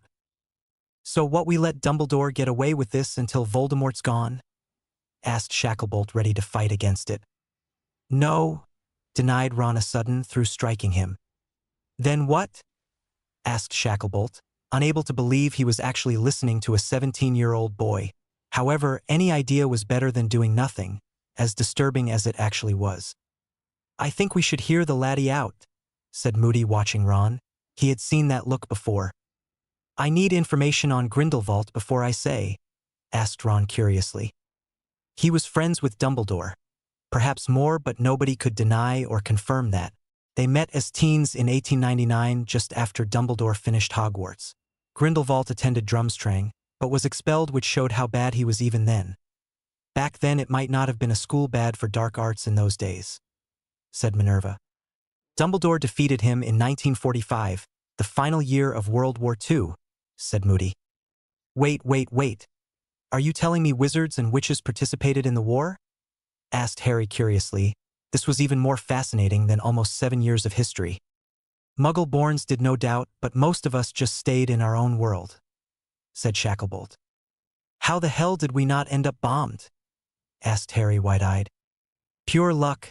No amount of magic would have stopped it, grunted Moody reluctantly. Good job, it looked like a demolition site, replied Harry, impressed. Back to Grindelwald, said Ron in amusement. He's imprisoned in Nurmengard prison, said Minerva. Ironically enough, it's got, for the greater good, written over it, and it was built by the man in question. He built it for his enemies. When he was defeated, the people he had imprisoned were released. Then the Aurors and Unspeakables ensured it was secure and left Grindelwald there, said Moody. How are prisoners fed? Asked Ron. House elves, said Moody. The others hadn't ever thought of it before, much less be in a position to answer his question. How about putting Dumbledore there? Asked Ron, smirking wryly. When? Moody asked, interested. Now, said Ron seriously. You agreed we should wait, said Severus through gritted teeth. He didn't want Harry or his unborn son put in any more danger than they had to be in. We will. Someone else is going to take Dumbledore's place, said Ron smugly. Polyjuice is not going to go well. Breakfast is over an hour long itself, and Dumbledore doesn't drink anything. People would get suspicious fast, said Severus, rolling his eyes. So that's the big idea. Ron had honestly. He had to remind himself that he was just a 17-year-old boy. Not Polyjuice potion, said Ron, still smirking. I was thinking along the lines of a metamorphmagus. Tonks? Scoffed Shacklebolt in disgust. She couldn't do it. There was no way. She was far too clumsy and idiotic for such a task. It would work, said Severus in agreement. Don't be idiotic. She's stupid, clumsy, and downright catastrophic. She wouldn't last one afternoon, never mind until the end of the school year, said Shacklebolt. Say one more bad word against her, Shacklebolt, I'll remove your tongue, snarled Moody angrily. He had taken Tonks under his wing when she first joined the academy. He had seen her potential, not because of her shape-shifting abilities, but because of her magic. People had laughed at her and thought she wouldn't last all the way through and graduate the Force. Moody had wanted to prove them all wrong, and he had. Tonks had graduated the top of her class and was the top of most classes. She was for all intents and purposes her mentor. Because of him she had joined the Order and then his secret order. One that was very selective and all about bringing Dumbledore down. Shacklebolt's eyes widened before he started at the floor, completely contrite. You all underestimate her. I think she'd be perfect, said Harry. He had been about to land on one Shacklebolt, but Moody had bet him to it. He actually really liked Tonks. She had always made him laugh, for most part, unless his mood was too severe for even Tonks to lighten it. Said Moody, still glaring at Shacklebolt nastily. Better still, she knows everything. Then I guess we should get her here now and ask her, said Severus smoothly. If we move, we need to do it fast, said Harry, agreeing completely. What about Hermione Granger? Asked McGonagall grimly. She needs to go somewhere isolated and learn some important lessons in life, grimaced Shacklebolt. For the first time, you and I agree, said Moody. So what do we do? Asked Harry, lost. I know a mind healer. He might be able to help us with that. He's currently out of a job and it might be worth asking him, said Moody. She doesn't need a mind healer, snorted Harry. No, Harry, a mind healer is a psychologist, said Severus, hiding his amusement.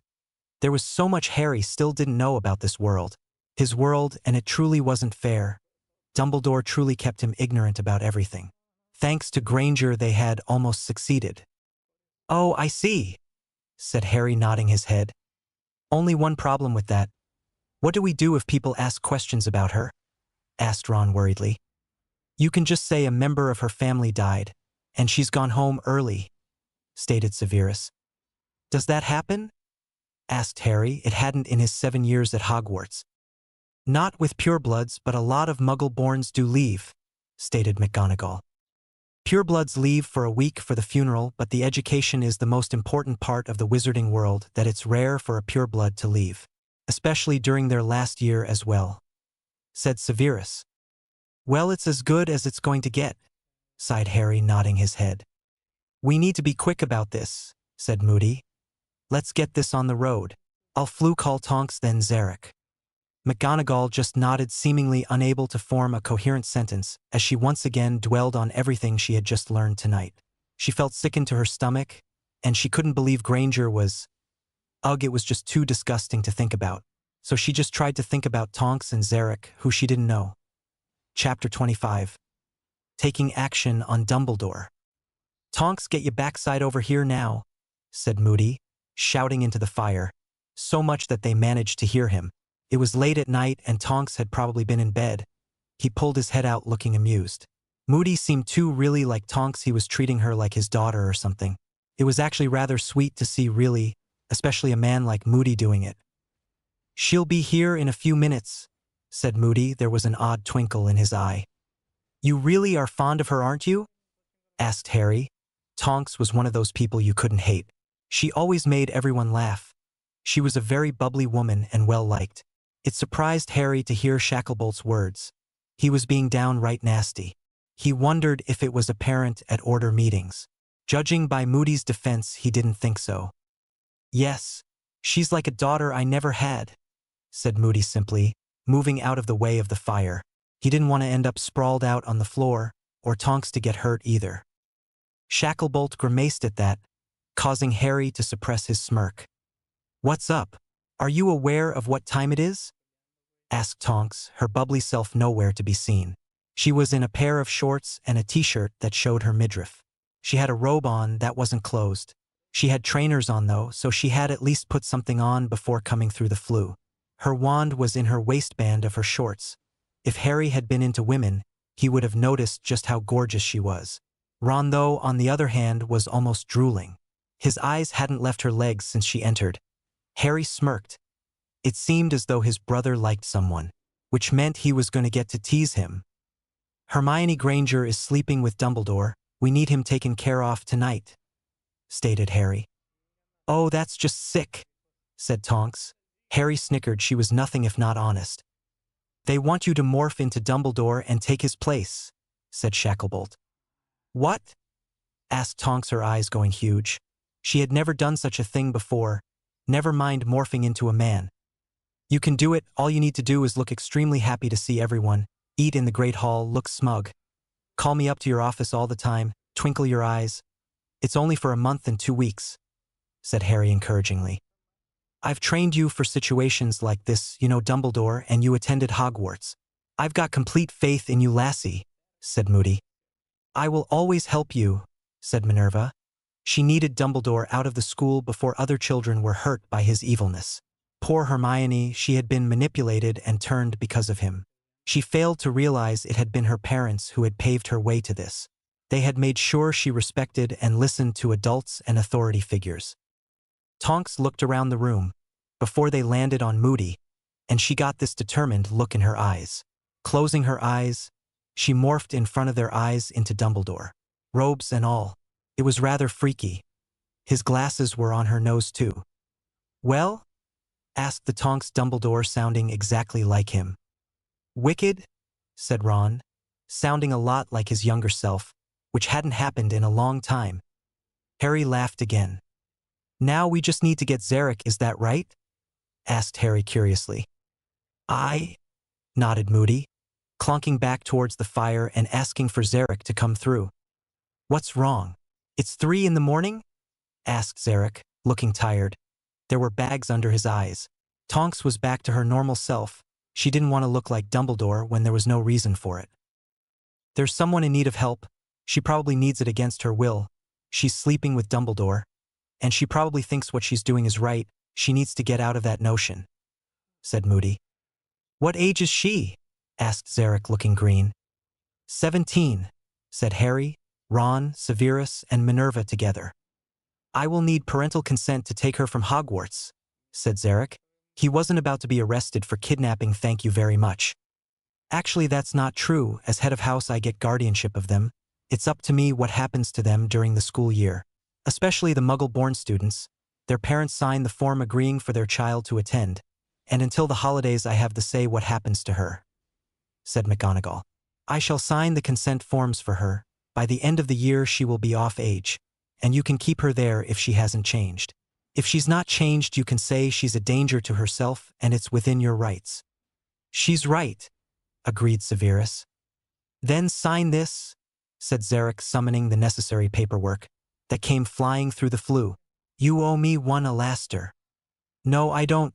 This makes us even," smirked Moody. He had saved the man's life after all. "Damn. I was hoping you wouldn't remember that," said Zarek good naturally. "I remember everything," said Moody, smirking in amusement. "I know, don't remind me. Now go get her for me," said Zarek. "Why don't you go and get a room ready for her, and meet up back here in 15 minutes, said Minerva.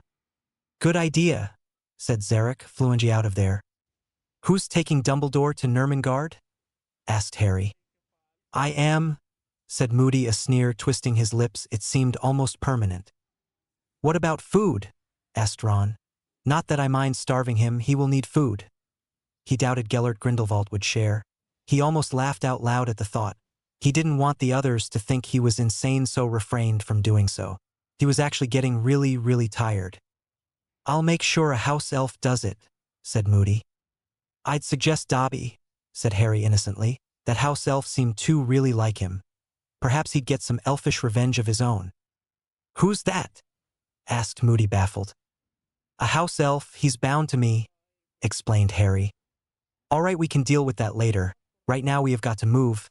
You two go to your beds, you have classes tomorrow," stated Minerva grimly. She didn't want them in the line of fire. "We want to see Dumbledore taken down," said Ron, shaking his head. "Do as your head of house asks," said Severus grimly. He didn't want anything happen to Harry or the child. Dumbledore wouldn't give up easily, but he hoped it didn't come to fighting. Fine Gramboldron. "Night," said Harry, and they left back to their common room and to get some sleep. Severus, Minerva, and Moody stalked through the halls of Hogwarts, with one goal in mind. It helped having the Marauders map. They knew they had the upper hand. The oddest thing about it, though, was they could feel Hogwarts, feel her, sense her as if she was protecting them, helping them. "Wait a minute, who's the father of Harry's child?" asked Minerva, and she stood stunned. It finally hitting her properly for the first time. She had a feeling she knew, since when Moody asked if they wanted the sex. Both Severus and Harry had nodded their head. Plus, he wasn't shocked by the news, and they hadn't looked uncomfortable when Harry had planted himself in front of her. "Don't ask questions you don't want the answer to," grunted Moody. He had put a silencing spell on his leg, so it no longer making clunking sounds every time he moved it. He personally was very happy for them. It made him realize perhaps you can do what needs done and have a relationship too. Something he hadn't done, and he regretted it sometimes. He had regretted it a long time ago, then that had brought Tonks into his life. She was like the daughter he didn't have. He'd do anything for her and she didn't even know it. He'd defend her till his last breath.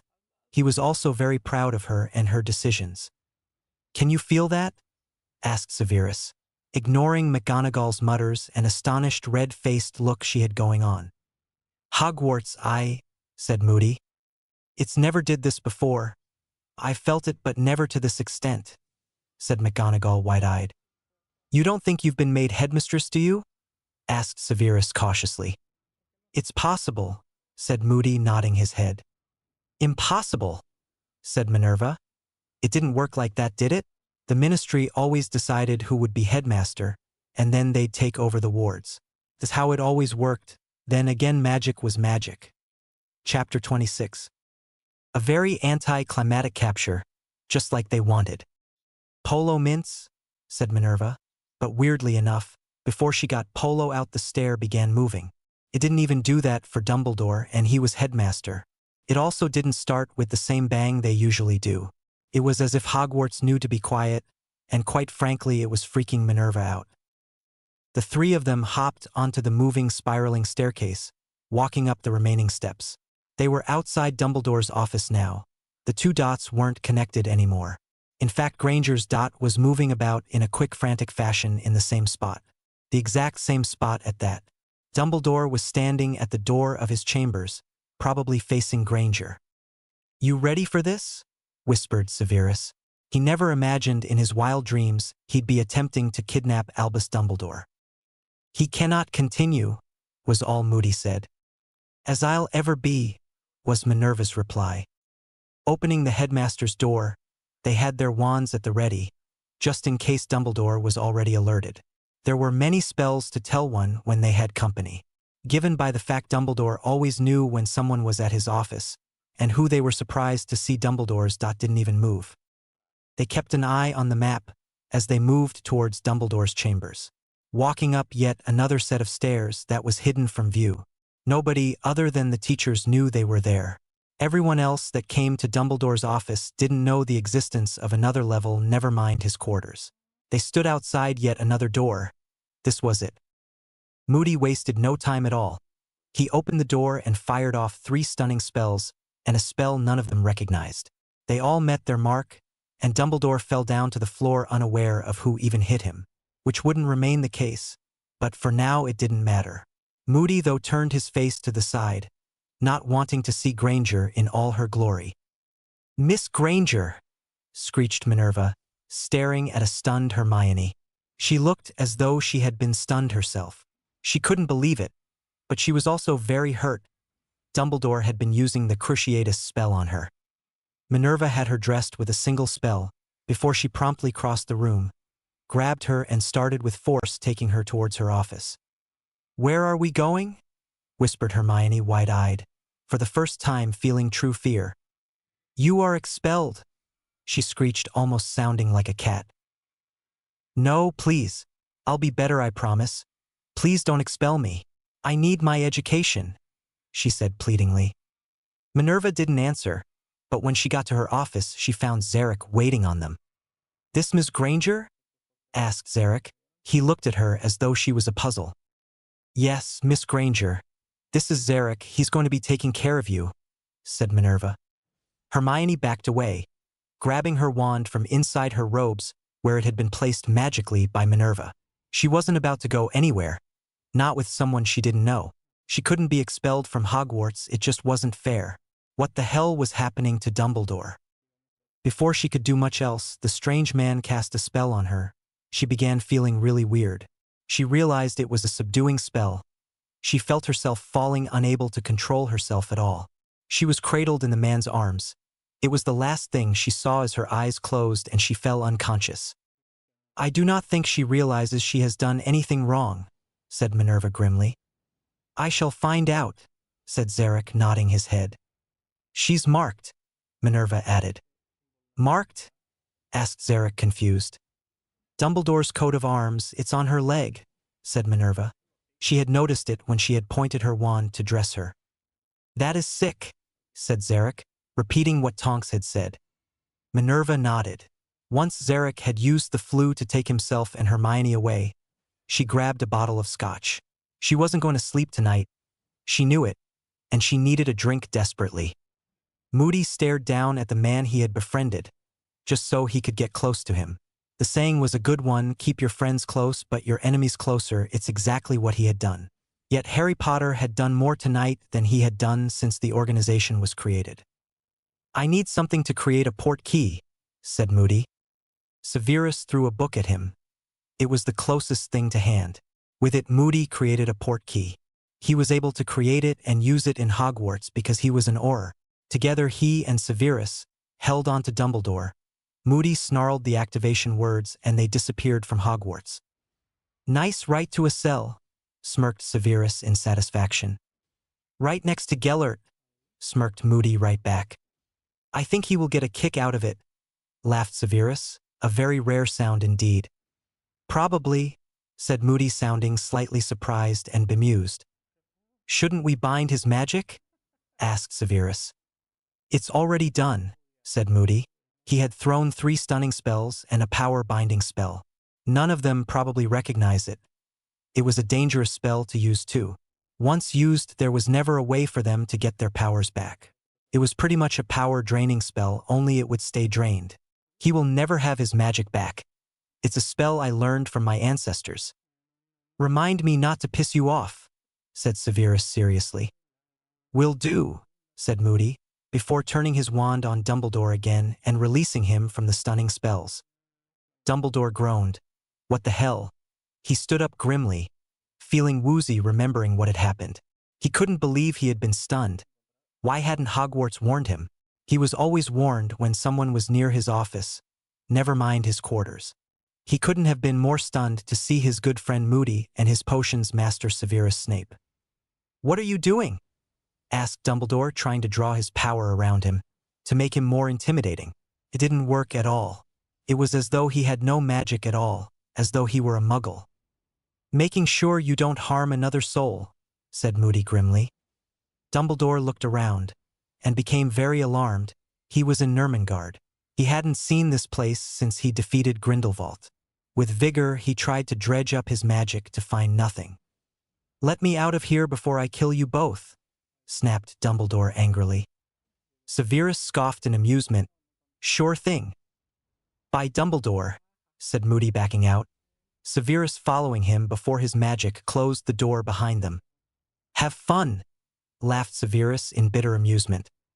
Don't stay up too late, said Moody before they were gone, both of them operating out of there. Severus and Moody operate outside of Hogwarts gates, both of them amused and happier than they had been in a long time. I'll go to Tonk's apartment, she will come to Hogwarts tonight, stated Moody. I, on the other hand, have to go. All right, said Severus, nodding his head curtly, like the bat everyone accused him of being. He stalked back into Hogwarts, his robes billowing out behind him. At least one threat of his child had been eliminated. He had no doubt that Dumbledore would have had his child terminated, if he had even an inkling of his son's existence. Now all he needed to do was help Harry defeat Voldemort. Then he could live in peace, quit Hogwarts and be happy with Harry and his son. He hated Hogwarts, he hated teaching children, who by the way had no desire to learn the subtle arts of potions making. The soft, simmering potions that could ensnare the senses and bewitch the mind. He didn't know why Harry wanted him, but he did, and he would be damned if he screwed up this chance to finally be happy. He could read minds, so he knew Harry wasn't just staying with him out of duty or obligation. Hell, he wasn't even staying with him just because of the child. Merlin helped him, but Harry genuinely loved him, his snarkiness and all. Severus never dreamed in a million years that someone would love him, all of him, and Harry did. A son, he was going to have a son. In his wildest dreams, he never expected that to happen. Not even looking into the mirror of Ariste would have done that. He'd never dreamed of having a child. Funny enough, it hadn't been one of his heart's desires. Yet now he could never imagine being without Harry or his child. Even if it came with a gaggle of Weasleys, one of who was infatuated with his Harry. He would of course ensure she knew he was very unavailable. He had bonded with Harry. He had given him his magic early. He had gotten extra magic out of the deal too. Not that he had wanted it. He was practically married to him. He wondered if Harry realized this or not. Not that it mattered right now. Chapter 27. Tonks and Granger and Plans. Tonks swallowed sharply. She was nervous as hell. She tried to remember everything about Dumbledore. How he walked, talked. Hell, she even looked in the mirror to practice the twinkling eyes. She almost went blind just looking at Dumbledore's cupboard. She would not have worn those robes for all the money in the world. They were gaudy, disgusting and downright she couldn't think up a term bad enough for all those disgusting bright robes. "Oh no, why did I agree to this?" she murmured, closing her eyes, screwing her face up, making a pig face with Dumbledore's face. She plucked the least disgusting robe he had before forcing herself to put them on. "Moody so owes me for this," she said, staring at Dumbledore and the horrible robes in the mirror. Who would have thought anyone would trust her with such an important task? She had been brought up to date on everything. Moody had stayed all night talking to her about everything, from why she was doing it to how she was expected to act. Nobody knew Dumbledore as well as Moody did. Harry was pregnant with Severus' child, something she hadn't seen coming a mile away. She had to play the part until Harry gave birth to his son. Then she would make a big fuss as Dumbledore about going away for a few weeks, hoping Voldemort would take that time to attack Hogwarts. If not, then they would figure out a new plan. She left Dumbledore's quarters and made her way down to the headmaster's office. Well, her office for now anyway. It was so exciting. She had never done this kind of undercover thing before. Never assumed someone else's identity. Suddenly she tripped over Dumbledore's feet, cursing and flushing bright red. Not a sight anyone had ever seen on Dumbledore's face before. "Are you ready?" asked Minerva, coming into the room in her usual outfit. "Yeah, I think so. Do you think I'd get away with buying him new robes?" asked Tonks, grimacing in distaste. "No, now remember glasses, you need to wear them. Here is his wand, he always keeps it on his forearm," said Minerva, giving Tonks some last-minute information. "Okay," she said, still sounding like Dumbledore and looking her part too. "Just take your time. Be confident and everything will be fine," said Minerva. "Here's hoping," said Tonks. Entering the great hall from the teacher's entrance was an unusual experience. She soon forgot her fear and quickly began enjoying herself. Winking at Ron and Harry, she sat down and began eating breakfast, making sure to twinkle her eyes like Dumbledore did, beaming at the students as thought she was happy to see them all, hiding the grimace at the first year that was sitting eating its bogies. "Dumbledore eats with his left hand," whispered Minerva. Gulping, she changed hands and made an idiot of herself. She couldn't eat with his left hand. She eventually gave up when more teachers appeared. She didn't want to let anyone down. She sat there watching everyone eating, salivating. She was starving. She hadn't had dinner yesterday. "Is everything all right?" asked Minerva. "I'm fine," said Tonks, beaming happily. "Tone it down, he's been quite depressed these past months, with losing control off Harry and Voldemort being back," hissed Minerva. Tonks' beam faded fast. She was already screwing up. Damn it. To say Ron and Harry were pissed off by the end of the day would be putting it lightly. They were sick of the questions, Hermione this, Hermione that. Then they had the gall to insult them by saying, "What are you going to do about your homework now?" as if she actually did it for them. Plus, they were dying to know what was going on. They knew the change had happened. Tonks had winked at them from the head table in the morning. Minerva, true to her word, was helping Tonks through by whispering to her every few minutes. She played the part to perfection. If not for the wink, they wouldn't have suspected anything. Finally, they were able to get away, going down to the dungeons, risking being seen since they didn't have the map. Thankfully, though, they weren't seen as they entered the potions classroom, going straight through and into the potions master's private rooms. Each still thinking to themselves, "Who'd think that I'd ever be willing come down here?" Never mind, to Severus Snape's private quarters things had indeed changed. Maybe it would affect the outcome of the war, maybe not. They'd just have to wait and see. "So what happened?" asked Harry, walking in, sitting himself in Severus' favorite couch.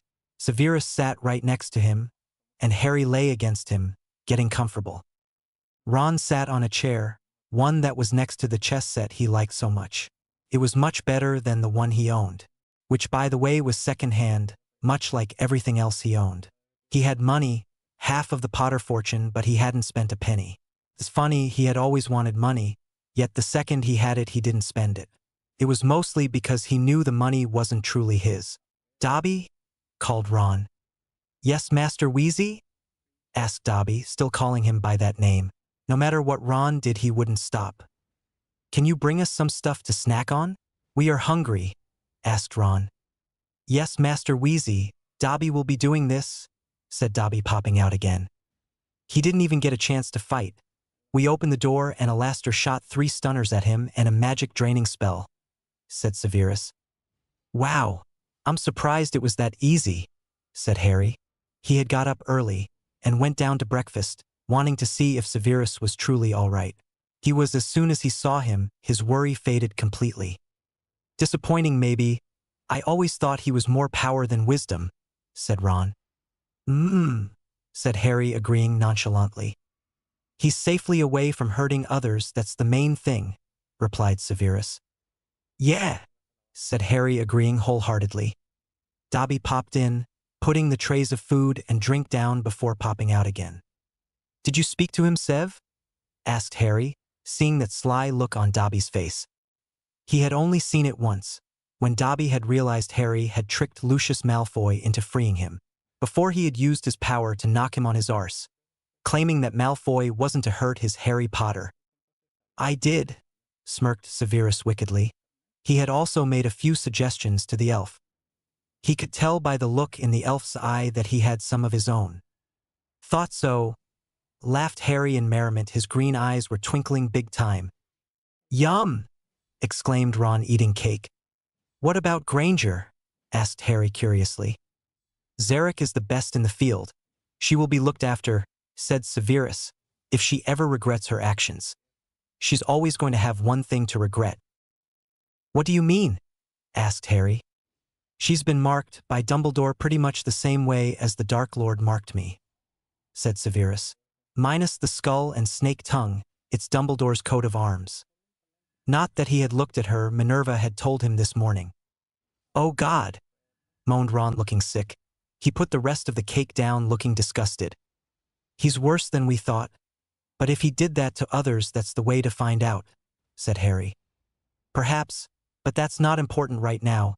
Keeping up the pretense is until this little one is born, said Severus, rubbing soothing circles around Harry's swollen stomach. Have you thought of any names? Asked Ron curiously. I guess we do need to, don't we? We know it's a boy, so I guess that narrows down the list, said Harry, a frown of contemplation on his face. It does, agreed Severus. He too was dying of curiosity. You got any ideas? Asked Harry, staring up at the eyes he loved so much. He had never been comforted with black. He had hated the dark. Most of his life he had grown up in a dark cupboard, sometimes having light when they put a new bulb in his cupboard. As long as it's not James, I'll be happy with whatever you pick, admitted Severus honestly. That's part of what made Harry love him so much. He was honest, sometimes brutally honest, and he had never had that before. So you have no ideas? Asked Harry, pouting slightly. Severus shifted almost uncomfortably, his mind coming up with 100 ways to get rid of that pout. None of those ideas were plausible, especially with company. As comfortable as Ron was in his company, he doubted very much he'd like to see them making out. Perhaps 1 or 2, said Severus eventually, getting his mind into gear. Perhaps Minerva would ensure they weren't bothered. He really wanted Harry to himself tonight. So much for getting his mind into gear. The second he tried, he just ended up thinking about it more. So what are they? Asked Harry curiously. Wyatt, Chris, or Matthew? Said Severus cautiously, wondering how his names would be taken. They are nice, agreed Harry thoughtfully. Yeah, agreed Ron, surprised. He would have suspected older, more fashion names from Severus. What about you? Asked Severus. Well, I thought about Brian, Craig, and Ash, said Harry. Tonks sighed in relief. She was safe, no more acting to do, and she let out a sigh of relief. It was hard work doing this, very hard work. Moody better be paying her for this, because she was going to demand more. She couldn't deny she was enjoying herself. She had seen the look Shacklebolt face. He hadn't believed her capable, he never had. He always put her down and said horrible things about her behind her back. She knew she had heard them often enough. None of them had wanted to be partnered with her, and then Moody had come along. She owed him everything. It's the only reason she was here. That, and she liked Harry enough to want to help him. Life was going to be interesting in the upcoming both, or so to say the least. Right now she didn't care about that. She had made sure the house elves made the bed. She didn't want to sleep on one he had been with a child. A 17-year-old at that. She had made sure to use Dobby, who was aware of their ruse. She sighed when she saw the bed, and gratefully slumped on it. Morphing into her true features, she fell asleep. She was secure enough, she was an Auror. Nobody was going to surprise her like Moody had surprised Dumbledore. Chapter 28. More information on Granger and time goes flying by. Good news or bad news? Asked Zarek, a week after Hermione had been taken. Better yet, it had been a week since Tonks had began playing Dumbledore. After the first day, Tonks really began enjoying herself. Playing Dumbledore made her feel more confident and different, and she was like that. It was so different from her usual clumsy self. It just went to show, perhaps if she concentrated a little more, she'd find she could stop being such a klutz. How can there be good news? Asked Harry, laughing in amusement, as Ron got his arse kicked at chess. There was finally someone who could beat him. Then again Severus had bet him a few times. Ron won the majority of the time though, and now he was watching Minerva McGonagall and Ron go head-to-head.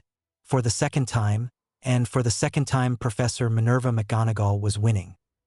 Good point, I suppose it just differentiates between what you think is good or bad, sighed Zarek. She doesn't have potions in her system. No spells attached to her magical core or even the mark. So she did this by herself? Asked Ron, distracted from the game of chess momentarily.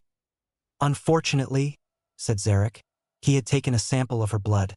She had of course been bound to the bed, but she had been hysterical begging him to let her go. She's also refusing to talk. She either continues to ask me to let her go or ignores me. She's not eating. If she continues this, I'll need to feed her magically. Magically was surprisingly more uncomfortable than the Muggle way. The mouth was frozen open, and your throat works without their will. It wasn't a pleasant experience, and one that he wanted to avoid.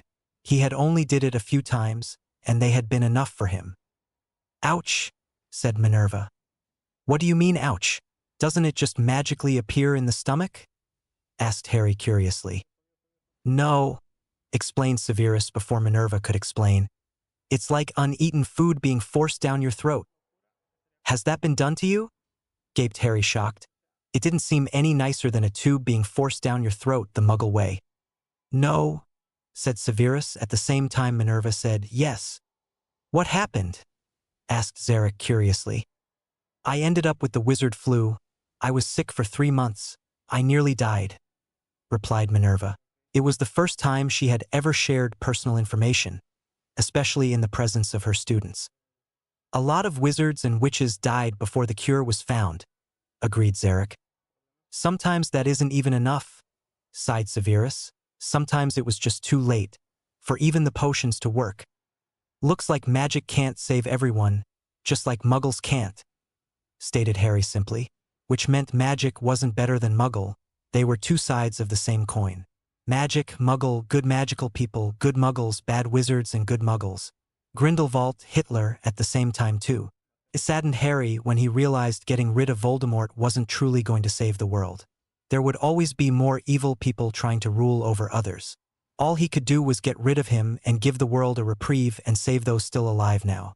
To save his children from going through the life he had. He'd always made sure his child knew he wasn't responsible for saving the world.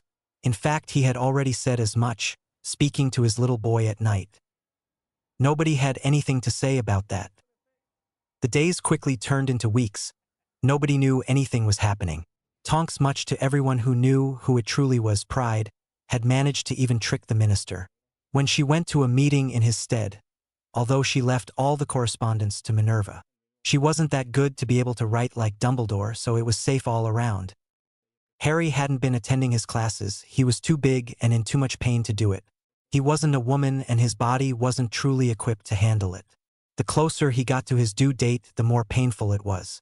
Those who loved him and hated seeing him in pain tried to tell him to have the baby early. Harry wasn't listening to them. He didn't want his child born early. He just wasn't ready for it.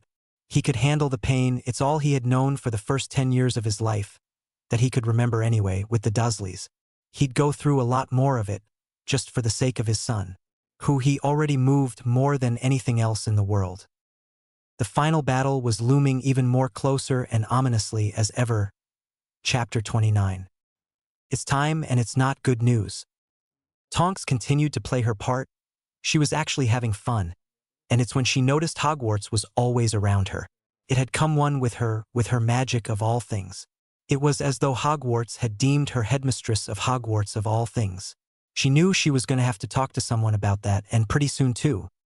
She got together with Zarek, Minerva, Severus, Harry, and Ron every few days.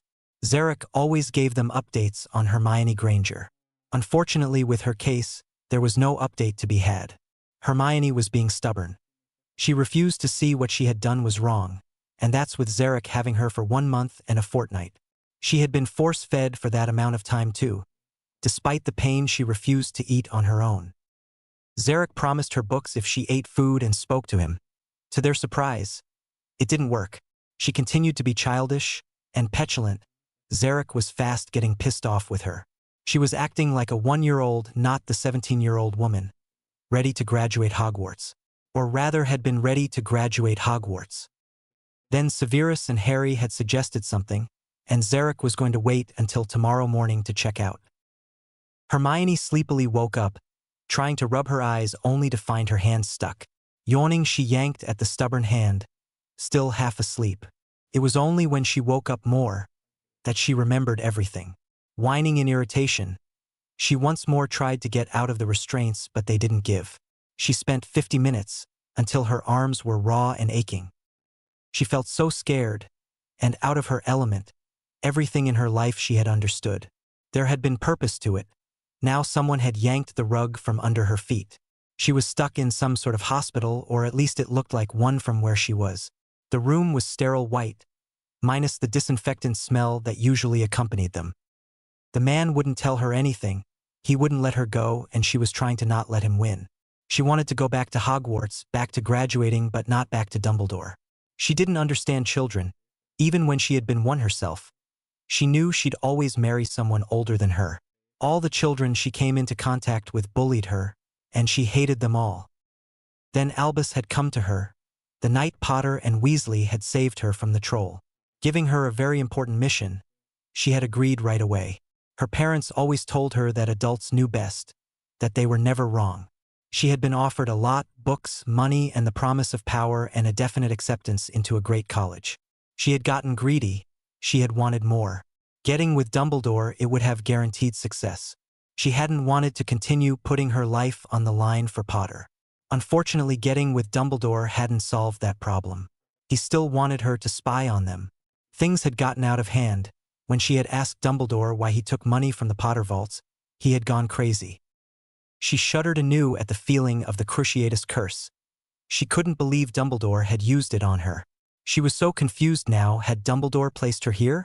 If that were true, why would they have stunned Dumbledore? Swallowing sharply, she just wanted to go home, to Hogwarts, to her magical world. It's where she belonged after all. She was brought out of her musings with the door to her room opening. "Who are you?" she snapped, repeating the first thing she always said when he entered her room. "My name is Zarek," he replied, being truthful. Nothing else had worked, so this was what he was going to try. "Where is Dumbledore?" she asked, surprised he had answered her. For the past 2 months, or what felt like it, he always ignored her questions, told her what to do, and in turn she refused. That's how it had been. It had become a habit. Imprisoned. After what he did to you and the others, he couldn't very well remain free now, could he? He said sarcastically. Severus and Harry had suggested he tell her the true and censored truth, and it might get through to her. "He didn't do anything to me," protested Hermione hotly, before the other half of the sentence began to process in her mind. "What do you mean, the others?" she asked with great reluctance. "You weren't the first little girl who thought they would have the fame of being Mrs. Albus Dumbledore," said Zarek, sitting down on the chair next to her bed. Hermione gulped audibly. "You are, however, the only one lucky enough to still be alive. Dumbledore kills them after using them, usually when they've turned 18 and away from Hogwarts. Diverging suspicion from him to Voldemort," said Zarek. He wouldn't, she denied, shaking her head. I really couldn't care less whether you believe me or not, shrugged Zarek truthfully. Now are you going to eat? Or am I forcing you again? Staring down at the bed, her situation was finally sinking in, and she had to fight back tears. Her throat constricted with all the suppressed emotion. She said, I'll eat, feeling defeated and down. Good, said Zarek, pleasantly surprised. Severus cursed once more. Inwardly, of course, he was a picture of irritation in his black teaching robes. He never lost his cool. At least he never did in the presence of his students. He was currently teaching the first years who he thought would know more about potions, but no, that would be too much to ask for. They were just as bad as they had been at the start of the year. He was even more impatient with them because he didn't like being away from Harry. Who would have thought he'd love Harry and hate seeing him in pain? He did, and he hated seeing Harry in agony, and he couldn't give Harry a potion to help him. It's okay earlier on in his pregnancy, but now it's definitely a big bad idea. Who knows what the potions could do to his son? If anyone else blows up their potion, you will spend a fortnight picking potions in the Forbidden Forest without your wand, snapped Severus furiously as yet another student blew up their potion. That caused students to look faint and completely terrified. The poor Ravenclaws and Hufflepuffs. His anger was just getting out of control when someone knocked on his door. Come in, he hissed furiously. Sir, Professor McGonagall needs you, said Ron, looking sourly at Severus, as if he couldn't stand the sight of him.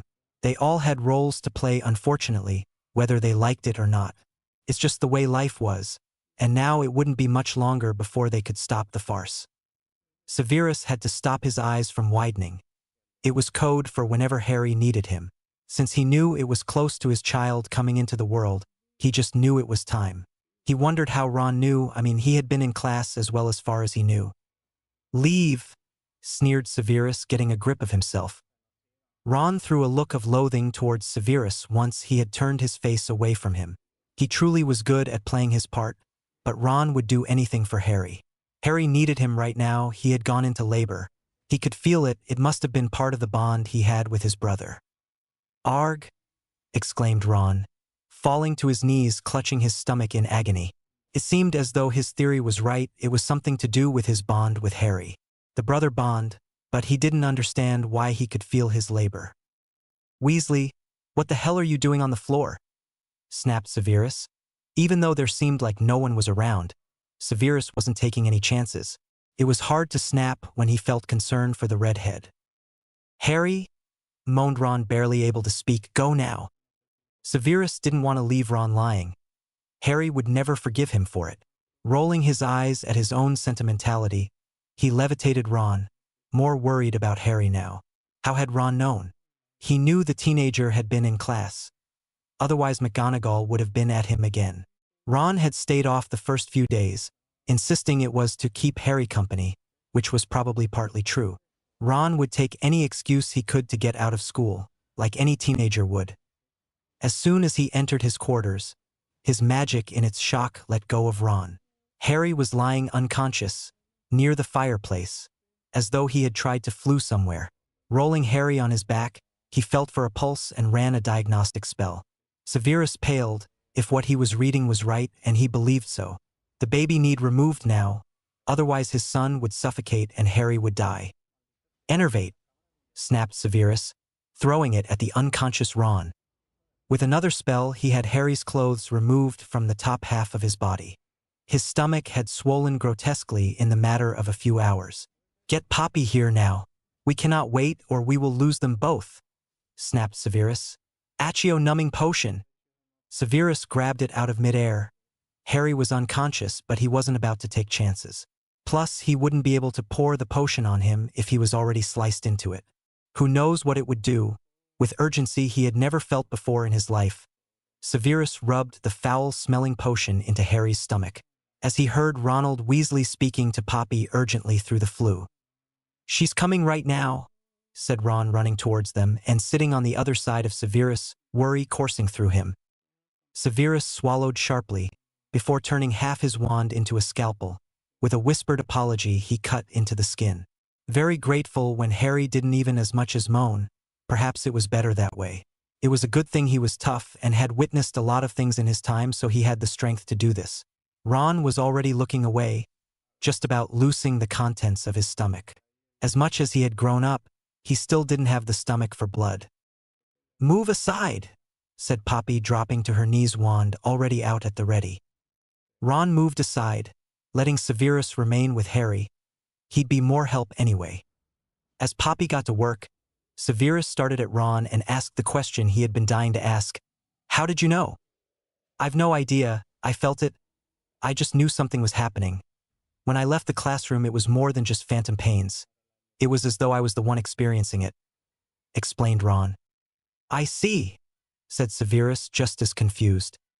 "I think it might have something to do with the brother bond," said Ron. "It's like I've always got a sixth sense of how Harry's feeling or doing." "Ah," said Severus. He had forgotten about that bond. Nodding his head absently, he turned his full attention back onto Harry. Poppy had already cut him fully open, and Severus got the first peek of his son, who was carefully removed from Harry's stomach. Unfortunately, the child wasn't screaming, or even moving. He was still too still. Poppy, forgetting Harry, began flinging spells at the baby boy. Everyone there held their breath, waiting, hoping for anything, but even Poppy soon stopped and gave up. Looking completely devastated, she had never lost a child. Until now. Chapter 30. Ron's a hero. Ron felt his entire world collapse. He knew this would destroy his brother. He wouldn't be able to cope with losing his child. Every death hit him hard, but this would hit him the hardest. In fact, it would kill him, utterly destroy him. He'd blame himself. Even Severus just sat there completely devastated. Suddenly Ron found his voice again and grabbed the baby. "And oh," he shouted, "breath, damn it! I will not tell Harry we've failed." Then something amazing happened. Magic began glowing all over Ron. So much so that neither Poppy nor Severus could see him. The magic gathered strength and momentum. With great force, it left Ron and flung into Harry and Severus' baby. The second it did so, the child started screeching its lungs off. The screech of a cold, tired, cranky but blessedly alive baby. "What just happened?" asked Poppy, stunned. "Later, Poppy." "Harry!" shouted Severus. He was still losing blood. A lot of blood at that. Poppy scrambled for her bag, her wand already waving, closing up the wound on Harry's stomach. Potion after potion was forced down Harry's throat, Severus helping as much as he was able. Ron stared down at the child, awe written across his face. He had saved his nephew. Somehow raw magic had helped him in his moment of need. Maybe even the magic he had gotten from Harry. He'd never know. Would he have been able to do this without the bond? If not, he was suddenly glad Harry had been so insistent. He was crying more insistently now, and he didn't know what was wrong. "Here," said Severus, handing over one of the baby covers he had bought while glamored in Diagon Alley. Severus then picked up Harry, who was still unconscious by the way. He cleaned him up, removing his blood-soaked clothes and replaced them with new ones. Tucking him into the bed, he kissed his forehead, ignoring Poppy's spluttering. "Is he okay?" asked Severus desperately. "He's fine. He'll be fine. The pain caused him to collapse. He should wake up after a decent sleep," she reassured him once she got her mouth back in working order. Severus walked back over to Ron, where his son lay in his arms still crying. Severus took him gently, putting him in the crook of his arm. He turned to look at Ron, and for the first time he truly looked at him as a man, not a young teenager. "Thank you," he said. His onyx eyes were overbright with emotion. Emotion he didn't normally share with anyone. Poppy was still fussing over Harry. She had known he was pregnant. She had berated them for waiting so long to tell her. They had only come to her when they had 1 month left to go before the baby was born. Thankfully, the child had been very healthy and safe. No doubt Harry's magic helped. He was a powerful young man, and it didn't surprise her that he would be able to get pregnant. If it was going to happen, it would happen to Harry Potter. "You're welcome," said Ron proudly, straightening his spine, staring man to man at his sort of brother-in-law. "I think he might be hungry." "No doubt," said Severus, walking briskly towards his kitchen and magically preparing a bottle. Ron watched the sight, once again stuck by how much his life had changed. Hermione had poisoned everything, caused such distrust between him and Harry. It was almost as if they had never meant to be a trio. It was almost like, if it had just been them two, they would have bonded like they should have. If Hermione had never been a part of their group, would he and Harry have done the bond sooner? It was a daunting thought indeed. It made him angry, furious really, because right now he loved this and would have liked it from the beginning. He supposed it didn't matter now, what's done was done. All he could do was make sure Harry survived the war and they got to be a proper family. "Harry?" said Ron, perking up when he noticed him moving slightly. "What happened? Where is he?" he asked, panicking. The last thing he remembered was pain ripping through him, then forcing himself to crawl towards the fireplace, trying to get to Poppy. "He's fine. It's okay. Harry, calm down," said Ron, stopping Harry from getting up. "Where is he?" asked Harry, calming down. He knew Ron would never lie to him. "Severus is feeding him," said Ron. "Can I see him, please?" asked Harry desperately. He didn't like being without his baby. "I'll go get them. Just stay still. Poppy says you've to stay on bed rest," said Ron, concerned about his best friend and brother. "Okay," said Harry, breathing deeply. He was still sore, but it was nothing like it had been. Ron walked out of the room and straight to Severus and the baby, who were sitting on the couch. Severus had a look of reverence on his face, as though he couldn't believe that the little boy in his arms was his, that he couldn't believe such a beautiful thing could be a part of him. "Harry's awake. He wants you both," whispered Ron. "You are welcome to use the spare room. I don't really care what anyone else thinks now," stated Severus. Their games were up. He wanted Voldemort gone with an adamance that rivaled Harry's. He didn't want Voldemort in this world any longer than he had to be. He wasn't risking the life of his son. The second Voldemort found out, he would come after him. He also realized how hard it was to keep a secret, so also knew it would be next to impossible for it to remain hidden. Tomorrow they would end their ruse and draw Voldemort out. Voldemort wouldn't survive to hurt his son or Harry again. One way or another it ended now, and he hoped he survived. If he didn't, at least he knew he had done right by his son and lover. Voldemort really should know better than to mess with a child and their parents, especially when those parents were very powerful and lethal as Severus and Harry. "Is everything okay?" asked Harry as soon as he saw them, his green eyes glowing brighter than emeralds. "Everything is more than okay," said Severus softly, putting some pillows behind Harry's back, lifting him up slightly, before placing the baby safely in his arms. "Thanks to Ron." "What do you mean?" asked Harry, confused. "He saved both your lives, his life twice," said Severus proudly. "What?" asked Harry, baffled. What on earth had happened when he fell unconscious? "Ron sensed something was wrong. He came to get me. Without him doing that, you would have both died. He was suffocating inside of you.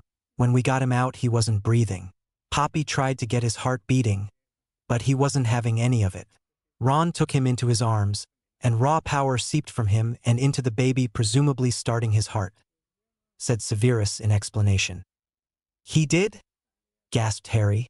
The brotherly love he felt for Ron was soaring to a new high.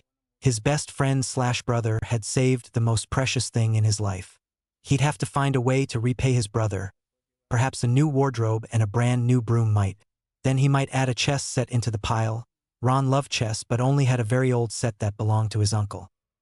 "Yes," said Severus, feeling similar gratitude to Harry. "Then we must give the baby Ron as a middle name in honor of his overprotective Uncle Ron," said Harry, smiling in pride. "Good idea," said Severus. He had nothing against the name, and to be frank, Ronald deserved the honor. It was saying a lot coming from a man who barely respected anyone, never mind like them.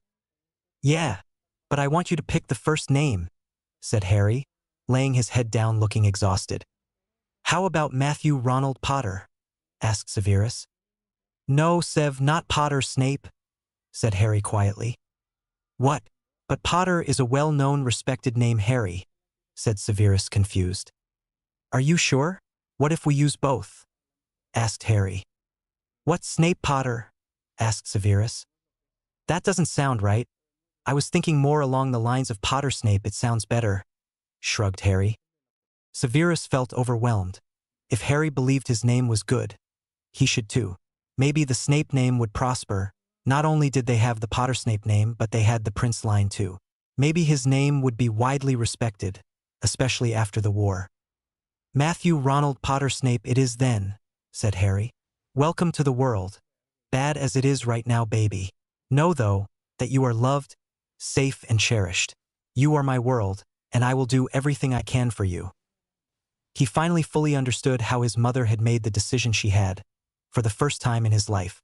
He too would stand in front of his child to the death. Indeed, said Severus. Sev, we need to write a will, and make sure if anything happens to us that he's taken care of, said Harry, almost panicking. I don't want them to end up with the Dursleys. Calm down. I'll arrange it tonight, I promise, said Severus soothingly. Harry relaxed and nodded his head. Chapter 31. The attack. Voldemort truly is too predictable. Severus had written out his will and helped Harry with his, and both of them had written a list of names. It was very short, but there was nothing they could do. They just wanted to be prepared for the worst. Since Dumbledore couldn't manipulate everyone, they didn't have to fear their child would be placed, against the will of the parents, somewhere they didn't want him. He was to go to Ron or Molly and Arthur if Merlin forbid died. He'd go to Tonks and Moody. Their list was very short, but at least their child would never end up in the Dursleys' hands. Harry knew deep down, they'd never raise another magical child. They would rather kill him than do that, and Harry couldn't even imagine it. He had come too attached to his little boy in the week he had known him.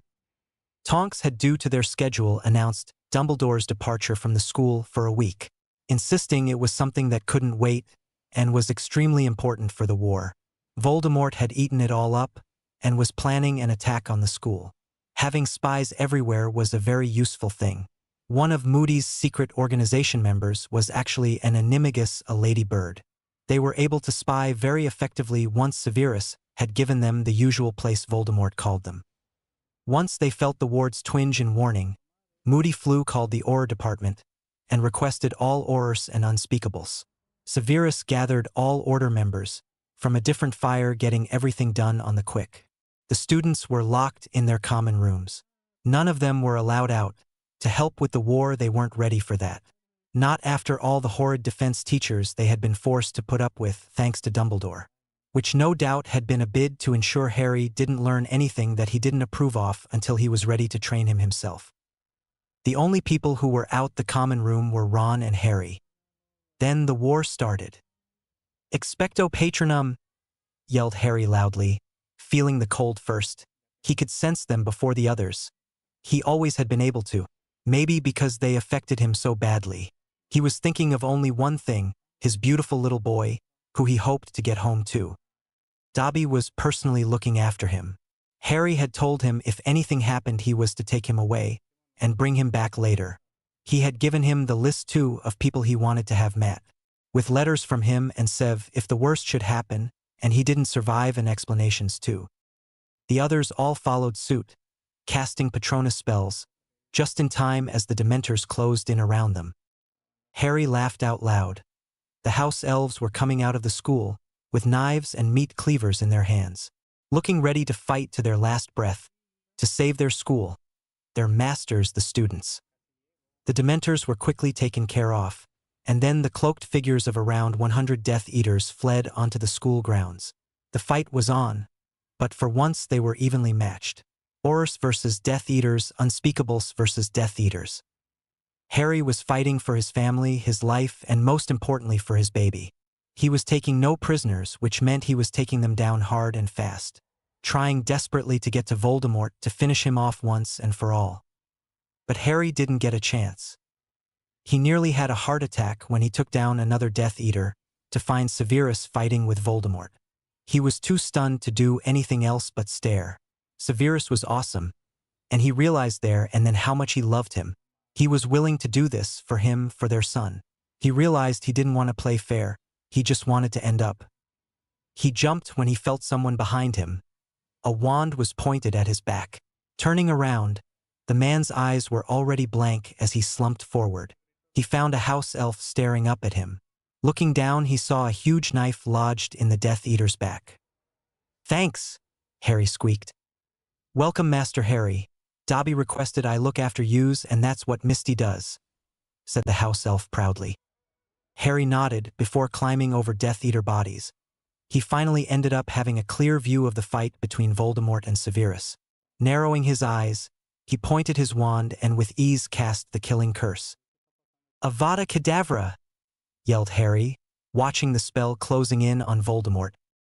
Two green lights formed and headed straight for Voldemort, hitting him together. The red eyes went blank, and Voldemort hit the floor dead before he could comprehend what happened. Just like that, it was over, and the remaining Death Eaters were rounded up. Moving forward, Harry, uncaring of what anyone else thought, hugged Severus tightly. Before he brought him into a breathtaking kiss, they had survived.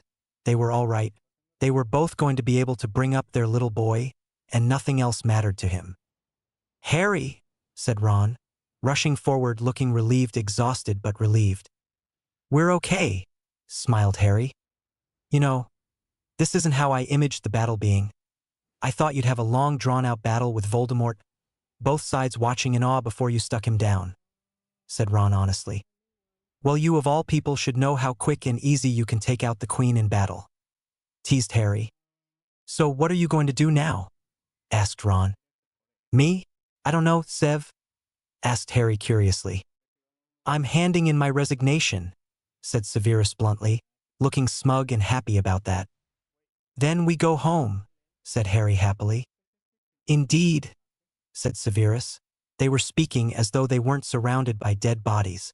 When they realized this, though, they grimaced and quickly walked from the battlefield, leaving it to the professionals. Their part had been done. It was time for them to get on with their lives. It had been 3 days since the battle. Ron had been utterly spoiled by Harry. He had gotten a brand new ivory chess set, a brand new broomstick, state-of-the-art too, and a chest full of new clothes. The chest happened to have his new name on it. RBWP. Ronald Bilius Weasley Potter. The best present yet was his own house, ironically enough not far from the cottage Harry had bought last year. You know, you better stop at some point or I'm going to end up spoiled, said Ron wryly. You aren't yet? Asked Harry laughing. Yeah, considering you've bought more than I've probably gotten in my entire life, said Ron. And proud of it, said Harry. So where's Sev? Asked Ron, gracefully accepting the new deeds to his cottage. He's out with Matt doing some shopping. I swear Sev is spoiling him worse than me, said Harry. I'll bet, said Ron, remembering the look on Severus' face the day his son was born. So where are you going tonight? Asked Harry curiously. He had asked Ron to babysit, but he had said not tonight, that he was going out. He wanted to have a night out with Sev, but he didn't trust anyone else. So there was nothing to be done but wait.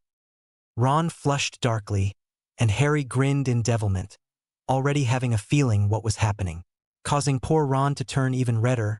It was a good job he had brown highlights, or Harry would have said he was redder than his hair. I've got a date, Ron murmured. Aha, so who's the lucky witch? Asked Harry seriously. Tonks agreed to go out with me, said Ron. Harry's laughter filled the room. Good on you, mate. I cannot think of anyone more prefect. He had known Ron liked her, but he hadn't realized Ron had been interacting with Tonks so much to ask her for a date. Thanks, Harry, said Ron, sighing in relief. You know, when we were in second year, I always thought it would be you and Granger that got together, said Harry admittedly.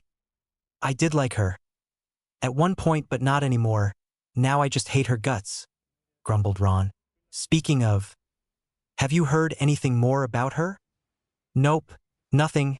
I'm sure we will hear if anything happens, said Harry. If what happens? Asked Severus, entering the room. If anything happens to Granger, supplied Harry. Strange. I was just talking to Zarek about that, said Severus, bemused. And?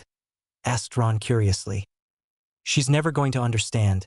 He suggested permanently binding her magic, removing her memories and letting her settle in the Muggle world in America so nothing can remind her of her old life, said Severus. That's a good idea, said Harry. I don't know. She seems to be getting off too lightly if you ask me, grumbled Ron. Out of sight, out of mind, said Severus.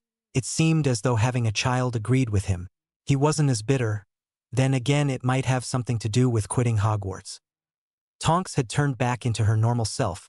She claimed she had seen Dumbledore get hurt during the battle, that there was no way he should have survived the spells, and that she didn't know where he went or where his body was. People were mourning a dead Dumbledore, much to the secret organization's disgust. However, they realized it was for the best. Nobody needed to know just how perverted Dumbledore was. Minerva had taken over as headmistress of Hogwarts. To the surprise of all, Hogwarts hadn't released Tonks. She could feel the wards. Minerva had no choice but to ask her to be deputy headmistress and the defense against the dark arts teacher. She had gladly accepted. "Did you see Percy?" asked Severus, giving Matt over to his other daddy, summoning and heating up a bottle, before also passing it to Harry. "Does he need his nappy changed?" asked Harry, sniffing at his baby's bottom. "No, I just changed it," said Severus, still staring at Ron curiously. Had the brother survived the confrontation? Ron had been furious with him. "I spoke to him, made sure he realized how I felt for him. As proud of him as I am. He had no reason to use Harry, and I cannot forgive that." Harry was devastated when that letter arrived. Nothing Percy says will change that. Harry comes first. He's always been more of a brother than Percy anyway. Shrugged Ron indifferently. "I see," said Severus. Harry smiled happily, feeling very flattered that Ron had chosen him over Percy. Again. Chapter 32. 2 years later. Ron and Tonks and baby Leo stepped through the flue of Harry and Severus' cottage. Leo was only 1 month old and had been born with red hair. Unfortunately, right now it was neon yellow. Matt was 2 years old and currently driving both his parents mad with his magic and mischievous ways. Harry and Severus, though, wouldn't have it any other way. They both realized how lucky they were. "Hey guys!" grinned Harry, happy to see them. "Dinner's almost ready, have a set."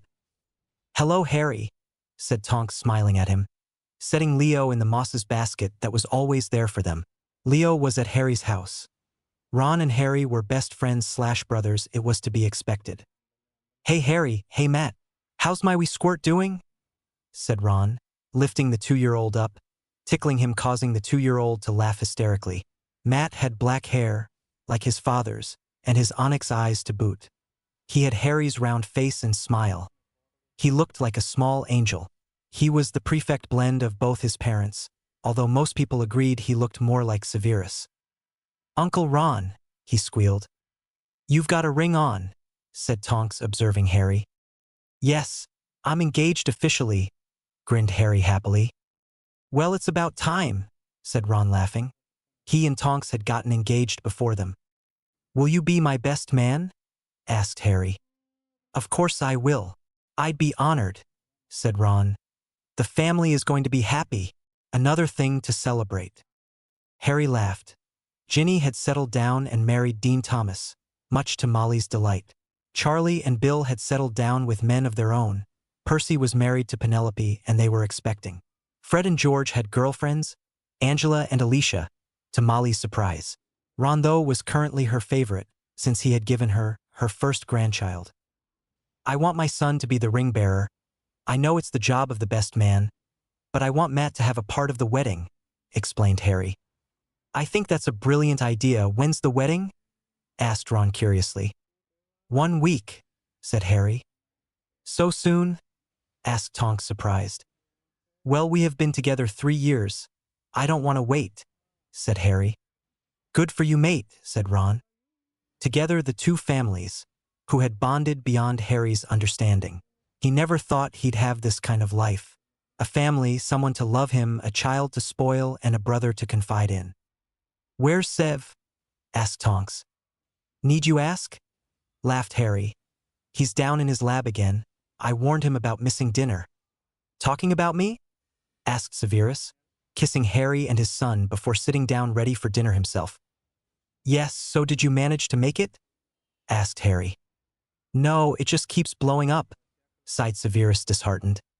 "If anyone can do it, Sev, it's you. Nobody loves potions more," said Harry encouragingly. "What he says," agreed Ron, causing them all to laugh. It seemed over the years. Ron's ability to make them feel better hadn't faded at all. -0. Everyone was gathered together, everyone close to Harry and Severus, that was. The Weasleys, their partners, including Tonks, Minerva, Moody, and Zarek. They were all wearing their best robes, as they sat and waited patiently. Severus and Harry was already waiting at the altar. Everyone stood up to see Matt coming down the small aisle with the rings. Watching their son come down as a ring-bearer made Harry tear up. He was dressed in stunning white dress robes that by some miracle they had managed to keep clean. Everyone awed at the beautiful sight he made, and Matt grinned at it, eating it up. Ron was right next to him, guiding him down the aisle, making sure he didn't hurt himself. "Good boy," said Ron once they were there. "Ladies and gentlemen, we are gathered here today to unite these two souls as one," started the minister. Everyone sat down once more. Molly was already blotting her eyes. Tonks was shushing a fussy Leo, smiling at the two men she had become incredibly close and fond of. Who would have thought she'd have all this? It was all thanks to the part she played in months coming to the final battle. She couldn't have asked for anything more, even if Ron was a bit younger than her. She was very proud of him. He had successfully become an Auror. Tonks missed being out on the field, but she wouldn't give her job of teaching the next generation of children for anything. She had found her place in the world and was damn proud of it. "Do you, Severus Snape and Harry Potter, join us here of your own free will to acknowledge the eternal bond shared by you both?" asked the minister. "We do," replied both of them. There was one thing Severus had asked for when they were getting married. That was a small service, not filled with romantic words and gestures. To just bond, and that Severus hoped it was enough for him. To know that Severus loved him. Severus wasn't a man used to showing his emotions, and even now he wasn't comfortable doing that. Unless it was with very close family, meaning mostly Tonks, Ron, Leo, and his own family, Harry and Matt. Harry of course agreed. He knew how Severus was, and he too wasn't used to having these emotions, never mind talking about them. He loved them so profoundly it took his breath away still. "Join hands, Severus, Harry, you may recite your vows and promises to one another," said the ministry, standing in the middle of them, both too busy gazing into each other's eyes to notice much of anything. They were finally doing what they had wanted to do for 2 years. It had taken Severus that long to summon up the courage to ask. "Severus, I'm blessed to have you in my life. I wouldn't change anything. I couldn't imagine life without you. You and Matt are my life, my family, and I never dreamed I would have this. Now that I do, I want you to know you have my heart, my soul, as long as we both shall live," said Harry softly. "I've been through a lot over the years. I never expected to survive the war, never mind have a family. Now that I have you, I never want to let you go. I love you. You are my heart, my soul, and my reason for living. You have my fidelity, loyalty, love, and my soul until death and then beyond," said Severus calmly. Harry's green eyes were swimming with tears, apparently unable to maintain his composure. He had a smug smile on his face, which his son had inherited, by the way. "Here, before witnesses, Severus and Harry have sworn their vows to each other.